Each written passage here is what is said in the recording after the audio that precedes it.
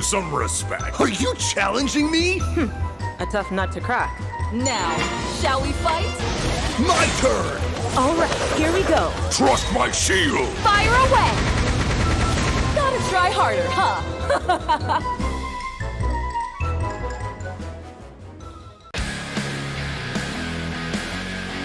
Soldiers, give me strength! I'll take care of it! Trust my shield. Stop right there. It's not over yet. Go to him. All right, here we go.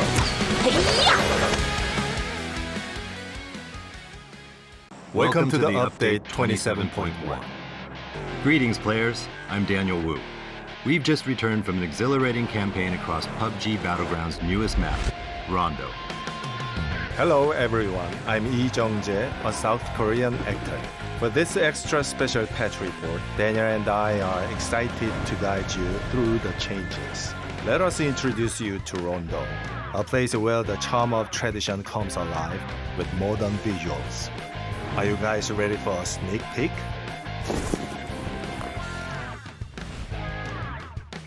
Let's dive straight into Rondo. Here, players are given the unique choice of 2 starting planes to jump into battle. This not only makes for unpredictable landings, but also serves a buffet of strategic angles. So, what's your next move? Taking it to the heights of the futuristic city? Experience the timeless dueling? Or how about the destructible bamboo forest? You absolutely don't want to miss the exquisite Tinlong Garden, the crown jewel of Rondo. For a change of scenery, let's head over to the northeastern lands of gritty sand and earth. You'll see that each corner of Rondo promises a unique journey. And speaking of journeys, the factory, the floating restaurant, and the tranquil Ringjiang, all showcased in our Rondo film, are must-visit.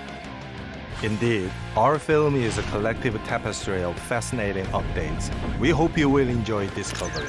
But for now, let's pass it back to our trusty patch report narrator.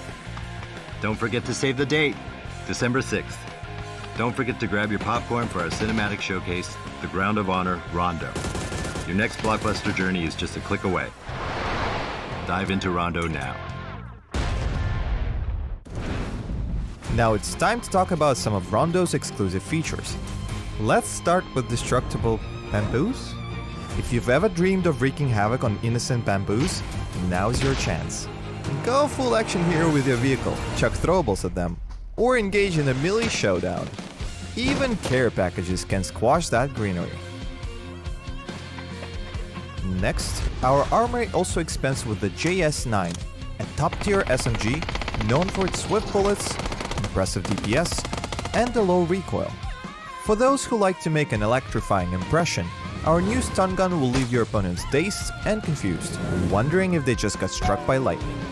On the vehicular front, meet the Rondo exclusive Blanc SUV, a beauty with standard SUV performance but classy aesthetics. Also, don't forget to check out the other features, like bursts that react to nearby players, aquatic life that thrives in underwater spaces, escalator for when walking feels just too mainstream, interactable fireworks, a new rare ghillie suit found only in care packages, and more. Immerse yourself in the Rondo saga today. And we still got more up our sleeve. Introducing the revamped Survivor Pass, Rondo, along with the system overhaul. Navigate the new Survivor Pass lobby page, now providing an overview, reward and mission page, along with a slicker UI for the reward progression bar. Lastly, for clans we present an exclusive training haven, echoing the training mode, but reserved solely for your clanmates. There is so much more packed into this update, so be sure to dive deep into the patch notes for a detailed rundown. And we'll see you on the battlegrounds.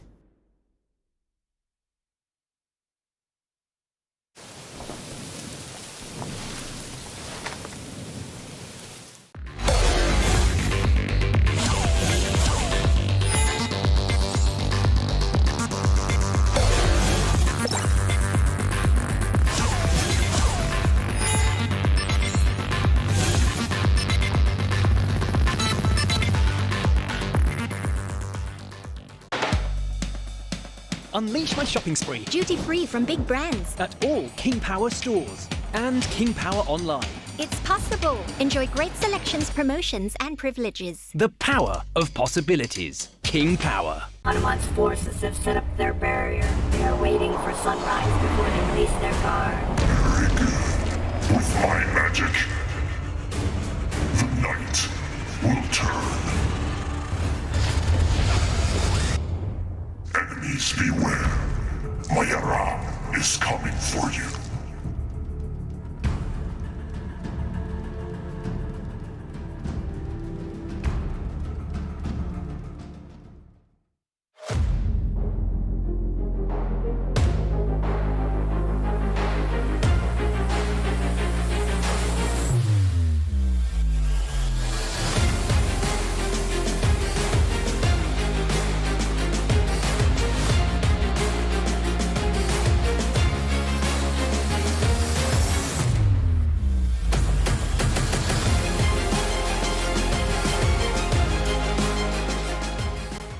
ยืนหนึ่งมันไม่ง่าย แต่ไม่ยากที่จะทำแค่ตั้งใจและสนุกกับมัน เท่าแก่น้อย ตอบโจทย์ทุกไลฟ์สไตล์แบรนด์สาหร่ายยอดขายอันดับหนึ่ง ถ้าสาหร่ายต้องเท่าแก่น้อย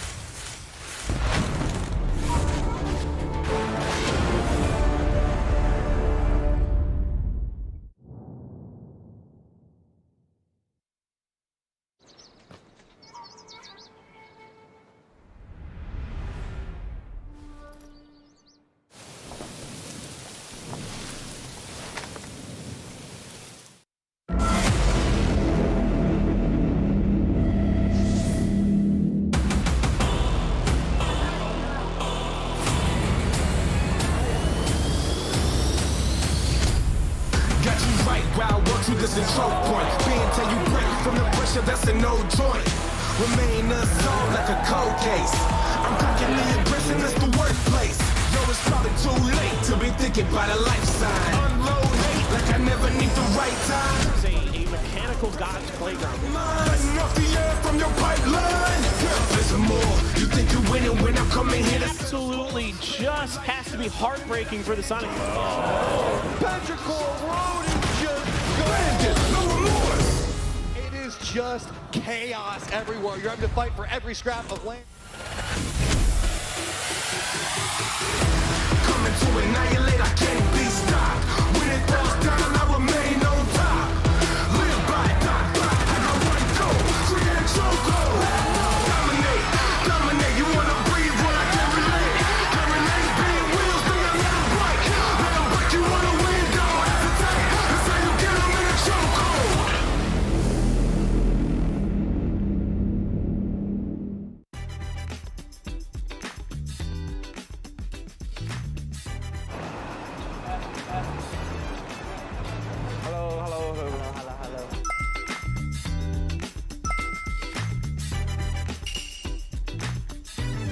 我的感想是，我也是希望团队能保持这个状态到决赛开始至结束。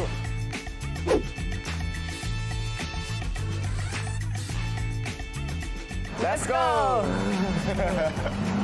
OK。今天我们坐这个巴士，你有什么想去的地方吗？没有对这里做什么功课，但是我觉得每一处的风景我都会记下来。你觉得外面的风景怎么样？我很喜欢这种感觉。如果让你选一个在这次 PGC 当中最有力的竞争对手，你会选谁？我觉得还是先研究达拉瓦，再研究 SQ， 再针对 Twisman。我觉得最大的竞争对手是我们自己。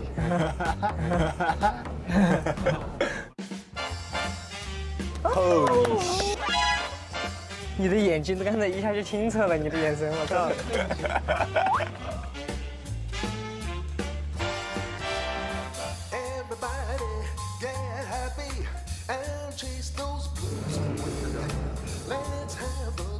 还行，没吃过的味道。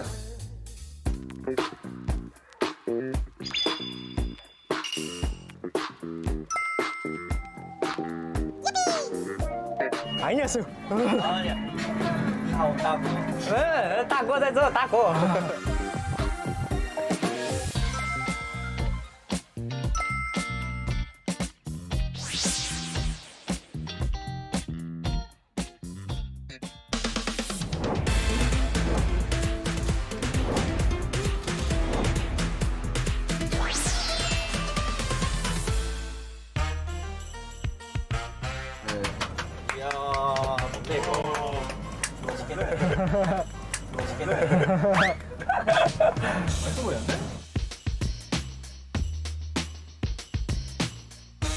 맛있어요.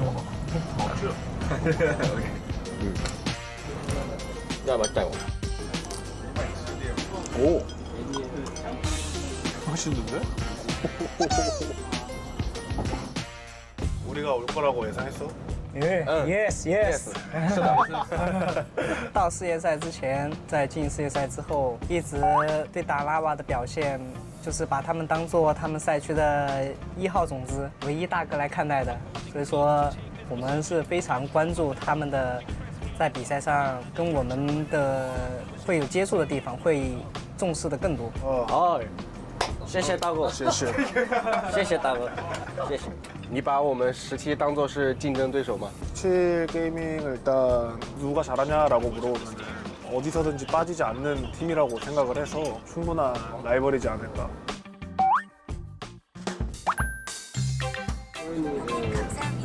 homie 감사합니다.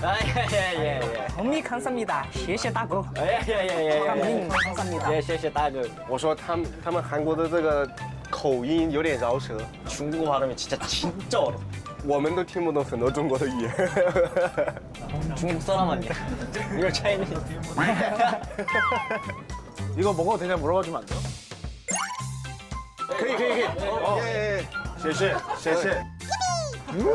너무 맛있어. 되게 맛있다. 랜드마크야? 아 이런 거 막 중간에 내릴 수가 있어? 오케이. 랜드마크래. 그래. 치즈.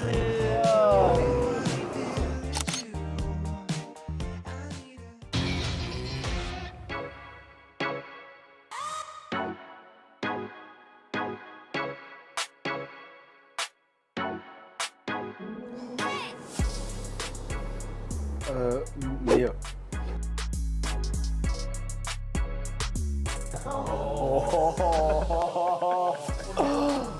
저는 21년도 PGC 때 키오 선수가 기절하면서 이런 손실이 나면 이제 지키는 확률이 적어드는데 왔어요. 돌았어요.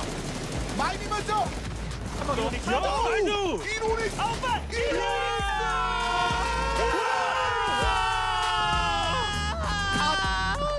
가시네요. 그걸 잘 넘긴 것 같아요. 그때가 가장 아찔했던 것 같습니다. 저는 항상 급파를 직행으로만 갔기 때문에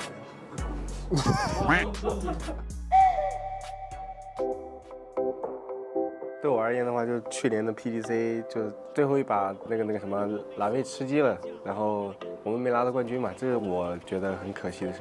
매번 우승하는 팀들 보면 조금 부럽다. 짜증도 조금 있고 완벽하게 내 플레이를 다 못할 때도 많으니까 지금의 내가 딱 그때로 돌아간다면 1등을 할 수 있지 않을까. 리스펙. 소닉스. 昨天第2把沙漠图追着干 SQ 很爽。 Trying to survive, but Anonix just needed to wait it out. 왜 그거 당황? 들렸을 때 게임하는데 아니 관중 소리가 아니고 릴고스 소리였구나.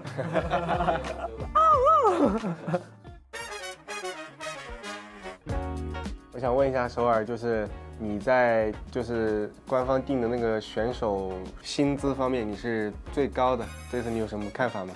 원래 이제 나는 조금 싸고 맛있는 좀 그런 위치에 있었는데 한편으로는 많이 뽑아주니까 잘해야겠다는 원동력이 좀 되는 것 같아요. 만족합니다. 혹시 우리를 이 그랜드 파이널 PGC에서 제일 라이벌이라고 생각을 하고 있는지. 目前看来是的，但是我对达拉瓦的期望就是对我的印象一直是小组赛会有非常亮眼的表现，但是总是到决赛的时候会有就是关键局的失误，给我的感觉。 그러니까 라이벌로 생각하지 않는다는 거지.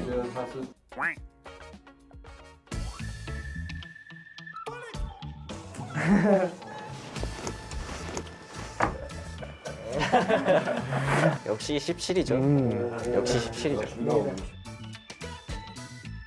따라봐. 와, 아니라. 아니, 밀당을 너무 하는데. 원투 때는 이제 내가 IGL이었고 PGC 때는 이제 이노닉스가 IGL인데 지금 PGC랑 PGS 원투를 비교해 본다면 뭔가 좀 차이점이 있는지. 我觉得就是在以前最开始没交换的时候是首尔的时候，我觉得应该是偏稳定性，他们自己的体系更多吧。但是到 Inno 那个时候，感觉会更有爆发感一点，这个队伍的玩法。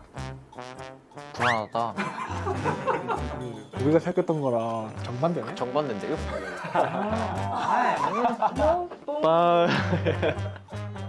뭐 혹시 17 게이밍에서 키플레이어는 혹시 누구인지 말해줄 수 있을까?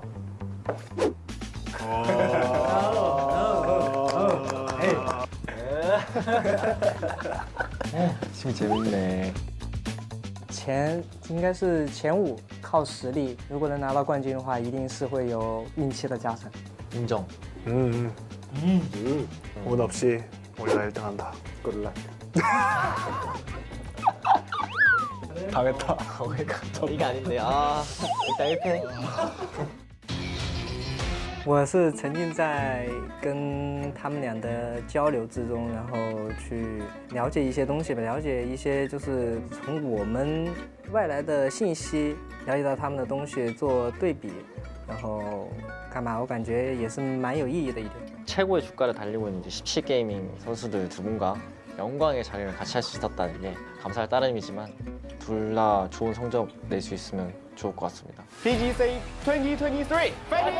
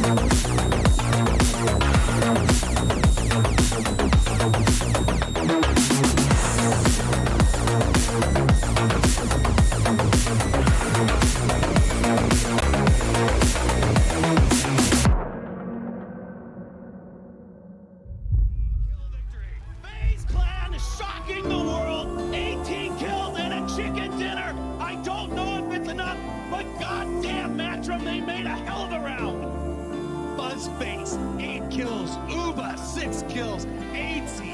These guys stand up and play winning.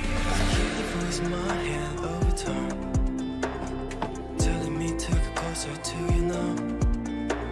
Something's gotta change, you know it's right. Time to take you back, it's all in the high. Whenever step I make goes down and fall apart. Whenever move that you make is not enough. Turn around and trust in yourself at the end. You're the only one who survived to win. Don't let something too far. If you want to go higher, shout it out loud. Say that you're divine. Go running through the fire and break all your desire. Shout it out loud. Say that you're divine. Go running through the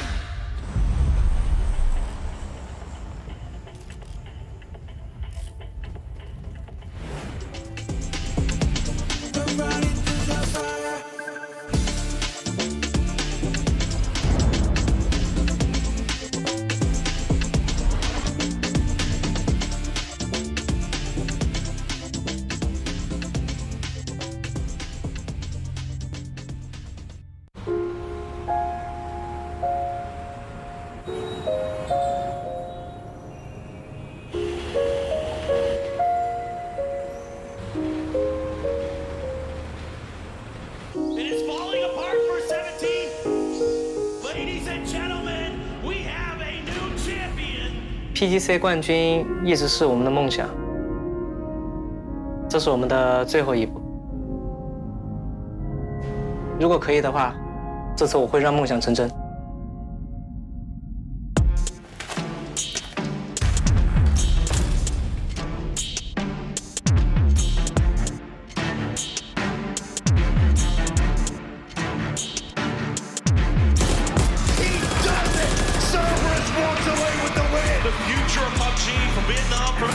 Sau mỗi lần tham gia PGC thì team mình càng dần càng hoàn thiện và mạnh hơn. Mùa giải PGC lần này sẽ là mùa giải của team mình. 当有人问中国队哪支队伍最强，人们可能会想起很多支队伍，但是在总决赛之后，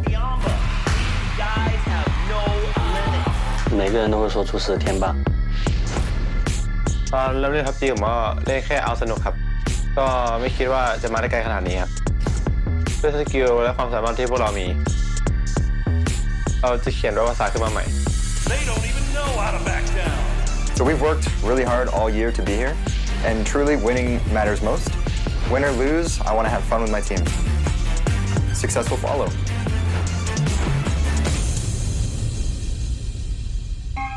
They are crushing the entire field. Oh, that was just a miss. The whole white bird. 조금만 내면 다 할 것 같았는데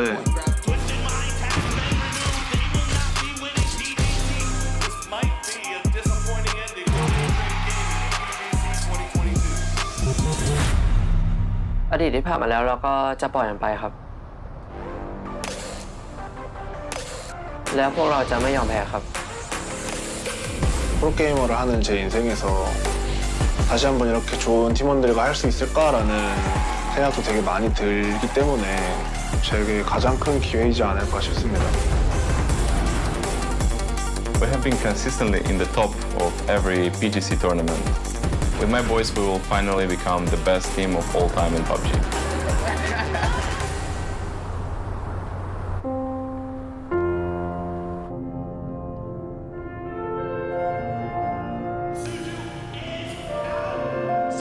Gaming, they were just so close to the trophy, but now it's gone. 去年我们差一点就夺冠了，但是今年我们会有所不同。17 dominates the PCL summer just like they did in PGS1. 所有队伍在 PGC 这个舞台上同台竞技，但是只有一个队伍能享受这个舞台。我会在游戏中告诉你们为什么我们是强队。17 Gaming has won a lot this year, and we're gonna do everything we can to make sure that they don't win PGC as well. 为了成为最强的选手，我想拿下第2个 PGC 的冠军。I want to play a fun game. Let's see hands up on top. Good luck.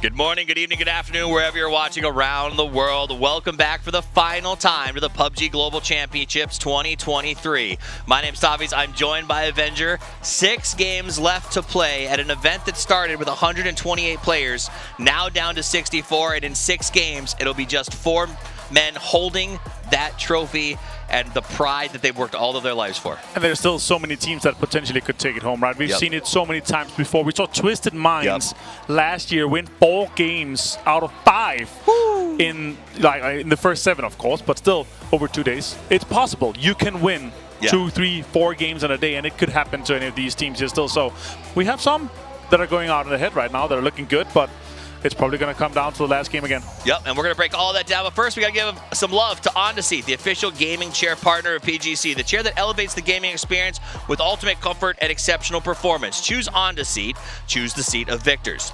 We're also sponsored by the King Power Group, leader in the travel retail industry. King Power, the power of possibilities. Loga Pro Esports grade gaming gear created with a unique design. As a world-leading gaming brand, MSI stands out as the most trusted brand in gaming and esports. MSI is the official gaming partner of PUBG Global Championship 2023, providing PC hardware, monitors, and laptops as a designated hardware provider for this event. Tao Kanoi, live deliciously. Number 1, fast and reliable fiber internet from True Online. Now, this is what is online. This is what matters the most. Twisted Minds, they've made the run, and I'm glad you mentioned them because they're sort of my story here that I kind of am looking at as we start this one. These guys have for so long been on the cusp, just barely there and never been able to lift the trophy. I think it burned last year to watch Na'Vi raise it over them. This is their year, maybe. It could be. There's a high potential. Of course, Danava sitting 4 points ahead. True. And Twisted Minds, they are extremely consistent. And the question is Danava going to be able to pull off another insane day? We are in the last day here, December 3rd, of the Grand Finals. We've been through a huge amount of games, brackets, group stages, of course. It's been crazy to see all these players perform, but one player has stood out to me immensely. It has been Sol. And the question is really, is he going to be able to step up as he did yesterday? Because he had some insane clutches. He had some insane point squeeze moments where they were able to put up points on the board where they weren't winning even the games. Well, I'm glad you bring up Sol, because to me this is them versus Batu as 2 separate stories. On one hand, you have a superstar fragger who no longer has to shot call. Right. And on the other hand, you have a shot caller who's learned to become I want to say, superstar fragger. This event, he has played like the best of the best. He has stepped up to a role that he didn't need to, but now that he's doing it, it means that doing it well, it means that the other guys are still, of course, able to frag. But he's just taking this, I feel like, on his shoulders, the weight, he's carrying that. And that's obviously something that's going to be, he has to do that today as well. Otherwise, it's going to be rough. We're going to be starting, of course, day 3. Starting with Miramar, we're ending in Erangel.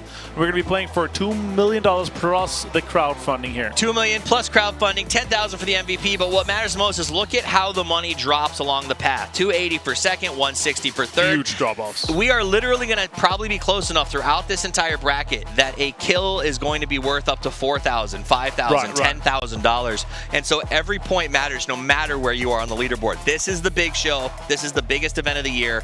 With that crowdfunding, these players know what they've got on the line. Let's talk about the teams that are here. And of course, the 16 teams absolutely stacked up. We have some teams that are going ahead, but they, of course, day one really showed that how close it was. We have Danawa in the lead right now. They're 14 points down to 17 Gaming and 18 down to LG. Somewhat of a good buffer, but they have Twisted Minds on their heels. They do. And then on top of that, the mid-pack is very, very tight when you go down to New Happy.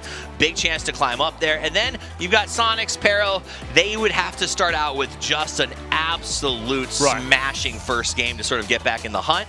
And then V7, who was yet in the front yesterday, all the way down at 11. Yeah, maybe they shouldn't be hot rubbing Minas. That's not a bad point. Yeah.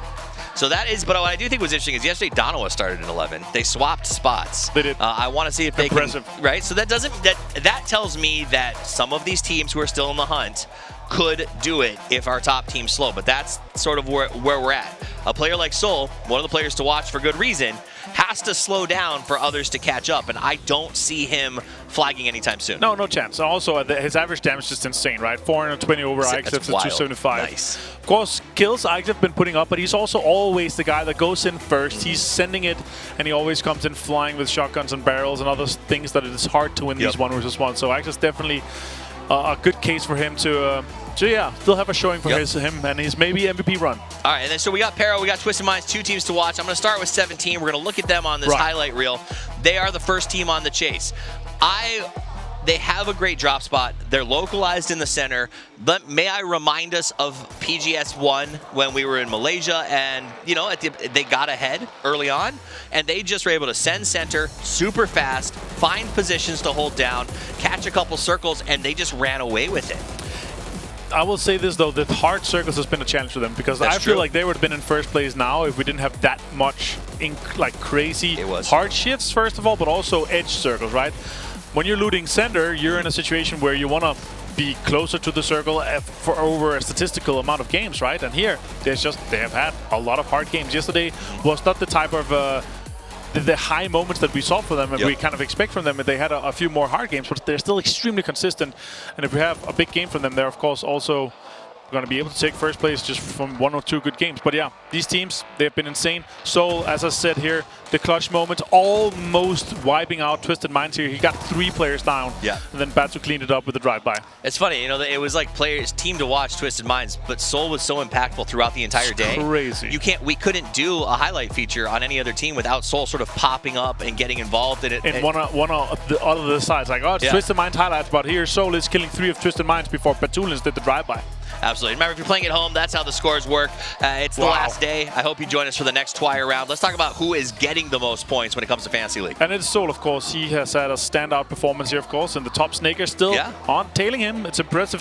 Snakers has been a he's been a player to watch throughout, and it's just impressive what he's able to do throughout in game and in general. Even though these guys, they are consistent, but he's getting so much damage done. He really is. Let's take a look at the Fantasy leaderboard. Toby's on top, Paper's on the bottom. I'm sure it'll shift throughout the day today. Yeah, it doesn't really matter who's in between, second to fifth. Let's not talk too much about it. No, you guys have had overall our talent team has had a fantastic run. It's been looking really good. It's been really hard. If you didn't have 4 players perform, you're just dropping off because most, especially you guys on the top, including Poro, you've had some insane performances on your rosters, right? So talking about, here's the Pick'em Challenge. Remember, the votes are already in and locked. The crowd favorite, if you want to talk about who's put votes in, is 17. I think it's an excellent vote if you put your money in that spot. The Gen G voters, I love that you guys love them. That's all I'm going to say about that one. Yeah. Good vote. I will say, I do kind of want to talk a little bit about these top teams, those top fraggers that were on the fantasy board. I think Snakers was an interesting one for me. This is somebody that we, as a community, have essentially watched grow up over the last 6 years. Has found his footing. He's always been a good shooter, but honestly, it feels like Mime and him were like long-lost brothers waiting to work together. They are dueling in the maps. They're playing Miramar exceptionally well, so they get to start in a really strong spot today. And I think if Snakers keeps doing his Snakers things and Mime can avoid the revenge lust on the Sonics, they've got a really good thing out of them. Yeah, that's obviously something that's a huge motivation, especially for these 2 teams, right? Mime is like, I want to, first of all, first grand finals here for PGC, right? So it's huge to see him have performance like that. Multiple times throughout the tournament, it's been top 5 on damage. Like, it's looking extremely good for him. But he is looking to be better than the teams that he just got replaced in. Absolutely. That's one of the biggest motivators when you get dropped is you want to be better. Another big motivator is getting your hands on G-Coin, and you have a chance to do that today during the first match. Once the first kill happens, we'll have a code for you to get 400 G-Coin. And in the 5th match of the day, once the first team is eliminated, we have a code that you'll get anywhere from 800 to 5,000 G-Coin. It is random, but make sure you get that number in so you have a chance to earn a little something extra.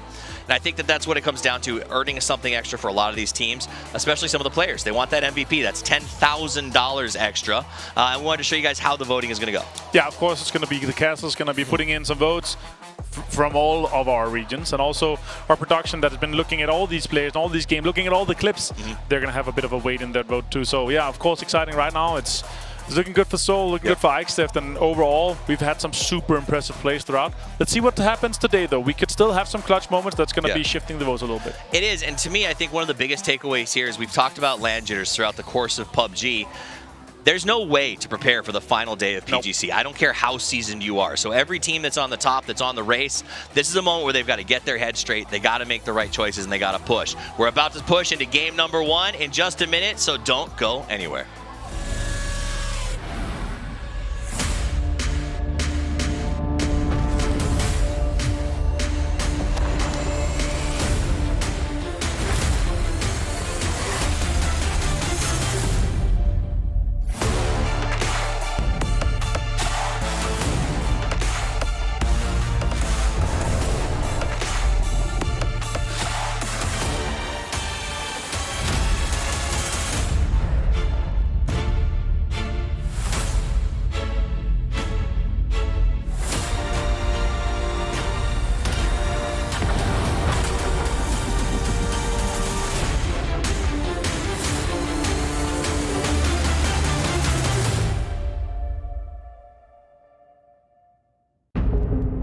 Who is it going to be this year? That is the question at everyone's minds. 이번 PGC를 하면서 우승 경쟁을 할 수 있는 기회가 왔는데 다시 찾아올 거라는 생각을 하지는 않거든요. 치열하게 경기에 임할 거고 제 자신한테 후회하지 않을 경기를 만들고 싶습니다. Since we're a very experienced team and we played very many grand finals before, we understand how to deal with pressure, not being stressful in very hard moments. What a game, what a finish, and what a win by Twisted Mind. We're confident. We like playing from behind, and all it takes is one game to start building the momentum and catch up. Sonics gets the final win of day number 2. PGC 2회 우승을 기록한 선수로 독보적인 존재가 되고 싶은 욕심도 있고요.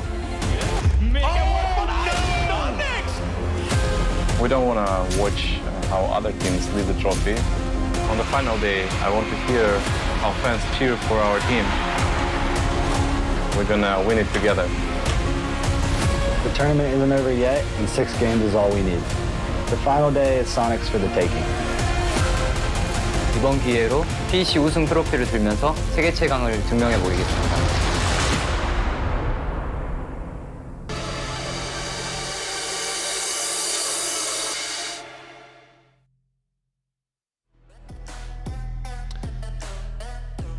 Hello, everyone, and welcome once again to sunny Bangkok, Thailand, where we are ready for the final day of the 2023 PUBG Global Championship Grand Finals, Toby. It's going to be absolutely amazing. I mean, all of these matches throughout the tournament leading to this very day. And you can tell in all the players coming into today, they say they're not nervous. They say we're calm. We got everything under control. They know what's on the line here. And there's still no way of telling who's going to come out on top.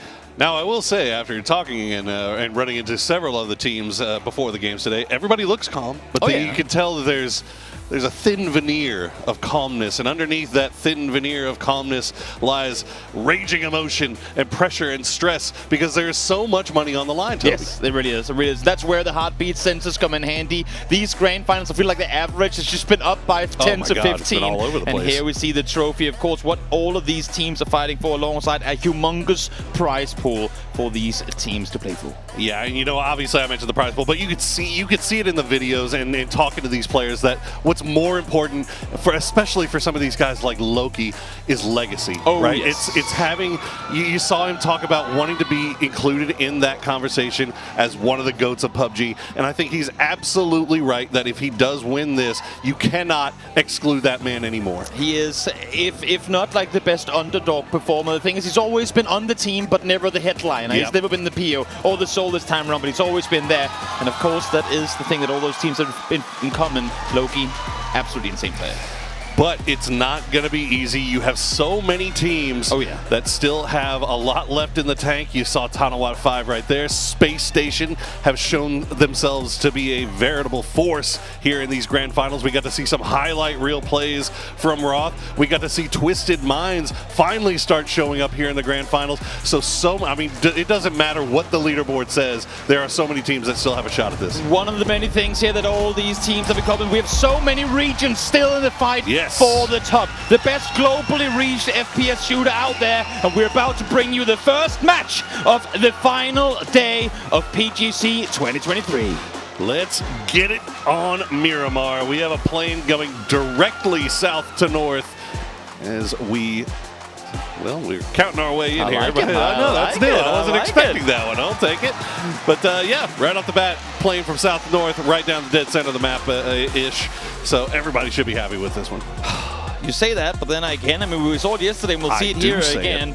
Gen G, they have a bit of a stretch if they want to make their way to El Pozo. Now they know that as long as Tiamba can go towards the east, they probably won't go Mountain Weibo either, but a few stretches might come in here and there for teams in the early game, which could cause commotion. And this is where, as much as we hate to see it, because we want to see the final day be perfect PUBG across the board, but this is where teams start making mistakes because the anxiety, because the pressure gets to some of them.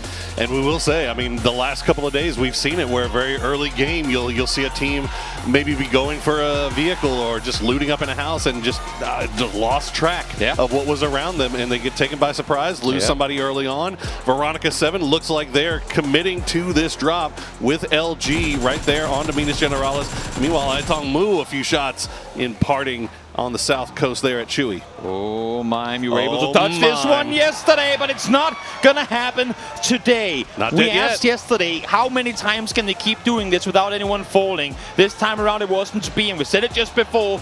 You can make slip-ups in the beginning of tournaments, in brackets, work your way into the finals, but seeing how close this leaderboard is, there's no room for error in this final day of matches. And it's still going. No salute. There's no way!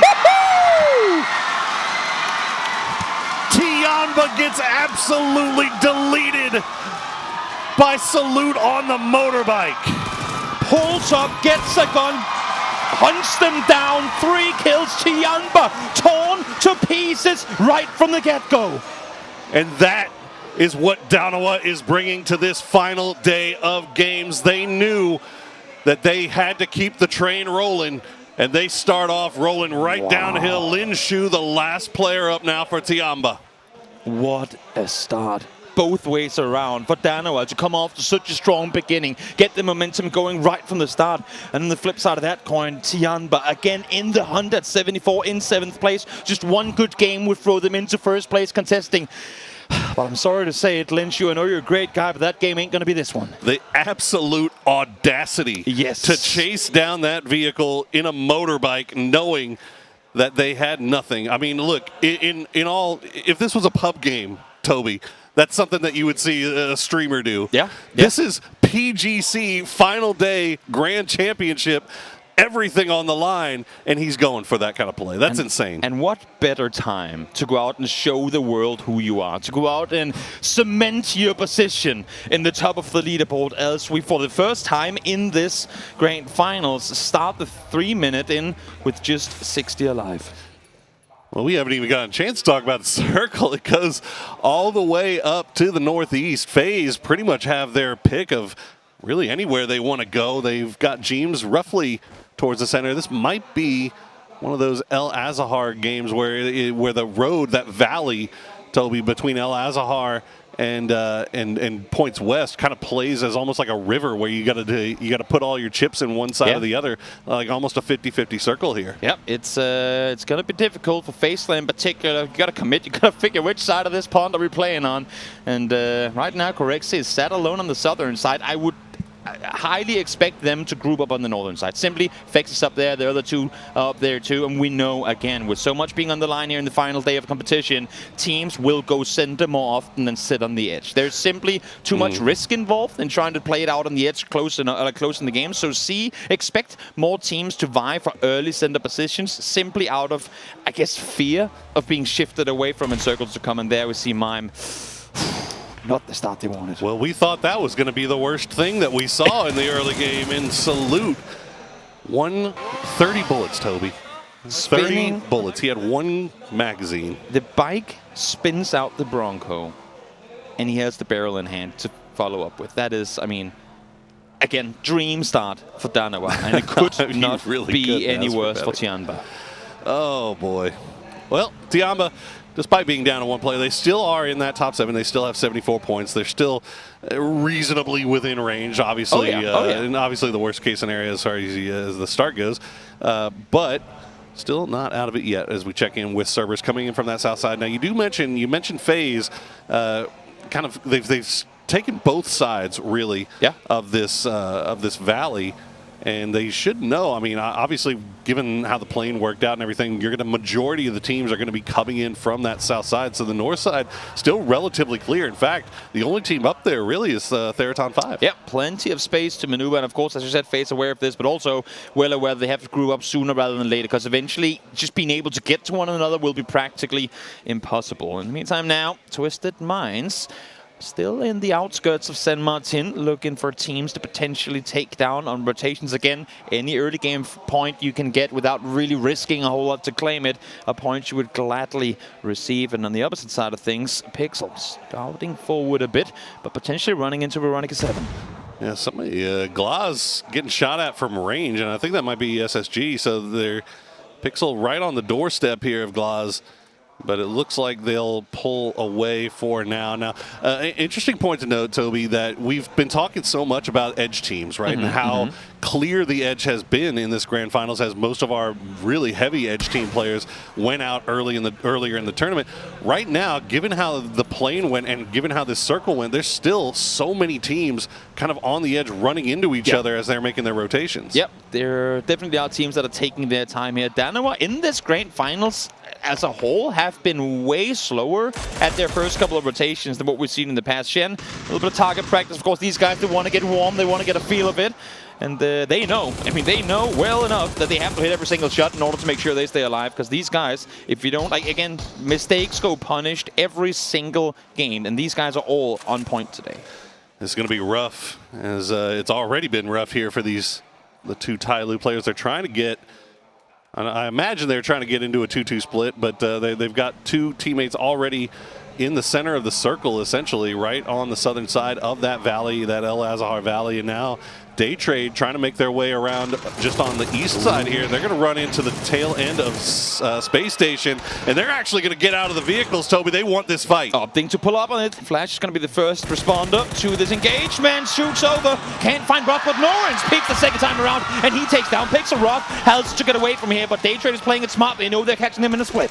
And this has been part and parcel for Space Station. They will retreat off a fight if they lose somebody early and they feel like they're about to get pressed. They would prefer to keep everybody in this thing as much as they can. Now Nurens still knocked. The grenade from Belmont, though. The blind shot will find Roth. And now Sharp Shop and Page are playing the top of the ridge line here, but the smokes are coming down. And now this is getting third party. Belmont again with a great grenade is going to find Sharp Shot. And now it's just down to Page. Blind sends over the hill and just connects one after another. Will be able to get the clean up here. And Page, you have a very, very tough task ahead of you. Maybe this sandstorm is going to allow for you to get away. You can see already now Parachute deployed as it jumps on off, but was he seen? You're seeing Endurance look towards the north. I'm not sure if they caught him, but this is where things get dangerous. When you go for those shots early, you try to catch teams off. Everyone are desperate for points today, and if they see that you're split and it's just two guys shooting, teams like Daytrade will pull up on you. You don't even have to be split. They had no idea other than the fact that they were getting shot at by somebody, and you saw them immediately slam on the e-brake and get out of the car and take the fight right to the face of Space Station.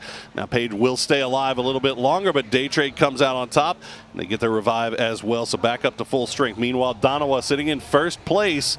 They are taking a long wrap around the north side, and again, still T5, the most far north team. They are just on the northern side of that El Azahar Valley. I mean, Danawa knew what we knew as well. A lot of these teams are going to be rotating in from the south. There's very few teams in this lobby that have like committed northern drop spots, and they're reading it perfectly, knowing exactly where to go here. Luminosity, of course, having rotated out of Minas, did lose Mime earlier, but now scouting forward, and they've caught some of Face's players, and I'm curious if they do read that this is a split, if they opt to pull up, or if they want to play this one slow.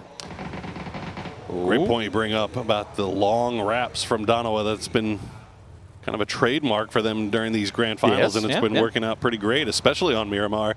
As we see Petrichor Road just on the other side of the road from New Happy. Shots have been traded, but nothing more than that. You can see Summer, I think, maybe gotten knocked either revived or brought back to life here, or knocked very low, but either way, Petrichor back up to full strength. New Happy has a compound. And again, I mean, it's a small detail, but I love the fact that we get it on screen. Coming into this, whenever we had phase one, when teams weren't fighting, everyone chilling at 70 to 75 as this circle swings up towards the north. But now you're seeing every single player we get to see the heartbeat monitor on is like 115 and beyond. These guys, they know what's at stake. They know the pressure, and they're all starting to feel it now with this swing going up towards the north. That northern swing could be brutal as we see all of those vehicles, as you said, everybody hopping in. Linshu, the last player up for Tiamba, still going to find his way into the zone on the south side as Petrichor Road hop into the vehicles. New Happy taking some parting shots over there. Petrichor Road, they are very southeast right now. They've got a long way to go. You're going to imagine that they're going to have to stop down and do a little healing.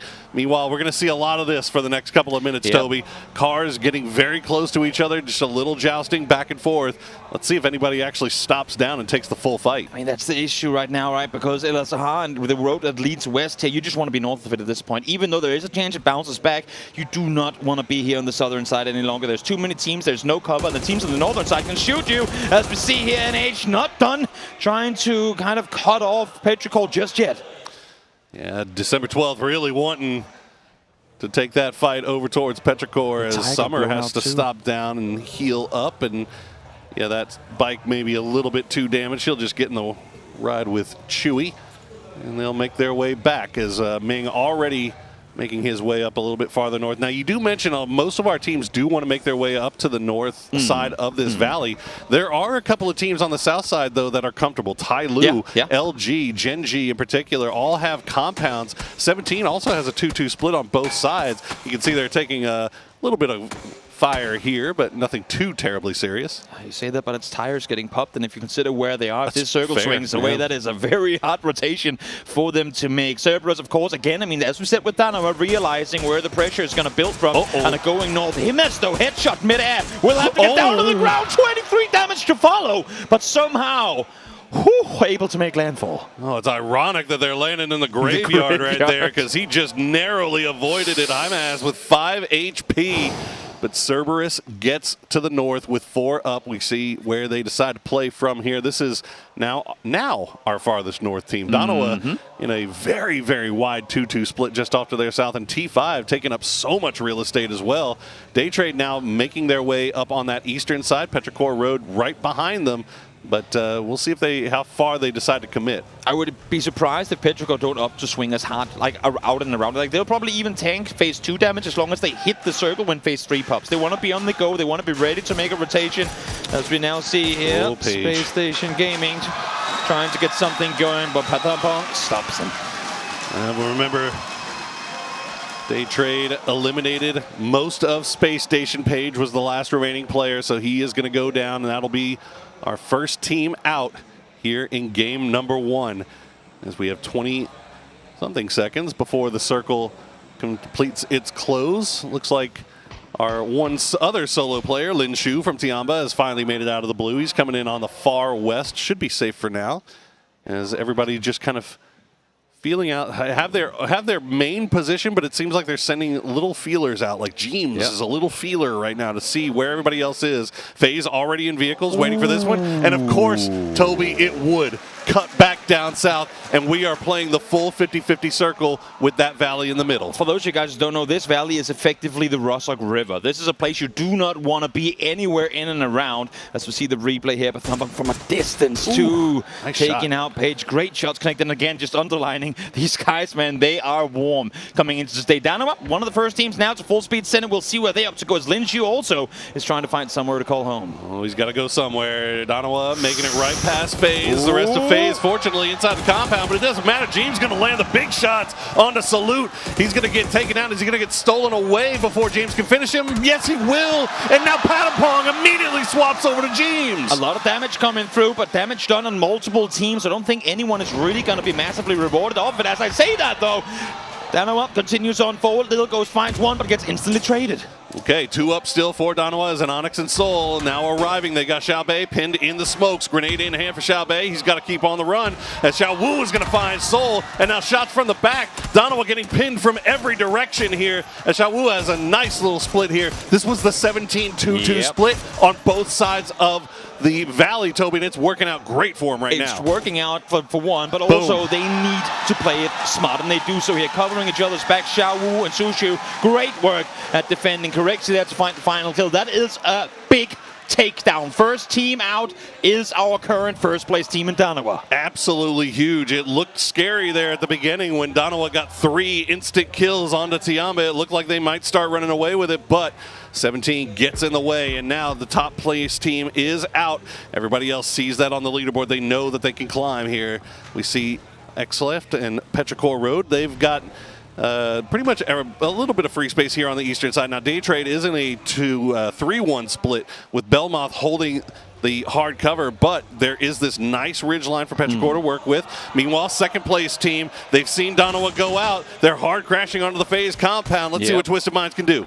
All these players, of course, fully aware of what's happening around them. They know the pullovers come through, and Twisted is well aware that there's a team on the inside. We have Lin Shu on the east. You can see him in the minimap in the bottom right corner. Could potentially, if he dares, go for a little bit of a third party, see if he can shoot someone in the back while they're looking elsewhere. But this one is going to be quiet for a while. You just cannot allow for that first knock to come through. I'm loving the fact that James is getting back closer towards the building, so should he be found, there might be a rest to follow. But he's maybe the off angle that the team is looking for. But does he know that Batulans is just over the top? He's out in the open. James is the swing man here for FaZe. But I think, you can see him. He's looking over there. I think if he didn't spot him, one of his teammates did. So Batulans has been sniffed out. FaZe retreating back into the compound. Now, the good thing for them right now is this is a straight 4v4, but you can see on the map, Gen G starting to creep up in that direction as well. And now more teams might be heading that way as it cuts north again. Toby, this circle is just absolutely brutal. If you wanted to encourage Gen G to go elsewhere, well, this ain't it. This is the the biggest invitation you can get for a third-party opportunity once this does fight. Question now becomes, does Twisted Minds even want to take this fight? They find Correxy, but look at this. Half the team is already leaving. Oh, the flush comes through, though. No trade. No way to kind of set up a saving private Corexy. So one comes through. Does that make them commit? Batulans has fallen back. Well, we could see, you mentioned, Twisted Minds were already sending it. Batu already up to the north. But off of that knock, this fight has played out. And as a result now, Gen G starting to creep in on their backsides. We'll have to be careful about where they are. Perfectix, I think they realize now the situation that they're in. Batu feeding that information over. They're just going to immediately get out of that as Ixlef gets knocked by the flaming vehicle. That should be a res, I believe. They are all by themselves up on this northeastern side of the circle, but Cerberus collapsing. The 1 mile an hour run over is arguably one of the more painful ones. As we see now, they of course saw the knock and the kill feed. They were the ones to get the kill just before, so they know exactly where these guys are positioned. And because of this, Salalsi now allowed to push on forward, and this has Petrichor leaving. But they're going straight into the open arms of Cerberus. Oh, James had the angle. It doesn't matter. Pushus will back him up, and now that's going to be Chewy71 trying to survive a little bit longer. The vehicle will explode, but T5 now has him dead to rights, and he will get picked off by Xiaobei. Another point going in the bag for 17. Yep. Gen G on the eastern side still have yet to really engage, as we'll see if FaZe will allow them in, if Twisted Minds will do something. We did lose James just before, so maybe that's me feeding across wrong info. But again, still looking for an entry point to this circle out from the west. And towards the east, we have New Happy, V7, and Tyloo still all looking for ways to make their way into the circle.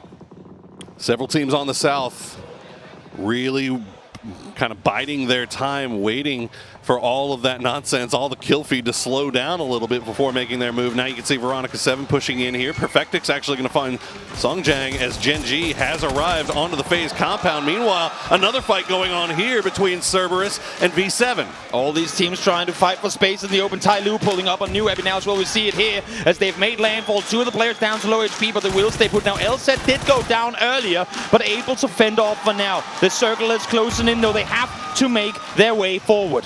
Gen G seeing that in the kill feed, or Twisted Minds rather, seeing Gen G and FaZe in the kill feed. They know exactly where this fight's going on, so they're coming down once again to see if they can maybe do a little bit of third party in the valley. It's New Happy and Tyloo. They tried to send it a little bit later, but New Happy still in great position. Atonmu, the last player alive, will get cleaned up there by Ming Ming. Loving the setup here from NAG Esports. They know that they can only peek this fight from one angle without getting shot in the back, and they execute it to perfection. Circle swings up towards the northwest. They're on 5, blessed with that shift going that direction, but they now know too that they have to fend off against all these teams that are coming in from the east. 3rd on 5, holding strong despite the circle going north and south and north and south. They said, you know what, we like our compound, we like our chances. Let's just stay here until we're forced to move, and it pays off nicely here for them here in the late game. Now V7 and Daytrade still fighting in this open zone. The smokes are down, but there are multiple teams that have angles on into this, most notably being Cerberus and 17. We have 5 teams on the eastern side of the circle, but because of 3rd on 5's position, only one team in my book will be able to make it into this next circle.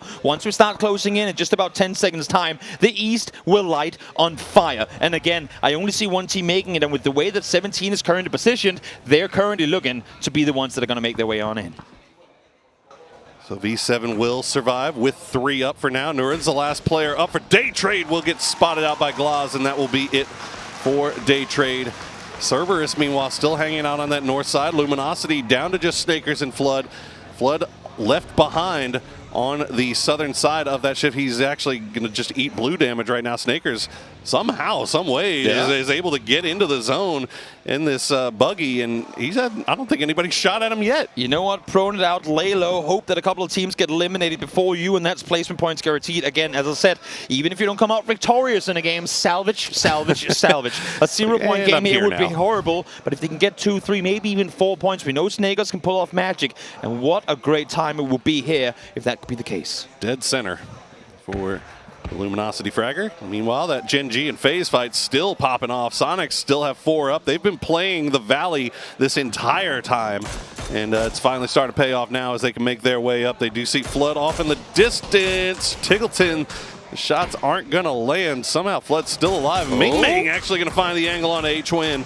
And now December 12th actually taken down as well as the push is coming in from 17. New Happy. We're not expecting that at all. 17, 6 kills. Absolutely insane timing on the wrap there. A lot of help coming through from the fact that Flood is able to find 1. They thought they were safe in taking shots towards Sonics. Not quite so. Great turnaround. Nice pull up from 17, and importantly so able to take them down early as Gen G finds FaZe as well. Signs of life from Gen G here on the final day as they clean out FaZe, they clean out the compound, they manage to keep 4 alive. Twisted Minds still on that northern side, but you can see they've taken a knock as well, so no full pushes coming from them. 17, after cleaning out New Happy, will turn their attention over to the remnants of Veronica 7.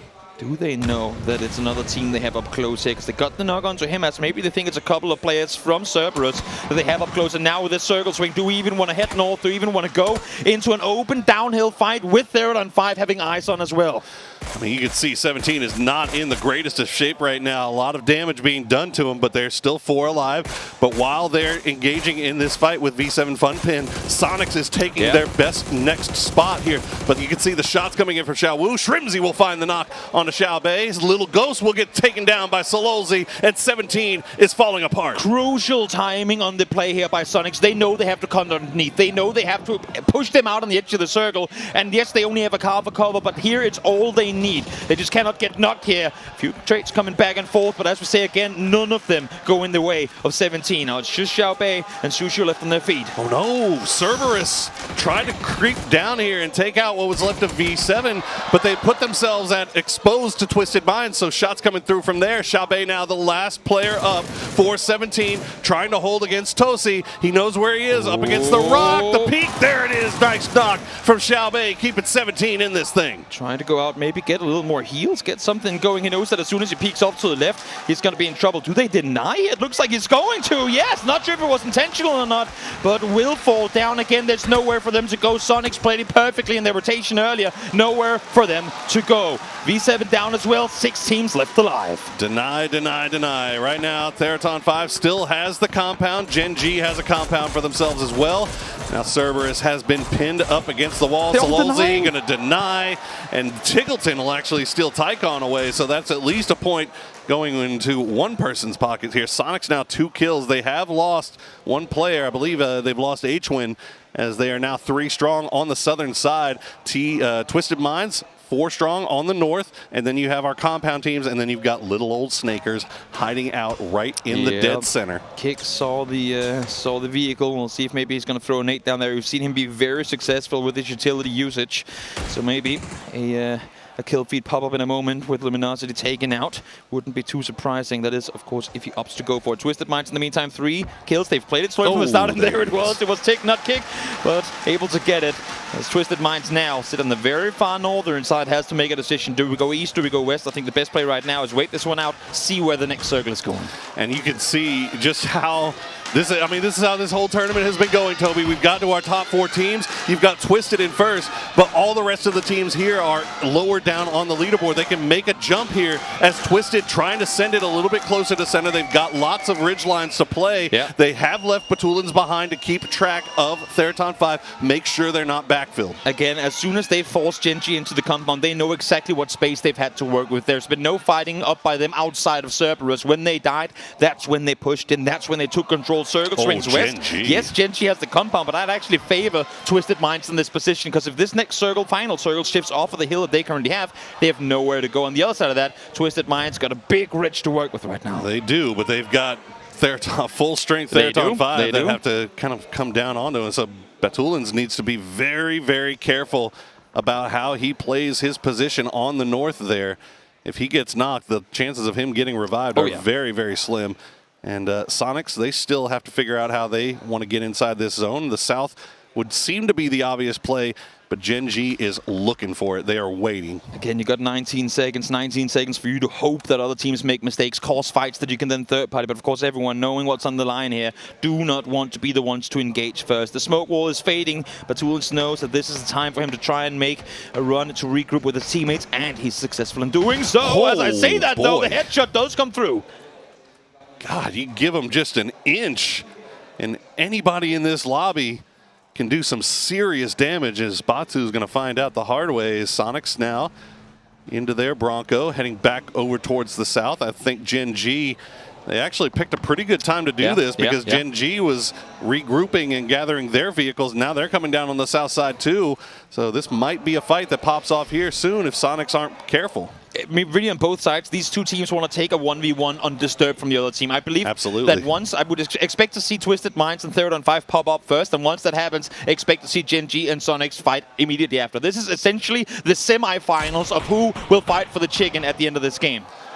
Unfortunately for Sonics, they have a little bit of hard cover to play here, as Perfectix will find that knock on Padampong. He is Very close to Hatsawat, though, so that might be Rezable. Rossadid being the anchor man here, right up front, has the grenades in hand. It's going to split the uprights, unfortunately. Hatsawat not going to go for the res, but rather trying to take the shots as Rossadid will find Perfectix, but immediately Batulins with the trade, and Gen G and Sonics also fighting on the other side of the map. Exactly, both fights taking place now. There's knocks on all sides, which means this is when we engage. Gen G full on pushing on in Batulins, trying to buy time for the rest onto Perfectix to come through. They get the one confirmed now. They know we have a 4v3 in our favor. In the meantime, towards the south, the fight unfolds. Util still in hand for Theraton 5. They've got Twisted Minds pushed right up against the blue. They're finding some damage here as Sonic staying alive somehow, some way. DG98 is the last one up. He's going to keep peeking it, not finding it. The flashbangs coming through.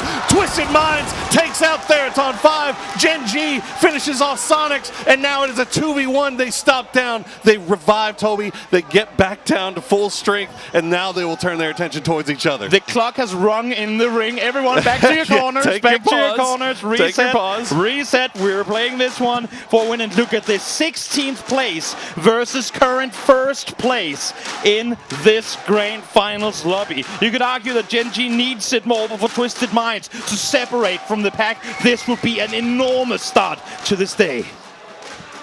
Remember, Twisted Minds came into game number 1 in second place. They've passed by Danawa. They currently have a 6-point lead, 7 kills for them. Overall, if they win this game, that'll be 3 more kills and 4 more placement points. They would find themselves very alone in first place. But they've got to finish it off, Toby. They've got to close this thing out. They've left Perfectix off to the north, and they've sent Spiro and Lou towards the center. Meanwhile, Gen G fully back up to full strength. 3 strong. They have lost 1. But still backs up against the wall, essentially, here. They had to keep Perfectix back to secure that no one was peeking on over while they drove across. So they have made their rotation. They've gotten in. Now it's for Gen G to figure out, how do we play this? Do we wait for them to make a play, or do we, in the end, run on out? Because they know that the game is going to end up on that dirt road. They are the ones to have to peek over the ridge. They are the ones to have to go to Twisted Mind's side. But let's see the utility that they got to work with. Xiaonyang, 3 smokes and nothing lethal at all. DG98 trying to go a little bit farther on the north side. Very wrap around to see if he can find some kind of angle here. They did just hear the vehicle, so they should know that Twisted is all together, 3 strong. So Gen G a little bit more split here. Twisted Minds kind of opting for the death ball rather than that. As you can see, Perfectus just holding the side here. You're putting so much pressure on DG right here. If he goes down, if he falls, that is their anchor effectively pulled off the ground. Now, Xiaonyang, Esther want to run up again. They know that they have a player to help out, but they have to suppress it. It doesn't happen. DG jumps out of the car, gets hit in doing so, and falls down. Took the big headshot and hops out of the vehicle at the worst possible time as Lou will finish him off. And now it is a 3v2. Twisted Minds, they have their backs up against the blue. Songyang holding the middle of the circle while Esther wraps around on the south side. This could be an absolutely disgusting flank, but you can see the flashbangs being sent over. Twisted Minds expecting it. We're seeing the pre-flashes again, as you say. They know there are only so many places Gen G can be coming from. I like the idea of Mester. They know they're outnumbered. They have to do something, but Twisted now with Nate Skellor ready for what's about to happen. But the timing is right for Esther. Might see something. Look at this. The barrage coming over, and they find one.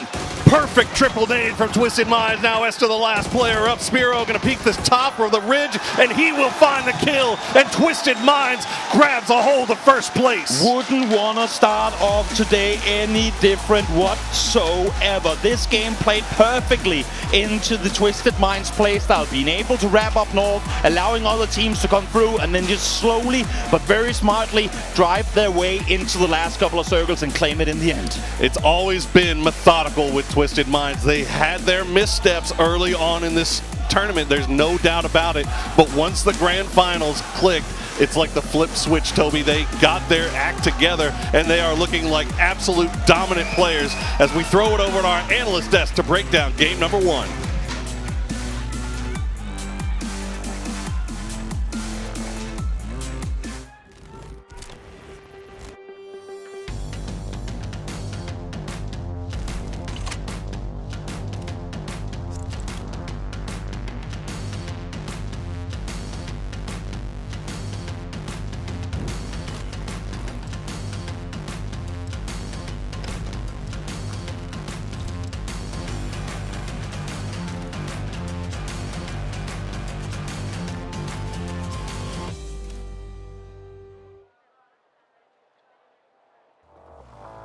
Twisted Minds gets their second chicken dinner and takes control of the leaderboard along the way. What a great game. Let's take a look at how it came to be. It's highlights time. And what an insane start, right? We have just Salute popping off my on goodness. Tianba, of course, taking the bike, making the car spin out, and then it's just closed out. Some insane nades from Daytrade. Oh, crazy circle again, right? We're having these extremely hard wild curveball circles. This is more and more that's a little bit more common, but still, it is harder than what we've been kind of used to throughout the year. And yeah, Faceland, unfortunately, they lose the control on the western side warehouses that ended up being extremely close to where we were ending, right? So they're obviously biting their nails, and yeah, that's unfortunate. It absolutely is. I mean, the circle splitting over trench, never easy to deal with. Right. Teams on one side are always going to have the advantage when the shift comes out. You can see the fans getting hyped for 17 Gaming as they were able to sort of get a couple of points early on, but this was all about Twisted Minds and their continued run. Sonics, they tried to pull something out. They needed a big first game. This wasn't going to be it, though, and it came down to that last one. Genji last place versus Twisted Minds first place in a 3v3, and I guess there wasn't a lot. I wasn't surprised that Twisted Minds came out to win there. No, they were in a strong position. They were disengaging the fights at the right time. They were taking control of the areas, and also they had full control at the kind of northwestern piece of the cheese, right? Yeah. Like those 25%, those were crucial for them because they had cover in all kind of stages of throughout the late game, right? Plus they could take on T5 that had to get out of the compound, and they already knew, all right, they're going to be in this kind of tightened spot, so we're going to be able to pin them quite easily.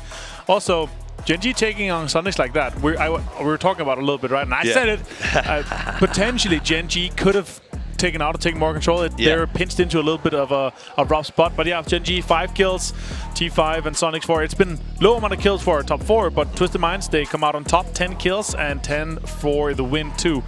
Overall, fantastic game, and yeah, happy to see these guys up here. To start things off like this, this is exactly how you vie for the championship throughout. Absolutely, and we've seen them do this before. This is my one worry, is they vie for the championship. They push hard. The final day starts great. Spyro, man of the match. He comes out. He starts fragging. Perfectix looks good. We get to game 3, game 4, and they haven't quite gassed it enough. And then you see the chase, right? We've seen Navi do in the past. We've seen other teams just sort of turn on and turn up in the last matches of the day. So I think if Twisted Minds wants to feel comfortable, they need to start stronger, because some of these teams, especially in the chase pack, to continue it for sure. Yeah, they've got nitrous in their blood. Twisted Minds is strategic. They're effective. They like those smart rotations. But if they get some bad circles and a team like 17 decides to just gas up and push for kills, things could get bad. And the beautiful thing is that it's not just a 1 or 2, 3 horse race. Yep. We still have LG, we still have Cerberus, potentially Face with a big game. They're straight into the striking distance. And yeah, exciting, of course. And also the other teams, it is extremely tight from Faceland on 6th all the way down to Petrichor at E7. It's within 20 games. It's within, or 20 points in a game. And it's, 10 or tens of thousands of dollars difference just one good game can do you. So you're LG, you're in 4th place. Right. V7 Funpin has proven that they just don't care. They're going to keep landing at mines. They're going to steal the cars. Do you keep trying to get your hand on a vehicle, or do you go somewhere else? Do you just let them have the cars and jog? With one Miramar game to go, I'm like, I don't want to change too much to have it. It's a super center loot spot, right? Yeah. So, and V7, they have proven, we just want the right side. Honestly, I think, grab one of the more western compounds, maybe take some of the roads south of Hacienda, then it's done deal. I don't want to change up too much because I want my rotation paths to be kind of sticking to the same and also be somewhat centered to our... I just think Mime stopped going for the car. They want those spawns, and that seems to be where the trouble keeps coming in. Right, yeah, that obviously sucks, right? And then 1 out of 6 games, you're going to lose a guy to a car or to get popped out of a rotation if you're not car running. So yeah, it's unfortunate. It could have potentially gotten in more points, but I don't see 3 or 4 players getting into that dip that Snake has got into from a buggy, right? It was the timing that was perfectly right.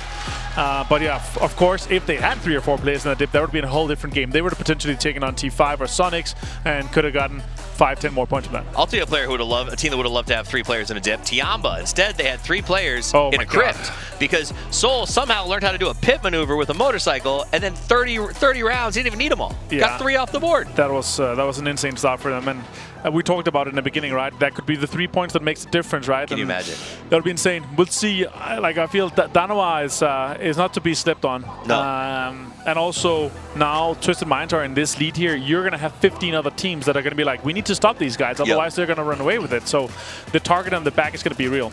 And for me, I think when you talk about those top 3 teams right now, Danoa, Twisted Mind, 17, I can smell a little bit of defensiveness, protective on TM and 17. Danoa, with the way Seoul's playing right now, they don't seem like they're coming into this saying, let's manage points. They're coming into this saying, you know what, let's make fireworks. Let's we're maximizing every single game, right? They're playing aggressive, and I think that's where I'd be worried for some of their teams, because Danoa, when Danoa's on fire, is just absolute gangbusters when it comes to putting points on the board. We saw that on Tego yesterday. It was insane to see some of the plays that Seoul were making, some of the nades we saw from the guys. Like, they were maximizing every single point that they could, and that's the kind of Danoa I want to see. That's what they want to see as well. That's what the fans want to see. That's what I want to see. Let's see if it happens as we go to game number 2. It's the Dusty Dunes of Miramar, baby.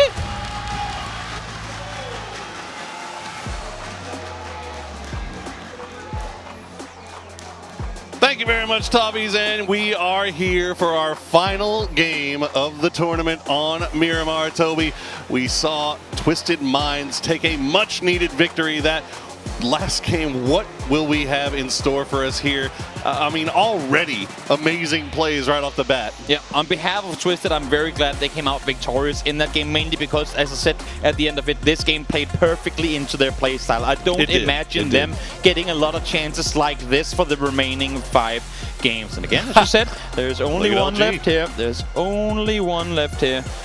The desk brought it up. The desk brought it up that maybe LG not wanting to take the time to deal with the Veronica 7 nonsense, and instead of landing at their normal Minas Generalis spot, they will instead go all the way up north and play out of Campo Militar. Now, Tiamba is a little bit close, but shouldn't be anything too terribly bothersome to them, you would think. Now, does Luminosity landing this far north foreshadow a Patona ending? Is what I'm curious to find out. Probably.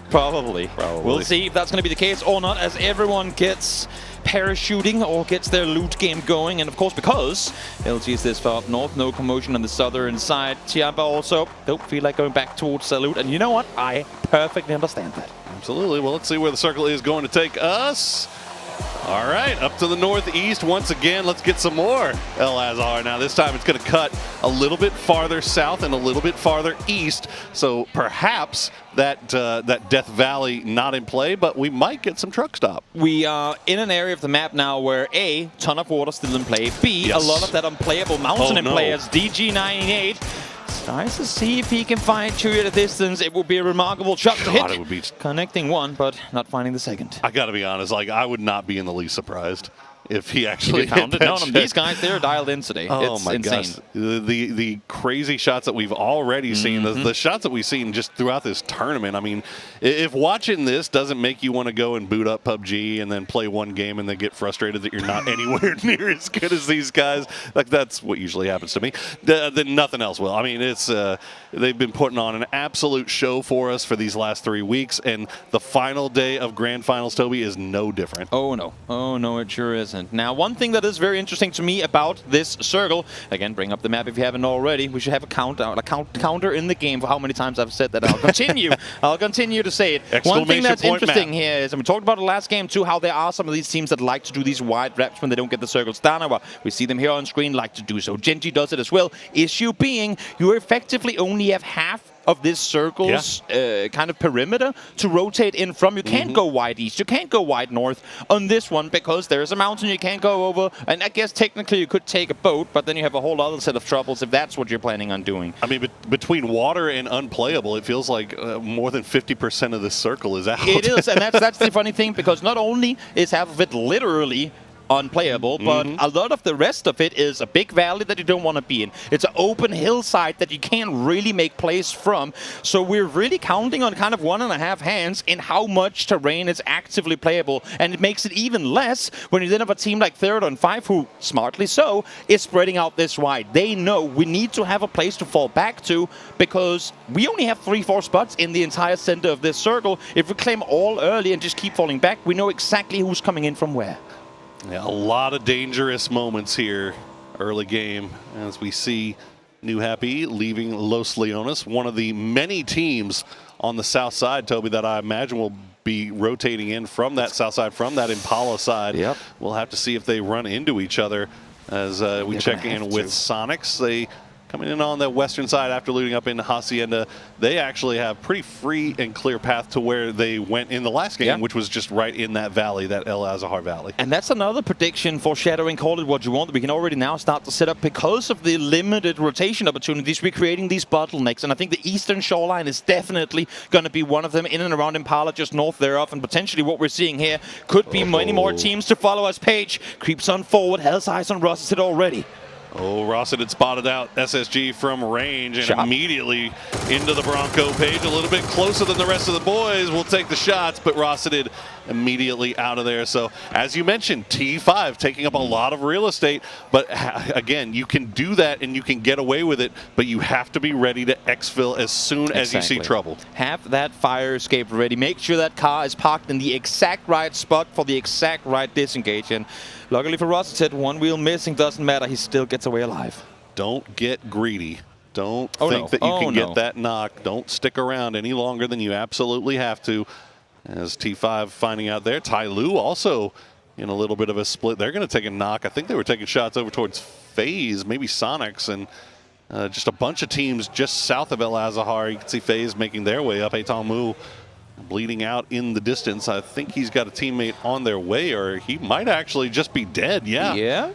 Is LZ turning around? Indeed, he is. They're hitting the vehicles from FaZe. Tongmo is hearing and choosing, guys. I tried. It didn't work out. Shot. I was in the open. And yeah, indeed. I mean, it obviously must have been FaZe who found it, because they're driving straight to this position.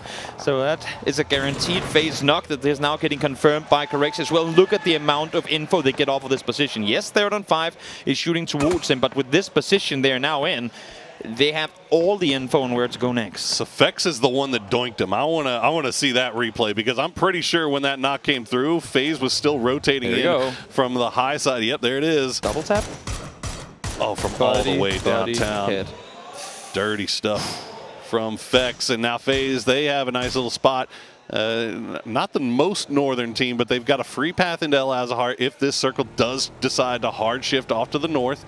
Check in with Petrichor Road on the very southern road. They've got Gen G just off to their north. But look at what they're potentially going to backfill into a minute from now.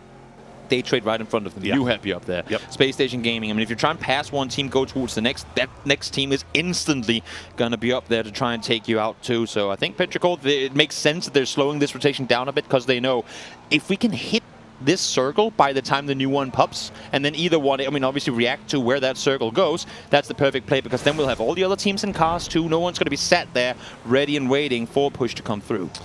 Yeah, coming from the south side, it just looks like absolute suicide. If you look on the map here, it's just nothing but teams just centered up and playing around those roads that lead in from the south here. Now Sonics is going to find an angle. Gustav will get taken down. The flush won't be able to come out. Fortunately, FaZe have a rock there that he can hide behind. And now Fex actually been spotted out as well. So Sonics trading some shots here.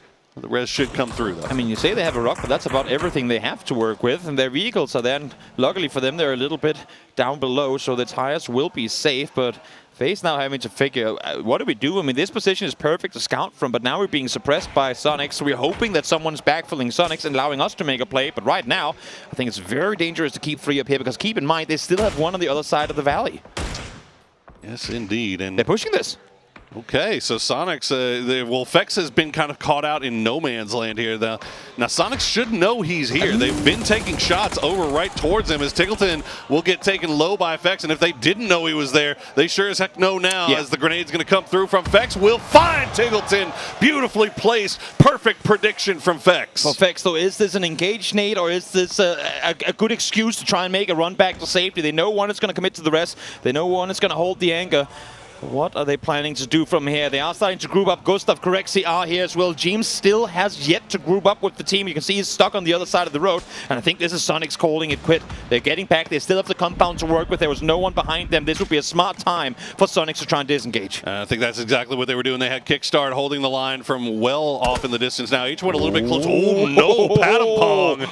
He finds an angle onto the IGL from Sonics, so that might put a pause on things. Looks like FaZe, though, fortunately for Sonics, they're pulling back away, and LG actually taking shots at him from north of the city of El Azahar. So this fight It looked like it was about to turn into something, Toby, but now the third party, fourth party, they're going to force them to pull apart. Hilltops are amazing. From there, you can see absolutely everything. Downside is absolutely everything can see you too. Oh my God, and Batulans. as you can see, Batulans now from the far northwestern side too, finding a couple of shots. Good thing for Sonics is as they disengage, while it might not have been the prettiest disengage, they keep all four alive. They keep their vehicles for rotations to come, and they still have a perimeter. They still have space to maneuver. Now, Twisted Minds does get a bit closer, but FaZe don't opt to engage. LG not engaging either. So despite everything that just went against them, it actually played out all right. Well, at least for now. As LG, they make their way through the city. Danawa has now arrived. Late arrival. They're playing on the north side of that El Azhar Valley. And Petrichor Road, they finally enter in the south side of the circle. Now Daytrade in a big wide split just to the east of Impala. We'll have to keep an eye on that. Danawa, nobody really near them except for LG. Where are we going? And we pull away from the city back over towards the coast. And once again, Toby, about 40% of this circle just completely unplayable. Brutal phase 2, and what a time to get it in the final Miramar of the year in competitive PUBG. As we now see Petrichor try and make their way on forward. We saw them on the southern side earlier. We knew that they were going to take their time, rotate in late, but here they are with Daytrade right around them, and the cowboy fight starts happening on again. Play it from the beach, I guess, is the play here as Belmoth does manage to split the uprights, gets back to the boys, and stays alive as Petrichor Road continue their wrap up to the north. They've got December 12th and the rest of New Happy in the compound on the side of the road. This is slow sledding here for Petrichor Road. This is rough terrain to be having to drive these Morados over. I'm seeing Rough just in front of them starting to creep down this ridge line towards the water as well, maybe trying to set up for an ambush. The issue is they tried to do this exact same thing last game against Daytrade and got punished. Now it's just him against what will be the entirety of Petrichor. Rough, do not get out of that car and do not start shooting, because Petrichor will pull up if you give them a reason to believe you're just one guy there. And you can see he's already turning around, going away. Thank you, Rough. Go back to that compound. You have circle center. Don't risk it. And it looks like they're going to pull Pixel as well, and they're just going to play as 4 from a compound in dead center. This is beautiful stuff from SSG. Oh, yeah. Don't get too greedy. There's no reason to. There's still 63 players alive here, and there is not a lot of real estate to be had. Sonics, meanwhile, after their fight with FaZe, starting to make their way down. Twisted Minds just ahead of them, and you can see them scouting it out, looking to see where they want to go next. This next circle, I mean, again, the next one could still include water. We are not out of the water run just yet. We are hoping, of course, that we're going to go back on land, because if we still include water, it's going to be absolutely brutal. Danawa, as the furthest north team just a couple of seconds ago, now looking to become the furthest southern team as they opt to go all the way through Minas, all the way south around, and again, taking their time. Again, they know what's at stake here, and they honestly, if it ain't broke, don't fix it. These rotations have been very good for Danawa throughout this tournament, so smart that they're trying to play this one a bit slow. I am telling you, the reads from Danawa on how the edge is most likely going to be available, that you can get away with these super long wraps. It's been absolutely brilliant as Loki kind of left behind on the ridge of the Alcantara is able to kind of spot out a little next movement place for them in the south side, so they know they have it for free. Meanwhile, Theraton 5. Vex and FaZe right on their doorstep. The grenade coming out from Patapong, not going to find anything. And I don't know if they realize that Corexy, Gustav, and James already in their back line, but Patapong in a perfect place to do a little backstabbing. The spray comes through. Immediate shots in return. FaZe keeps everybody alive, but now the push comes in from the other side. Patapong will go down, but Hatsawat will find Gustav. The knock, the flush comes in immediately, and now Hatsawat Thanadol, the last 2 players alive. He's spotted out James on the hard cover. 18 HP for Hatsawat, not going to be enough. Crucial knock from James there. It's great having an anchor player at a distance, but if he doesn't find the damage needed, it's not going to be too much help. Luckily for them, Corexy and James working together finds the rest. Yes, they lose Gustav, but a center position claimed. A team taken out with now plenty of space to maneuver, and you can see as soon as that kill comes through, Vex is instantly back on the high ground again. Let's see this next circle. How brutal PUBG are you going to be? We swing towards the line. Not as brutal as it could have been. Twisted Minds find themselves in a compound towards the center of the circle. That SSG compound looking real nice as well, but Cerberus, they're taking shots at Twisted. Twisted maybe, I guess, didn't like the spot that they were in. I don't know if they spotted out Cerberus, that the shots were coming in already, but they're pushing right in between now. SSG has an angle. Sharp shot will find Batulans, going to get taken away by Page. Sharpshot still has an angle onto all of this. Hisaki has it as well. Twisted Minds in a world of hurt right now, Toby. It was Danawa in the previous game that took casualties, and now it's Twisted Minds. And once they saw that our current first place team is under fire, 3-4 teams instantly looked in this direction. Look at this Cerberus running out into the open. They want to claim these kills. They want to take out Twisted Minds before they can get anything going this game. Perfectic's going to go for the res onto Spiro. The grenades from Hisaki going a little bit long here. They managed to flush the knock. But now Space Station involved as well, but neither Cerberus nor Space Station wants to fully commit into pushing into that smoke cloud just yet. They still got 4 alive. They still got great positions to play inside this circle. That might be the thing that saves Twisted Minds. And for Space Station gaming there as well, you see Sharpshot back off a bit, look towards the north up the hill. He saw how exposed he was. Thank you, Space Station, for once again opting to go for the defensive play. Yes, those kills would be great, but for now, let Cerberus dare. Let Cerberus get greedy for those kills. You have a compound, you're in the center, you're looking very, very good. So great understanding of the situation from them to stay alive. And greedy they are. Cerberus still with Hymas and Isaki out here.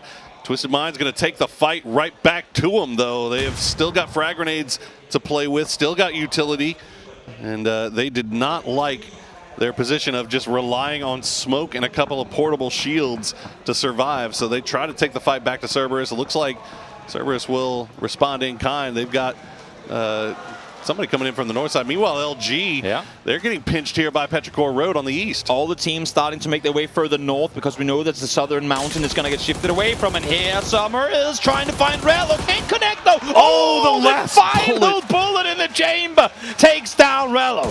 Rello was swapping seats like a madman during that whole spray, and it almost got away with it. Summer immediately following with the grenade.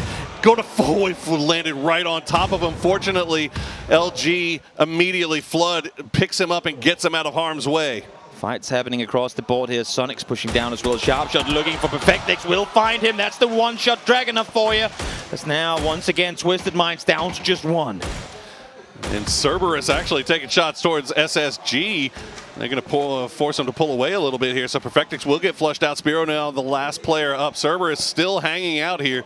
They would love to be able to get rid of this last player, and they will. Twisted Minds, no good deed going unpunished. They finished first in game 1, out in 15th here in game number 2. And how will these other teams be able to capitalize as we full swing north? Tyloo wouldn't have it any other way. But look at the teams that now have to fight their way in, and those fights have already started. Ixlip trying to find Snakers, won't be able to do so, but they find the Segel off of LG. So if they opt to follow through, they might get even more. As I say, no kickstart from a distance finds Mime instead.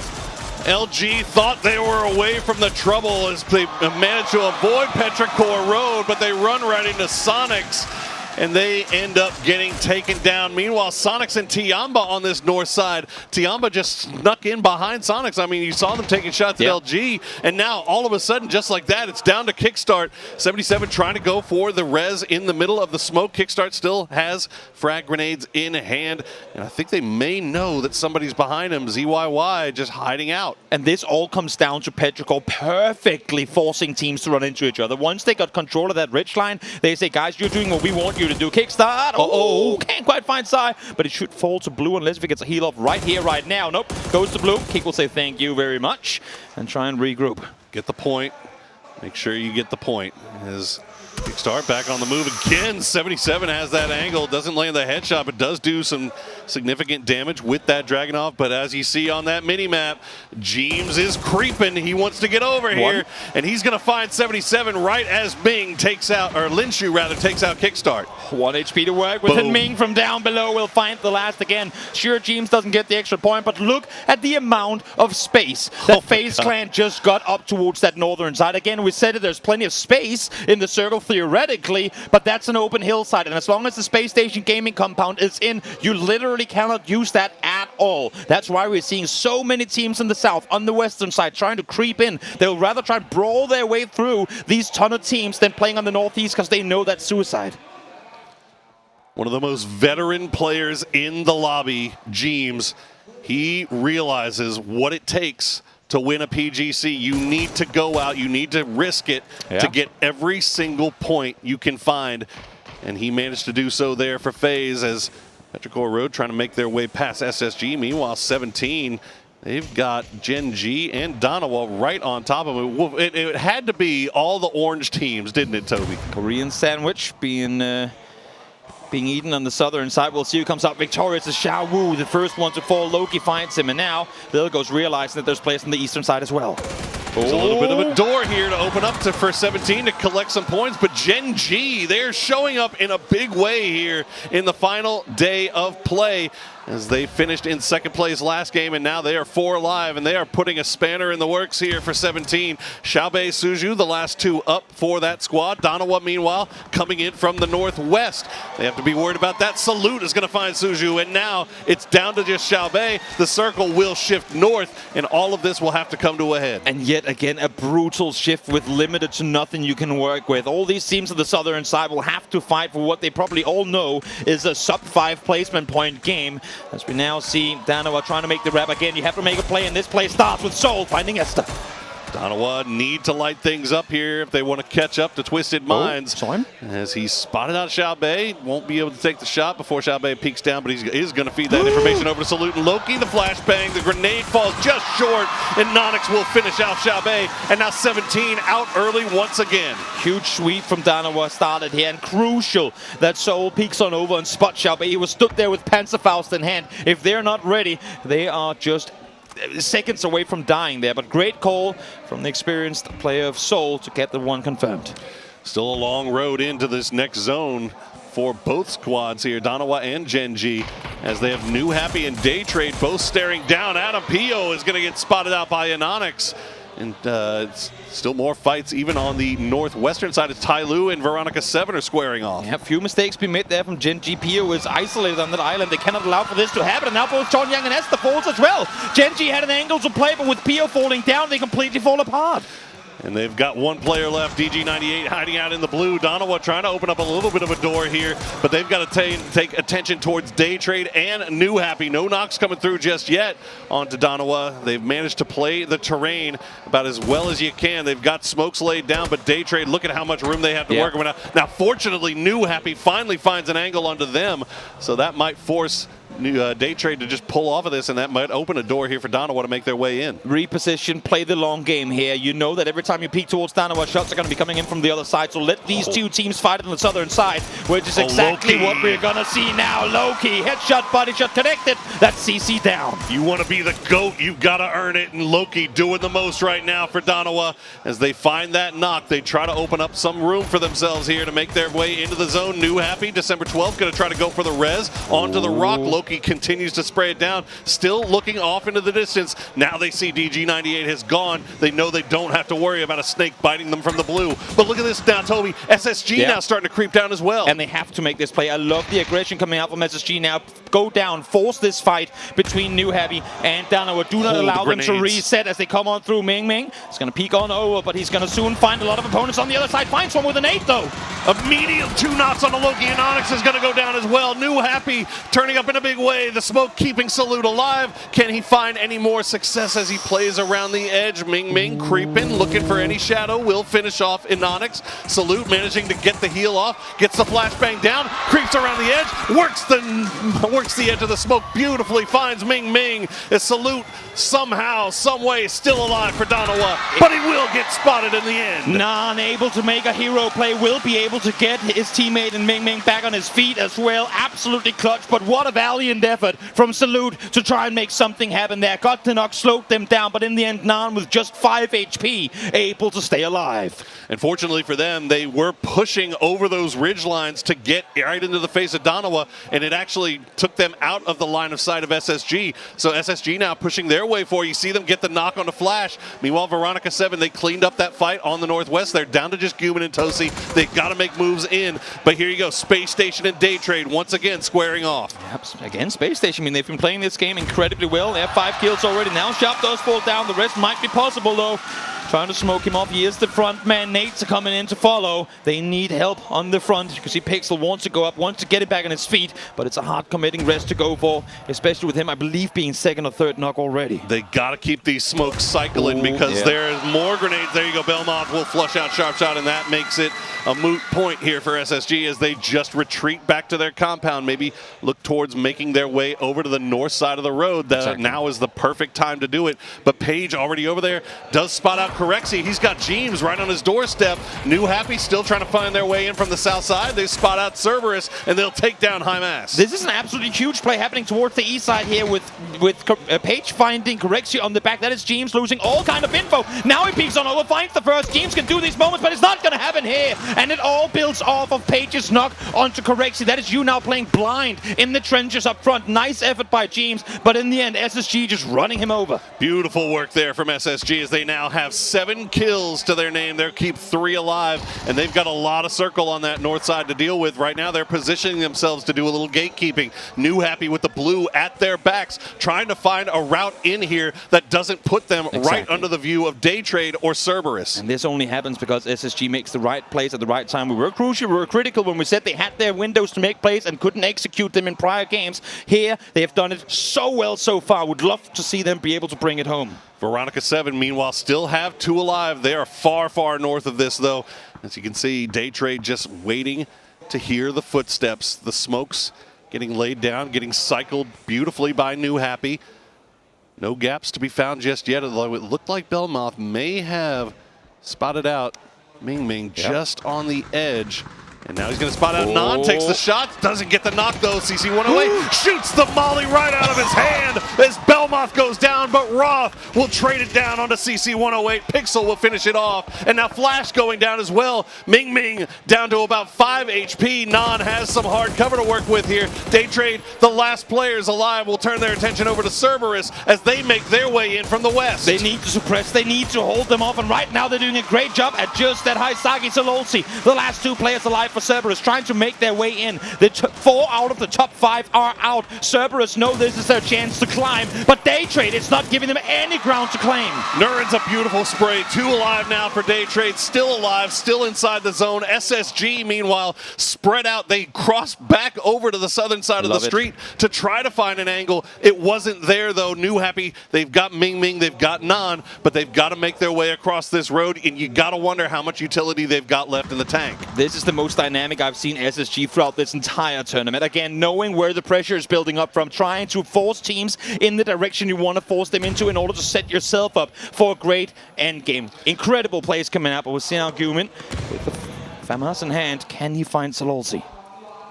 Fishing with dynamite right now as Guman will find some damage onto Sololsi, but won't get the knock. Guman, the last player up for Veronica 7 Fun Pin, has some hard cover to work with, but he does know that he's got company right behind him. Meanwhile, Nurin's Pushil's still on the south side, or the north side of the road, rather, south side of the zone. They know they've got New Happy behind them, and they've got SSG wide split. As you said, SSG actual hunters right now. 8 kills so far. Roth with 4 of them as they try to turn their attention back over towards New Happy. 4x spray from Roth almost takes down Ming Ming. Ming going to be reconsidering that peak as Roth said sit back down and continuing to try and do damage from a distance. A little bit of damage comes in return though. And again, New Happy, they have to make something happen. They need more damage to make a run on forward, but Pixel is instantly there as they continue the whack-a-mole play style against New Happy. They keep their heads on a swivel, but having said that, Nan has made it over.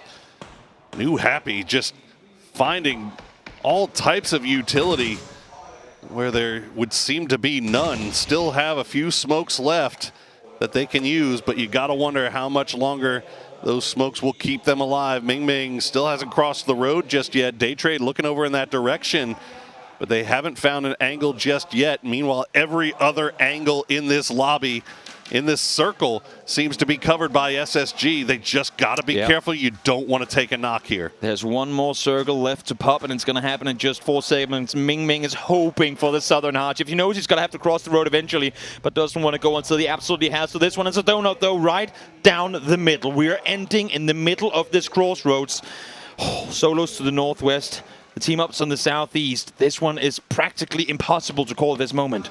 Not much utility left for Day Trade as now Page will spot out Nurins with that Dragon off.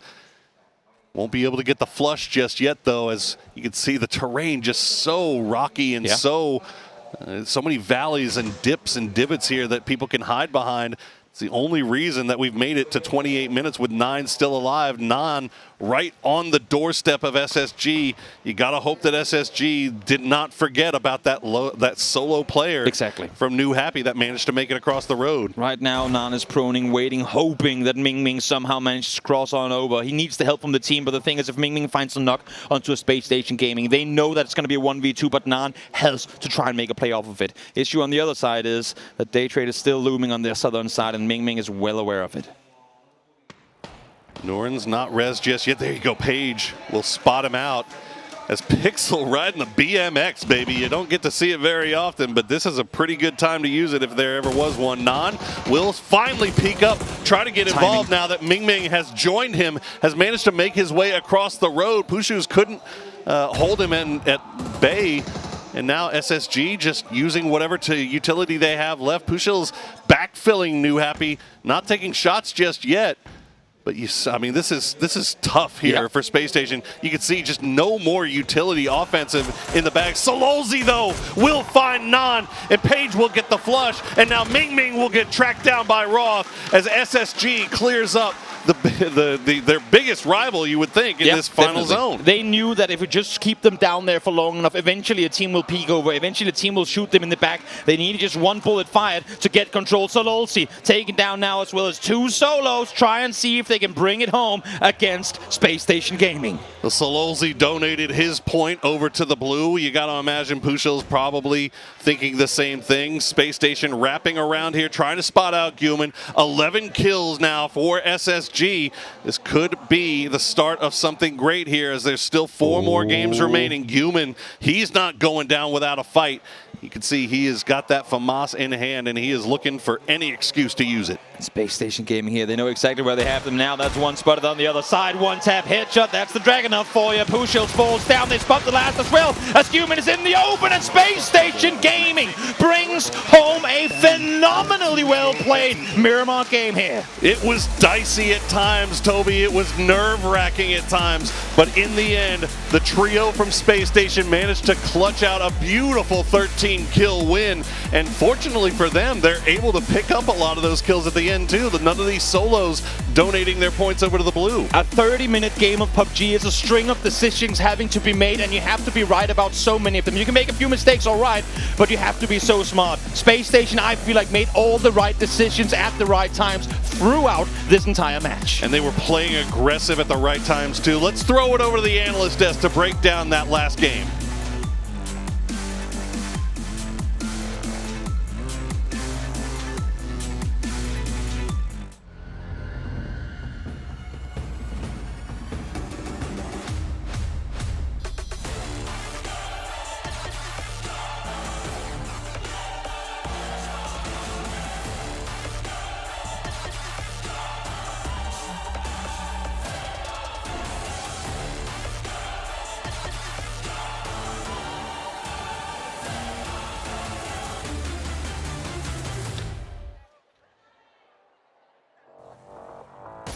Game 2 is done. Match 14 of the overall grand final, and the chicken dinner goes to Space Station Gaming. An absolutely great area control that they turned into a victory with a little help from their friends, taking down NH Esports there at the end. Let's take a look back at the highlights. Yeah, super well executed by them. The amount of control that they were able to take, and also the firefights they were winning, right? We saw Page pop off with the Dragon. So Roth have another Roth game where he's dropping 5 kills. 4x spray. Super insane control here. Again, it's one of the best rifles in the game, so insane to see.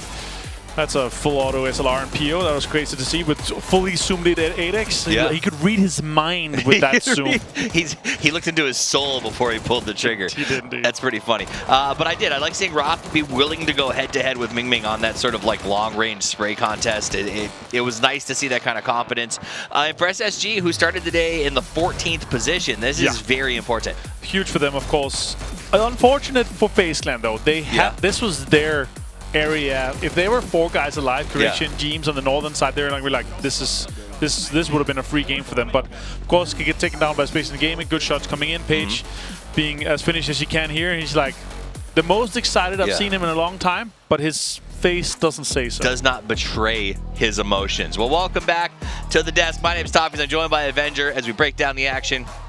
2 games of our last day are down. That means there's only 4 games left to play before we crown a champion, the lone survivors here of PGC 2023. And I'm going to tell you, I thought Cerberus was going to make a little bit more out of this map. Yeah, I got to say, when you have the saloon control on the west side there and you have the majority of the control, it feels like it should have been a big game for them, right? But they got picked apart. They also the kind of sin on the southern side that cost them a lot. They're not even the top 4 here. Yeah. But of course, 13 kills for Space and Gaming looking good. Day trade, V7 Funpin in there, but not the kills that you need to get if you want to be shooting off the leaderboard. Which I think is where SSG is going to be very happy. 23 points they're going to walk away with. Let's look at those chicken dinner stats. 6 kills on Roth. Nice. 4 over on Page. Pixel and Sharpshot. Doesn't matter how many Ks they have. They're both putting in a ton of work, whether it's 4, it is 1, a Pixel 2, 1K 1, here. Right? You know, yesterday it was pretty funny when he came up here. He's like, I was only Pixel 1K. Yeah. I was like, hey, you win this, maybe add a couple extra Ks to that name if you'd like to. Wipe the winning team in one game, then you're going to be Pixel 4K. I want to make sure that we say man of the match goes to Roth. 6 kills, 600 damage. If you know this guy, you know he is relentlessly positive. It's one of his biggest strengths as a leader is that he's always looking for the bright side. You saw the interviews before the things. He said, my wife has supported me for a long time. I told her I'd bring home a championship. I think it may not be the full trophy. It would be quite a day for them to do that, but I know for a fact he's bringing home something amazing, and she's going to be super proud of him. Imagine, though, the back-to-back-to-back. Oh, a back-to-back-to-back-to-back would be phenomenal. Let's look at the overall leaderboard, though. Twisted Minds still in first place, 116 points. Feeling good. Donawa closing the gap, 109-17. And now Cerberus in the chase up there at 94 and 91. FaZe could have made a little more, but they did an 89 and 88 for New Happy. That means they are still 1 game away from being back in that chase. LG and Sonics, 2 teams that we could say have a bone to pick with each other, are now battling neck and neck, adding a little bit of extra juice to the mid-pack. The Space Station game, of course, ending up on 69 points here, making it, only 10 points from Sonics, only, it's 17 points from LG. That would be also something that would be huge for them if they're able to put in more points, if they're able to beat the 2 other teams that they're huge rivals from, right? So good to see them come in. First of all, let's see them in the top 10. Let's see how much further they're able to fare. And also the prize pool starts really jumping, right, once we get into the top 10. They moved up about $6,000 off the back of that game, but now they are in a position where a couple of good placement points start jumping them $10,000, $20,000, $30,000, and that's pretty exciting. So I'm excited to see if they can do the back-to-back-to-back-to-back, as you say. Imagine. That'd be crazy. It would be crazy. I would love to see that. We're going to find out. We're back in just a few minutes with the 3rd match. Don't go anywhere.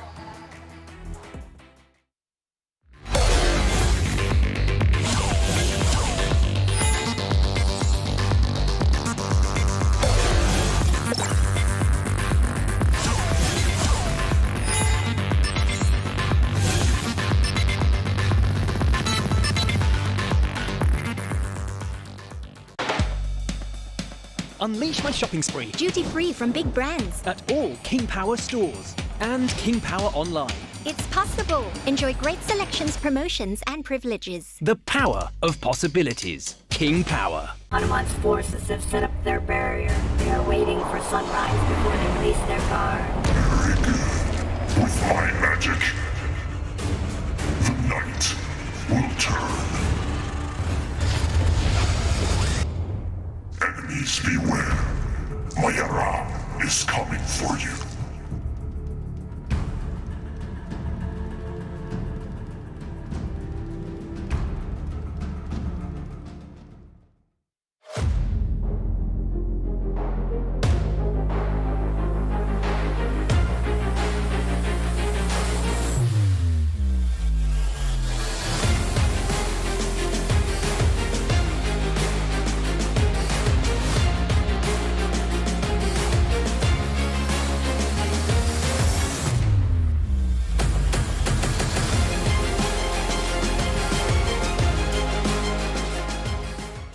ยืนหนึ่งมันไม่ง่ายแต่ไม่ยากที่จะทำแค่ตั้งใจและสนุกกับมัน เท่าแก่น้อยตอบโจทย์ทุกไลฟ์สไตล์แบรนด์สาหร่ายยอดขายอันดับ 1ถ้าสาหร่ายต้องเท่าแก่น้อย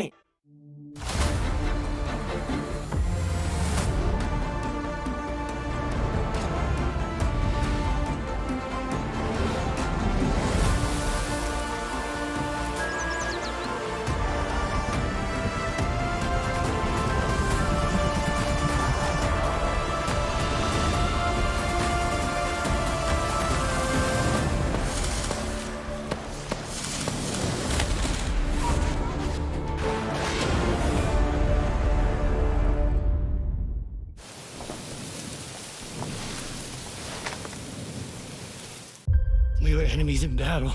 It was an honorable kill, an honorable death.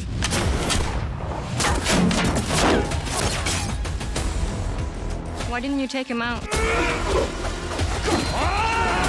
I will kill him when the time is right.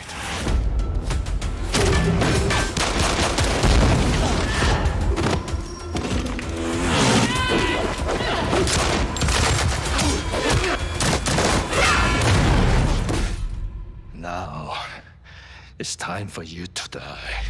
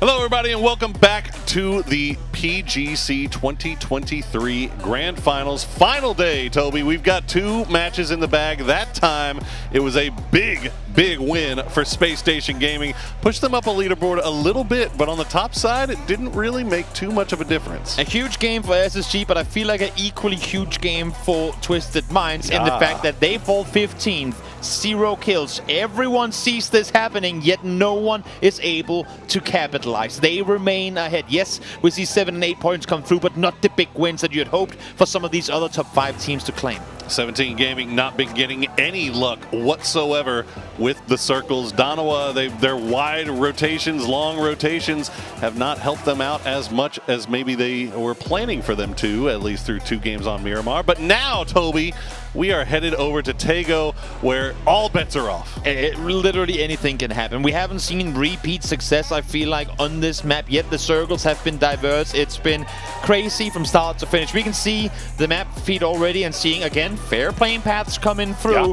But if there's one thing to say about Taego, I feel like it is, even in areas where for the most part you think things were safe, because teams still don't know all the places to play, we see chaos commence in, again, rather playable areas of the map, and seeing the chaos that we've already seen today on Miramar, this is only going to follow. Absolutely. We saw during the break, just right beside our casting booth, Danawa, the coaches still hyping the players up. Everybody's still in good spirits as we head over to Taego. 4 games remaining on this final day of the Grand Finals. Who will make a move, Toby? Who is it going to be on Taego? Now is the time. Now is the time to catch up to Twisted Minds. We've seen it in the EMEA. We've seen it at global tournaments before. Once they get ahead, they really separate themselves. Now, in the past, especially at PGC events, they've fallen short at the very last step of the tournament. But if you're any one team to catch them, now would be the time, because with the way that we're seeing Twisted play right now, they're leaving nothing up to chance. They're playing extremely good. I will tell you one thing, throughout the years of casting PUBG, talking to so many players with so much experience, one thing remains certain all the way through. Everybody you ask, it's always easier to be chasing that top spot than to be the one trying to hold on to that top spot. So that might be something that works in Twisted Mind's favor right now, as or Donawa's favor rather, as they find themselves chasing down Twisted Minds. It's we'll see what they can do. Is anybody going to land anywhere close to each other? 17 a little bit close to Petrichor Road, maybe in splits as they drop for vehicles, and Theraton 5 and Donawa way off to the north, but I think Theraton 5 should be avoiding that. I hope so. I mean, all for Donawa, just get the hell out of there. There's literally nothing to gain trying to take an early game fight, but as you can see, just splitting the north as a circle will head up here as well. I feel like we've been blessed with a couple of interesting northern circles. Again, anything between Donawa and really where New Happy is positioned, that entire mountainside there plays a lot like Stalber. It's a very interesting place to have open hill fights, or Potato Hill more really on Erangel. Open hill with plenty of trees to maneuver around. And again, the interesting thing that kind of throws in a little bit of a curveball is teams don't know still all the perfect angles to peek from.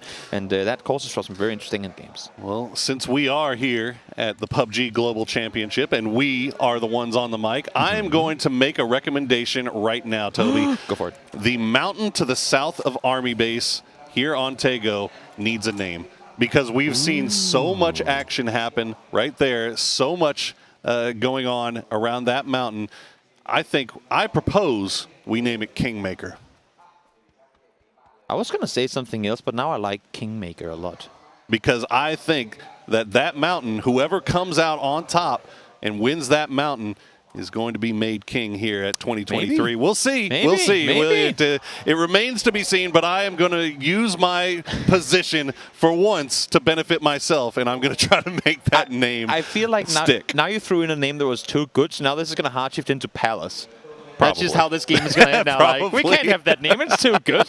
It's too good. We're going to save that for next year. But yeah, we'll see. The one positive thing now, I will say, that this circle is pretty much, I mean, there's no second guessing it. It is going north, Most right? definitely. So everybody is going to be trying to make their way across that bridge. Now there is that little, I see you pointing it out, that little area around Terminal. I don't think we'll see it go down there. Now, although that is obviously a possibility. Now, I'm interested to see all these teams that we have down south, and there are many teams down south. How many are going to opt for the E pickup? It seems to be a extremely double-edged sword throughout this entire tournament, where sometimes it works great, but it feels like more often than not, you end up losing somebody pretty early, possibly the whole team. I mean, Sonics did it playing into the northern side of this pretty much exact same circle, got up to Army Base when no one was there and claimed a win off of being in a very good position early on. So we'll see. We'll see if anyone, as you say, opt to go that route, as many teams start sending up in the middle, and now we start seeing some of this open hill terrain being used. Theraton 5 has claimed one of the center compounds, and Tosi's creeping on forward. I know he has an ace, has a bazooka as well. Not sure if this is the solo play you want to go for, and I think we can see here that both Tosi and Human are starting to wrap back as they see more players group up in this position. Well, this is a 2-2 split from Theraton 5. So if the entirety of Veronica 7 were there, then maybe it might be a good idea, but it does look like V7 is going to push down now. It is worth noting Veronica 7, before we do that, there have been 2 burning planes on Taego this PGC, with Luminosity and Genius being the ones to win the chicken dinners off of those. But worth noting that Veronica 7, despite starting off a beautiful day one, fantastic stuff, they have just dropped like a rock since then. But this might be something beneficial, as Pow Pow, oh no, and a million fantasy squads cried out at once, Pow Pow, please, not again. Maybe. Yeah, it's of course the previous one they had was unlucky with Salute wrapping around in the bike and taking out 3. This time around, the warning shots do come through, and for now, Pow Pow lives, but no! Talk too soon, Heaven finds him, and Pow Pow falls. And Veronica 7 picks up a well-earned and well-needed kill, as we see 7-7 just on the southern side of the road. The rest of the boys from Tiamba starting to arrive, but that isn't going to help them out too much, as their teammate is well and truly dead. And that's another -3 for Pow Pow here today. Tianba had a win from this exact area of the map. Makes perfect sense that they try and go back here again. When you're playing comfortable out of a position, might as well head back into that exact same area up towards Godok. Now, though, having to play it as 3 as we see FaZe starting their rotation still.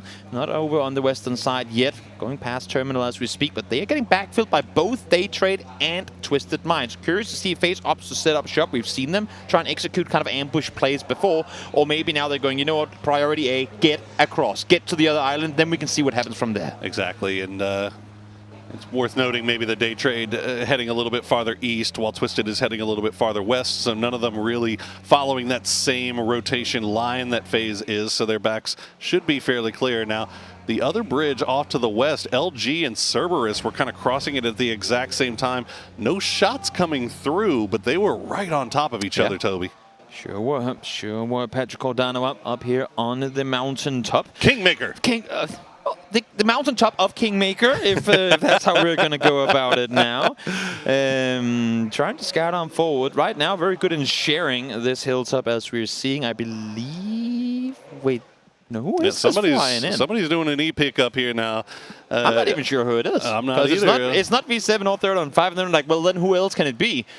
Those will be the 2 easy takeaways, but we'll see once they make it in who it's going to be. In the meantime, 7-7 knocked at a distance, and of course, V7 well aware that they have Tianba nearby, and this is just from one troublesome game into another.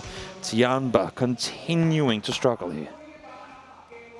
Unfortunately for Tosi, looks like he may have misplaced his knock there. 7-7 giving him the jukes as Tianba, ZYY, and Linshu just holding down inside the compound, inside Godok. And we do now find out that it is Tai Lu that was making the long emergency pickup, and they're going to find themselves a very clear army base. Although, there you go, Esther going to steal away 7-7. So unfortunate there for Veronica 7 that they are not able to flush their kill. Oh, nice trade there. Yeah, solid headshots coming through on both sides. No one able to find the knock, though. And to go back to your Tai Lu drop towards army base makes perfect sense, because even when Sonics were up there in the game, they won from that position. Tai Lu actually flew in, stuck around for a moment in this exact same position, then realized, wait, there's another team here. Let's just E-pick up straight back to the south again. But this time around, they will have army base to themselves, so we'll see if Tai Lu, who are currently sat in 15th, could come up victorious here. Would be huge to start their climb up the leaderboard. The ultimate bait of the back-to-back E-pickup. Yep. So we'll see. It looks like Tai Lu not actually hanging out in Army Base. Instead, they're going to keep ascending up that mountain, Kingmaker, to the south of Army Base. And Sonic's starting to wrap around that direction as well on the east side, although they have stopped down. Daytrade getting a little bit close. Twisted Minds trying to make their way over to this bridge. They were going more to the west, but they ended up cutting back to the east, where FaZe, as you mentioned, there was the possibility of a bridge camp here. They've sent Fex on the northern side of the river, but the rest of the 3 remaining members of the team still on this south side, hugging the bridge. Of course, Stuff gets in a car, hearing more than one vehicle. Again, we know that teams tend to pull up in these positions, so it makes perfect sense, and he opts to disengage, doesn't even peek over,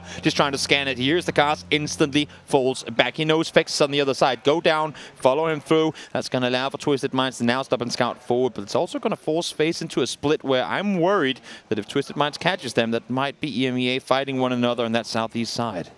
Everybody centering up a big time on this northern island circle, and nobody really playing around the edges. I guess the closest you could really say would be Sonics, and then Twisted on the south side. LG, meanwhile, they've made their way in on the west. They're getting kind of close to the western branch of the T5 split, but just kind of peeking over here. No shots being sent just yet. Yep, Snagus wanting to get up on the rock, wanting to get a little extra vision, but of course well aware that it is dangerous to play those exposed high ground positions, so probably only staying there for a little while, as now 3rd and 5 does start shooting in that direction. And Petrichor, again, everyone just settling in. There's plenty of space in this northern island for everyone to be there, especially when you have 2 teams not even there yet. So let's wait another 7 seconds to see who gets the blessing of the second circle shift. Worth noting that Sonics continuing their wrap there on the eastern side. They did have success playing from Army Base, and now we will see the new zone. The Kingmaker Mountain will be a big part of it here on that eastern side, but SSG have a 2-2 split on the road in the valley. They're going to go ahead and pull everybody back together. Looks like T5 going to do the same. LG right behind them. Danawa, meanwhile, creeping up a little bit closer. They have Petrichor Road just to their south or downhill, and now Tai Lu above them, but they should have no idea that Tai Lu is there. And now you can hear the shots coming out. Might be Loki that got spotted. Could be a perfect third-party opportunity for Tai Lu here. It's just Loki spots them coming. Shen taken down. That's a big part of the assault here, falling on the hands of Shen being knocked. Only problem for Danawa is that everybody's split. Loki, the northernmost player here, or the uphill-most player. Now you see Salute still looking down there. He's kind of try to come up here and provide some support for his teammate. And Day Trade, they hear that going on as well. They have just arrived on the eastern side of the mountain, peeking over, but they're going to be kept honest by Anonix and Soul, taking a few shots over in that direction. We saw it when we were up here on day one of the grand finals. This hillside, this mountain is a third-party fiesta. Absolutely. Once these fights start happening. And we don't even have all the teams up here. We don't even know if the game is ending up on this mountain at all. But for now, teams set very close up high as these teams on the southern side still make their way on over. FaZe, Twisted Minds, having to figure out how they want to go about it. And Petrichor, again, well aware now that Dana was in the nearby vicinity, but I think they do not want to engage unless if absolutely forced to. No, because it's so hard. I mean, that's the thing about Kingmaker, is that there's so many ridges. There's so, like this whole area right here. You can have a good idea of where one player is and no clue whatsoever where the other three guys are, and that makes it really hard to really want to truly engage on a fight.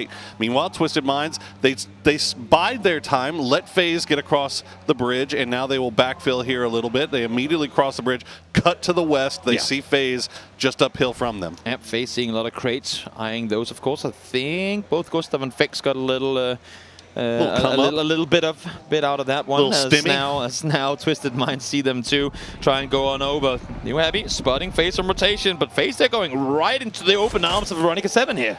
Yeah, Veronica 7, they've got 3 up here. They've got Glaz back in the compound, but the rest of the boys playing inside the hills. FaZe maybe pushing into something that they have no idea where it is. James has that high ground. He's already out on foot. He's going to take a shot. Tosi going to find Gustav as he makes his way through. Tosi immediately finds James as well. The trade coming through as James will take him down, but immediately goes down to Guman. Heaven going to get spotted by Fex, and now it's 2 up for both squads. Make it 1 on the side of FaZe, and this is a third-party haven. The doors are open. The Piranhas are in the sea. 17 from one side, 3rd on 5 from the other. Coming in to say hello is Correxy. Tries to make magic happen. Solo player left alive now on the side of FaZe Clan. What can he do? Can he stay alive? Can he get another player back on their feet? It looks practically impossible at this point. And it's not even a third party. It's a 4th party coming through as well as 17 coming from the south, T5 from the north. FaZe Clan is eliminated in 16th place as T5 has arrived 4 strong. Now V7 still have 1 up. 17 pulling away as Twisted Minds wrapping through as well. Just absolute madness here on the south side of the circle. Chaos unfolding on the southern side of the mountain as all these teams try and make landfall. Circle swings up towards the mountain once more as Twisted Minds have gotten through. They lose 1, but if that's the play you pick compared to the loss of an entire team in FaZe, you'll take the loss of Lou. It's not over yet. They're still on the move. Petrichor Road have angles onto this. Gen G as well. Long range shots coming through from Ike's left. Damage coming through onto Batu. Perfectix will survive. Spiro down to about half HP. A few more shots here from the reload. Ming gonna find Spiro as Kickstart also getting taken down. So multiple fights going on all across the map. Twisted Minds once again in trouble here very early on in the game. As you say, many teams taking casualties, but I think where most people's eyes on the kill feed are is that Twisted Minds is losing players. It's what they everyone want to happen. As now Tai Lu peeks on over, finds Tiggleton. 2 down, 3 down for Sonics. It's all down to H-Win as they try to make their way in from the north. H-Win the only one alive. He'll find a knock on Aetong Mu. He's by himself, but he's not by far not dangerous. Here's Zhao Yang. Slowly makes his way. It doesn't matter. LZ will be the one that gets him clean stuff from Tai Lu. Yep, solid play coming through. And again, very quick in reading where the push is coming in from. Tai Lu needed to be fast about it too because Cerberus is right next door. Perfectix, solo player left alive for Twisted Minds. Back-to-back 0-point games would be atrocious. Last game, though, they got blessed by no one catching up. This time around, I'm not so sure that's going to be the same. Be absolutely brutal. And now Danawa taking it to Day Trade. 2 knocks and a return as well as Anonix gets flushed out. Soul, Loki, Salute still on that low side, or the high side rather, of Everest. Day Trade has a little bit higher ground than them. Flash still knocked. Bushil's making sure that nobody is creeping up while Norins goes for the revive. Bushils. What are you gonna do from here? You can see he's just said that he wants to peek north, but he also knows that his back is completely open to the south. So while the rest is being committed to just trying to hold the angle, trying to make sure that no one wraps around or catches them off guard. Smart that he kind of puts the foot on the brake here to try and let the rest come through. I think Danawa has to be having eyes on that kill feed as well. They know that their quarry right in front of them, Twisted Minds, is bleeding and hurting down to just Perfectix. As LG creeping in from the western side. Patampong going to get spotted out by DG98. So Gen G still getting involved up at the top, actually just off to the west. Dead center circle really here with LG just off to their west. A lot of teams in this game playing out of their natural habitats. 17 getting to sweep and spread out on the edge. New Heavy down there as well, trying to take control. Danawa right in the middle of all of the commotion, wanting to get action going too. Outside the circle, we still have Tianba and V7 in Gordok trying to bring that fight to an end. Not that I think either of the two teams are going to high impact the rest of what's going to happen here. But of course, everyone waiting for next circle to pop as we send up once more.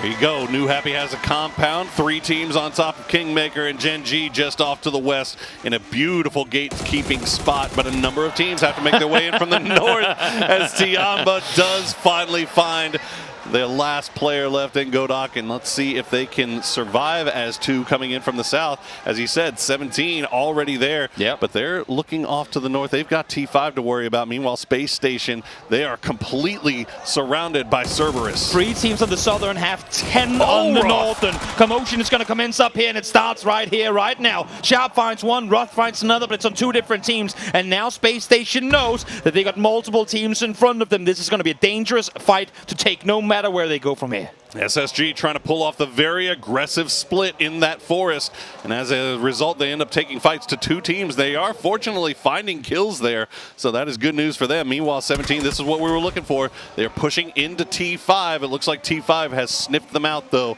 already taking shots over that direction. The fact that they're 2-2 kind of just containing each their team is incredibly impressive as Luminosity continues to take casualties. Page again out there doing damage, finding knocks and kills to follow. SSG waking up here. They've put LG down to just 2 players. As 17 trying to find an angle to take surprise, or take Theraton by surprise. Now they have lost Patampong. Hatsawat going to have to get on the move once again as that grenade falls just short. Little Ghost has that P90. That is absolutely terrifying as LG will get spotted out by Gen G off to the west here. Now as Tianba trying to make their way in from the blue. A few shots from 17 will give up the game here. T5 should know where they are. I mean, Tianba is just going to add more fuel to the fire on this western side of the circle. Thought they were going to be safe, but as you say, now they go into a full stack of T5 players as they peek on over. Linshu instantly taken down, and now it's just Sai left alive. Where, oh where do you go from here? And meanwhile, on the northwestern side, that SSG split finally getting punished as they're losing players left and right. ZYY just going to leave his fallen teammate as Rosseted pushes out from the compound. Now Gen G is going to spot out Perfectix, and that's Twisted Minds down again with 0 points, Toby. Now is the time to climb, and while last game was tough for the teams in the top, Danawa 17 both in good positions to rack up a lot of points in this match. Cerberus back on the move again. Solozzi and Hymas. Solozzi will lose the 1v1 with Sharpshot. Actually wins it. Hymas going to lose the 1v1 with Sharpshot. So SSG now down, I believe, to just Page, who's inside circle, nowhere really near this. Can't get the res. He's out in the blue, but maybe can pick off a few more points as T5 still now wrapping around. ZYY hiding in the shed. 3 up for T5 as 17 has managed to allow them to live, but look at the ridge line that they're on as the circle will finally pull away from the top of the mountain and they're favored over towards this valley. There's so many teams wounded out here in the west, and the way that 17 is splitting up, trying to take control is perfectly for them. In the end, Sai will fall 3rd on 5. Want to try to reset here, but they have so little space to maneuver. Now Tai Lu making their way down here as well. The fight on the western side is still far from over. Ain't nothing good in the neighborhood here for T5, despite the fact they get that kill. They've got a solo in Page and a solo from Cerberus making their way over, as well as the well-trained eyes of Little Ghost finding it, but Page actually going to get get the last shot into that, gets the credit for the kill as well. And there you go, SSG finally eliminated. Tanawa in the rest of Theraton 5 also eliminated. Sololzi, the last player alive for Cerberus, the only player alive from that western side. Jumps ahead of 17 now as well, Cerberus. While the game hasn't gone perfectly for them, still 6 kills now, placement points as well as Gen G. Starting to take this fight towards Tai Lu. If they do not execute this instantly, you can be pretty sure that 17 is going to be right there to follow. And Donawa right there with them as well as they start to make their way down from the mountain on that northern side. Tai Lu will find the opening knock, immediately gets traded back. Xiao Yang down, LZ down. Shen will trade it back onto DG98. Pio working from inside the smoke. Doesn't matter. Tai Lu cleans it out, but now is Donawa in a position to take advantage of these 2 knocks. Yep, Cerberus down, Gen G down, Tai Lu wounded, and Danawa on the hunt, trying to make their way forward from one side, and now 17 in from the other. Tai Lu in arguably the worst position you could possibly find yourself in, with our current 2nd and 3rd place teams right around them. They leave Xiao Yang behind and instead just send it into the zone. It's just Aitong Mu and Shen as they make their way in. Can Danawa even spot out Xiao Yang and get credit for this kill? No, actually, okay, Sol was the one that got the knock originally. So that's 3 points now for Danawa as they play their way in from the north. Now Day Trade still making their way down. Petrichor Road still 4 strong from a compound high. And also New Happy, the south side, 4 strong. Nothing but high ground all surrounding a bowl in the dead center, Toby, where nobody wants to go. We literally have 2 ridge lines just going straight north to south and a highway of no man's land running down the middle. Brutal this is going to be edge fighting on east and the western side into what could potentially be a center fight that's just going to be done in an instant, as everyone's going to be running around in the open. That's the other thing about this too, is this ain't Miramar. You can't just get vision on what's across the circle from you. True. There's trees, there's terrain, there's everything. So it's going to be very, very difficult for any of these teams to really third-party any fights that happen unless they happen to be right on top of them. We'll have to see. It's phase 5, and we are down to just 20 alive, and our top team is out of the picture right now. Danawa, 17, both stand to gain here if they can pull it off. 4 players inside this next circle, 3 of whom are on the side of Petrichor. This is going to be a bloodbath and could very well be a game over by phase 7 if these teams fight the way that we expect them to. Petrichor first want to take casualties. That's Chewy. That's the anchor player from up high. They could not afford to lose him, and I think they will try and see if they can get it back on their feet. Issue is, does Day Trade now try and make a play off of it? Does New Happy from the southern side start pushing further north? New Happy, let's not forget about them. Obviously, all eyes on Danawa and 17, but New Happy could stand to gain a lot from a win here if they can pull it off. They've not even really been in the conversation. But they've managed to collect points at a consistent pace. They've managed to keep themselves right in striking distance, waiting for an opportunity just like this. Let's see if they can capitalize on it. Everything's slowed down for the time being.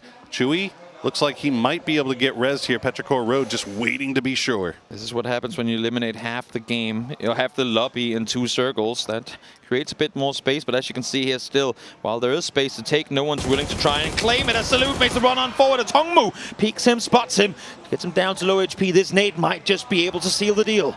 Salute hiding behind the tree. Hongmu putting it right onto Salute. As now Danawa is going to have to play this one out with 2. Meanwhile, Day Trade is wrapping around from the north side, Toby. Loki and Sol in a terrible position here. He's going to try to make the spray. Won't get the knock. And just like that, Danawa is taken out by Day Trade. A breath of relief for Twisted Minds sat and watching this unfold. As now 17, our eyes go to you. Can you make the climb now that Danawa fell short? 17 breaks that 100-point barrier as now they turn their full attention back over towards Tai Lu. They've gotten one. Tong Mu doing the most right now against Little Ghost. But there you go. Nurens will do it for him as Day Trade picks up another point. Day Trade throwing a spanner in the works of this entire lobby right now. If there's a time to climb, now is that time with just 4 games left to play. We made that 3 1/4 as Day Trade in 14th try and make their way back up this leaderboard. But now, with a full force of 17 running up, they have a tall task at hand. 17, big grenade from Suju, and that puts them right on the doorstep of Donald. Danawa. They've still got 4 alive, 6 kills in the bag, but New Happy, 4 strong. Petrichor Road, 4 strong, and so much space in this zone, Toby. Twisted Mind sat alone, then Danawa got close, and now 17 might rejoin that race on the top of the leaderboard. But this next circle could very much decide whether that's going to happen or not. They have the Rich, they have an area to play, but if this swings anywhere east, the run on down from 17 here is going to be practically impossible.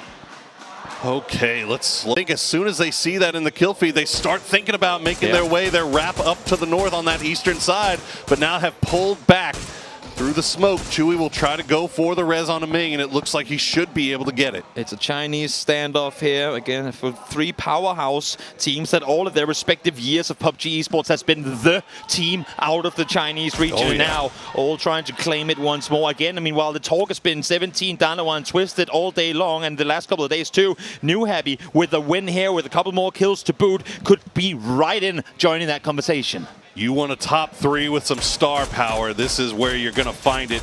Ming Ming, Ike's left, Suju, Xiao Bei, Xiao Wu, Lil Ghost. So many players in this lot, in this final 12, that at one point or another have been considered among the best in the world. Now they have to take on each other for this final Taego win, this match 15 in the grand finals on the final day. We can put it this way, for those of you guys who don't watch Chinese PUBG on the regular, this is a perfect showcase of just how insane PCL in the Chinese region can be in PUBG. Petrichor Road still have the high ground, still have a lot of cover that they can work around. New Happy trying to send it down a little bit south here, but Petrichor Road finds a little bit of an angle, so New Happy slowing down just a little bit. 17 opting for the 2-2 split, but you can see the smoke walls laid down. So New Happy finding an angle onto that as well. And again, Toby, this is Taego. This is a map that these guys, while familiar with, are not that familiar with, where they feel great about it. Is Chewy's going to find the knock on a Little Ghost. And it's these small angles. It's these small, narrow angles that teams just do not anticipate. To go back to what you're saying, like there's so many weird off angles that still have yet to be found, that are only found when showcased in tournaments like these. The thing is now, everyone is in. While some teams only have literally an inch to work with, they are inside the circle, so they're waiting for that final pop. Phase 8 is going to show itself in 10 seconds, and everyone praying that their edge of the circle is where it's going to go. Where, oh where will this RNG take us? This is as equal as can be. Look at the percentages right too. in the middle. 32, 32, 34. This could not be more even. Well, the Petrichor compound is out. The high ground, some high ground cliffs still in, but you can see that Ike's left has already taken a spot on that low side. Unfortunately for him, 17 still have shots there. Chewy going to find Lil Ghost again. The re-knock coming through. Should be rezzed once more, but Lil Ghost, you gotta imagine he is just broken and busted as far as armor is concerned. And again, in the upper hands, we would say that New Happy down on the southern side have the hardest time trying to make their way on in, but because the circle swings just a bit east, 17 will have to make the first move. Now, they do have casts, they should have a couple of smokes too, but if they can find the knock here, if they can find the knock on Petrichor and then allow themselves to get into position off it, that would be huge. But as you're seeing here, Ike's left being very smart about the way that he peeks, only allowing for one shot to come through before going into cover again. He has a 3 helmet, he knows they only have the marks to work with, they cannot find him with one tap, so peek on over and get back into cover. 17 laying the smoke walls down. The blue has finally arrived on their backs. They have to make a move, but New Happy and Petrichor Road both staring them down. Shots through the smoke will do damage, but no knocks come through just yet. Ming Ming, CC 108. He'll find Lil Ghost. We had a feeling Lil Ghost might be pretty busted, but Ming gonna get spotted by December 12th. Takes down and flushed. So that is now New Happy full strength, while Petrichor Road at 17 down to just they're just denying to the blue at this point. I think 17 realizing the situation, not much they could do, but they have managed to to gain ground here onto Donawa and Twisted Minds. Too much for them to fight for here, knowing that New Heavy is in the race too. Now it's up close with Nade in hand. It's going to underline it over. Let's see if he finds anything. Does he get the double off it? No, bounce is just short. But Ming Ming is there, ready to take one down. Ike's left 4 second 8 to follow. Will he find the target? Yes, he will. That's 2 falls for Petrichor. None, you sneaky boy. They had no idea. Chewy now the last player left alive. The grenade will land right on top of him. None pulls off a miracle for New Happy, and they are back in the conversation. They were in the valley. They were thrown down, hoping for the best. And in the end, while they were the ones in trouble, they called the ambulance. But as they said, that ambulance wasn't for them.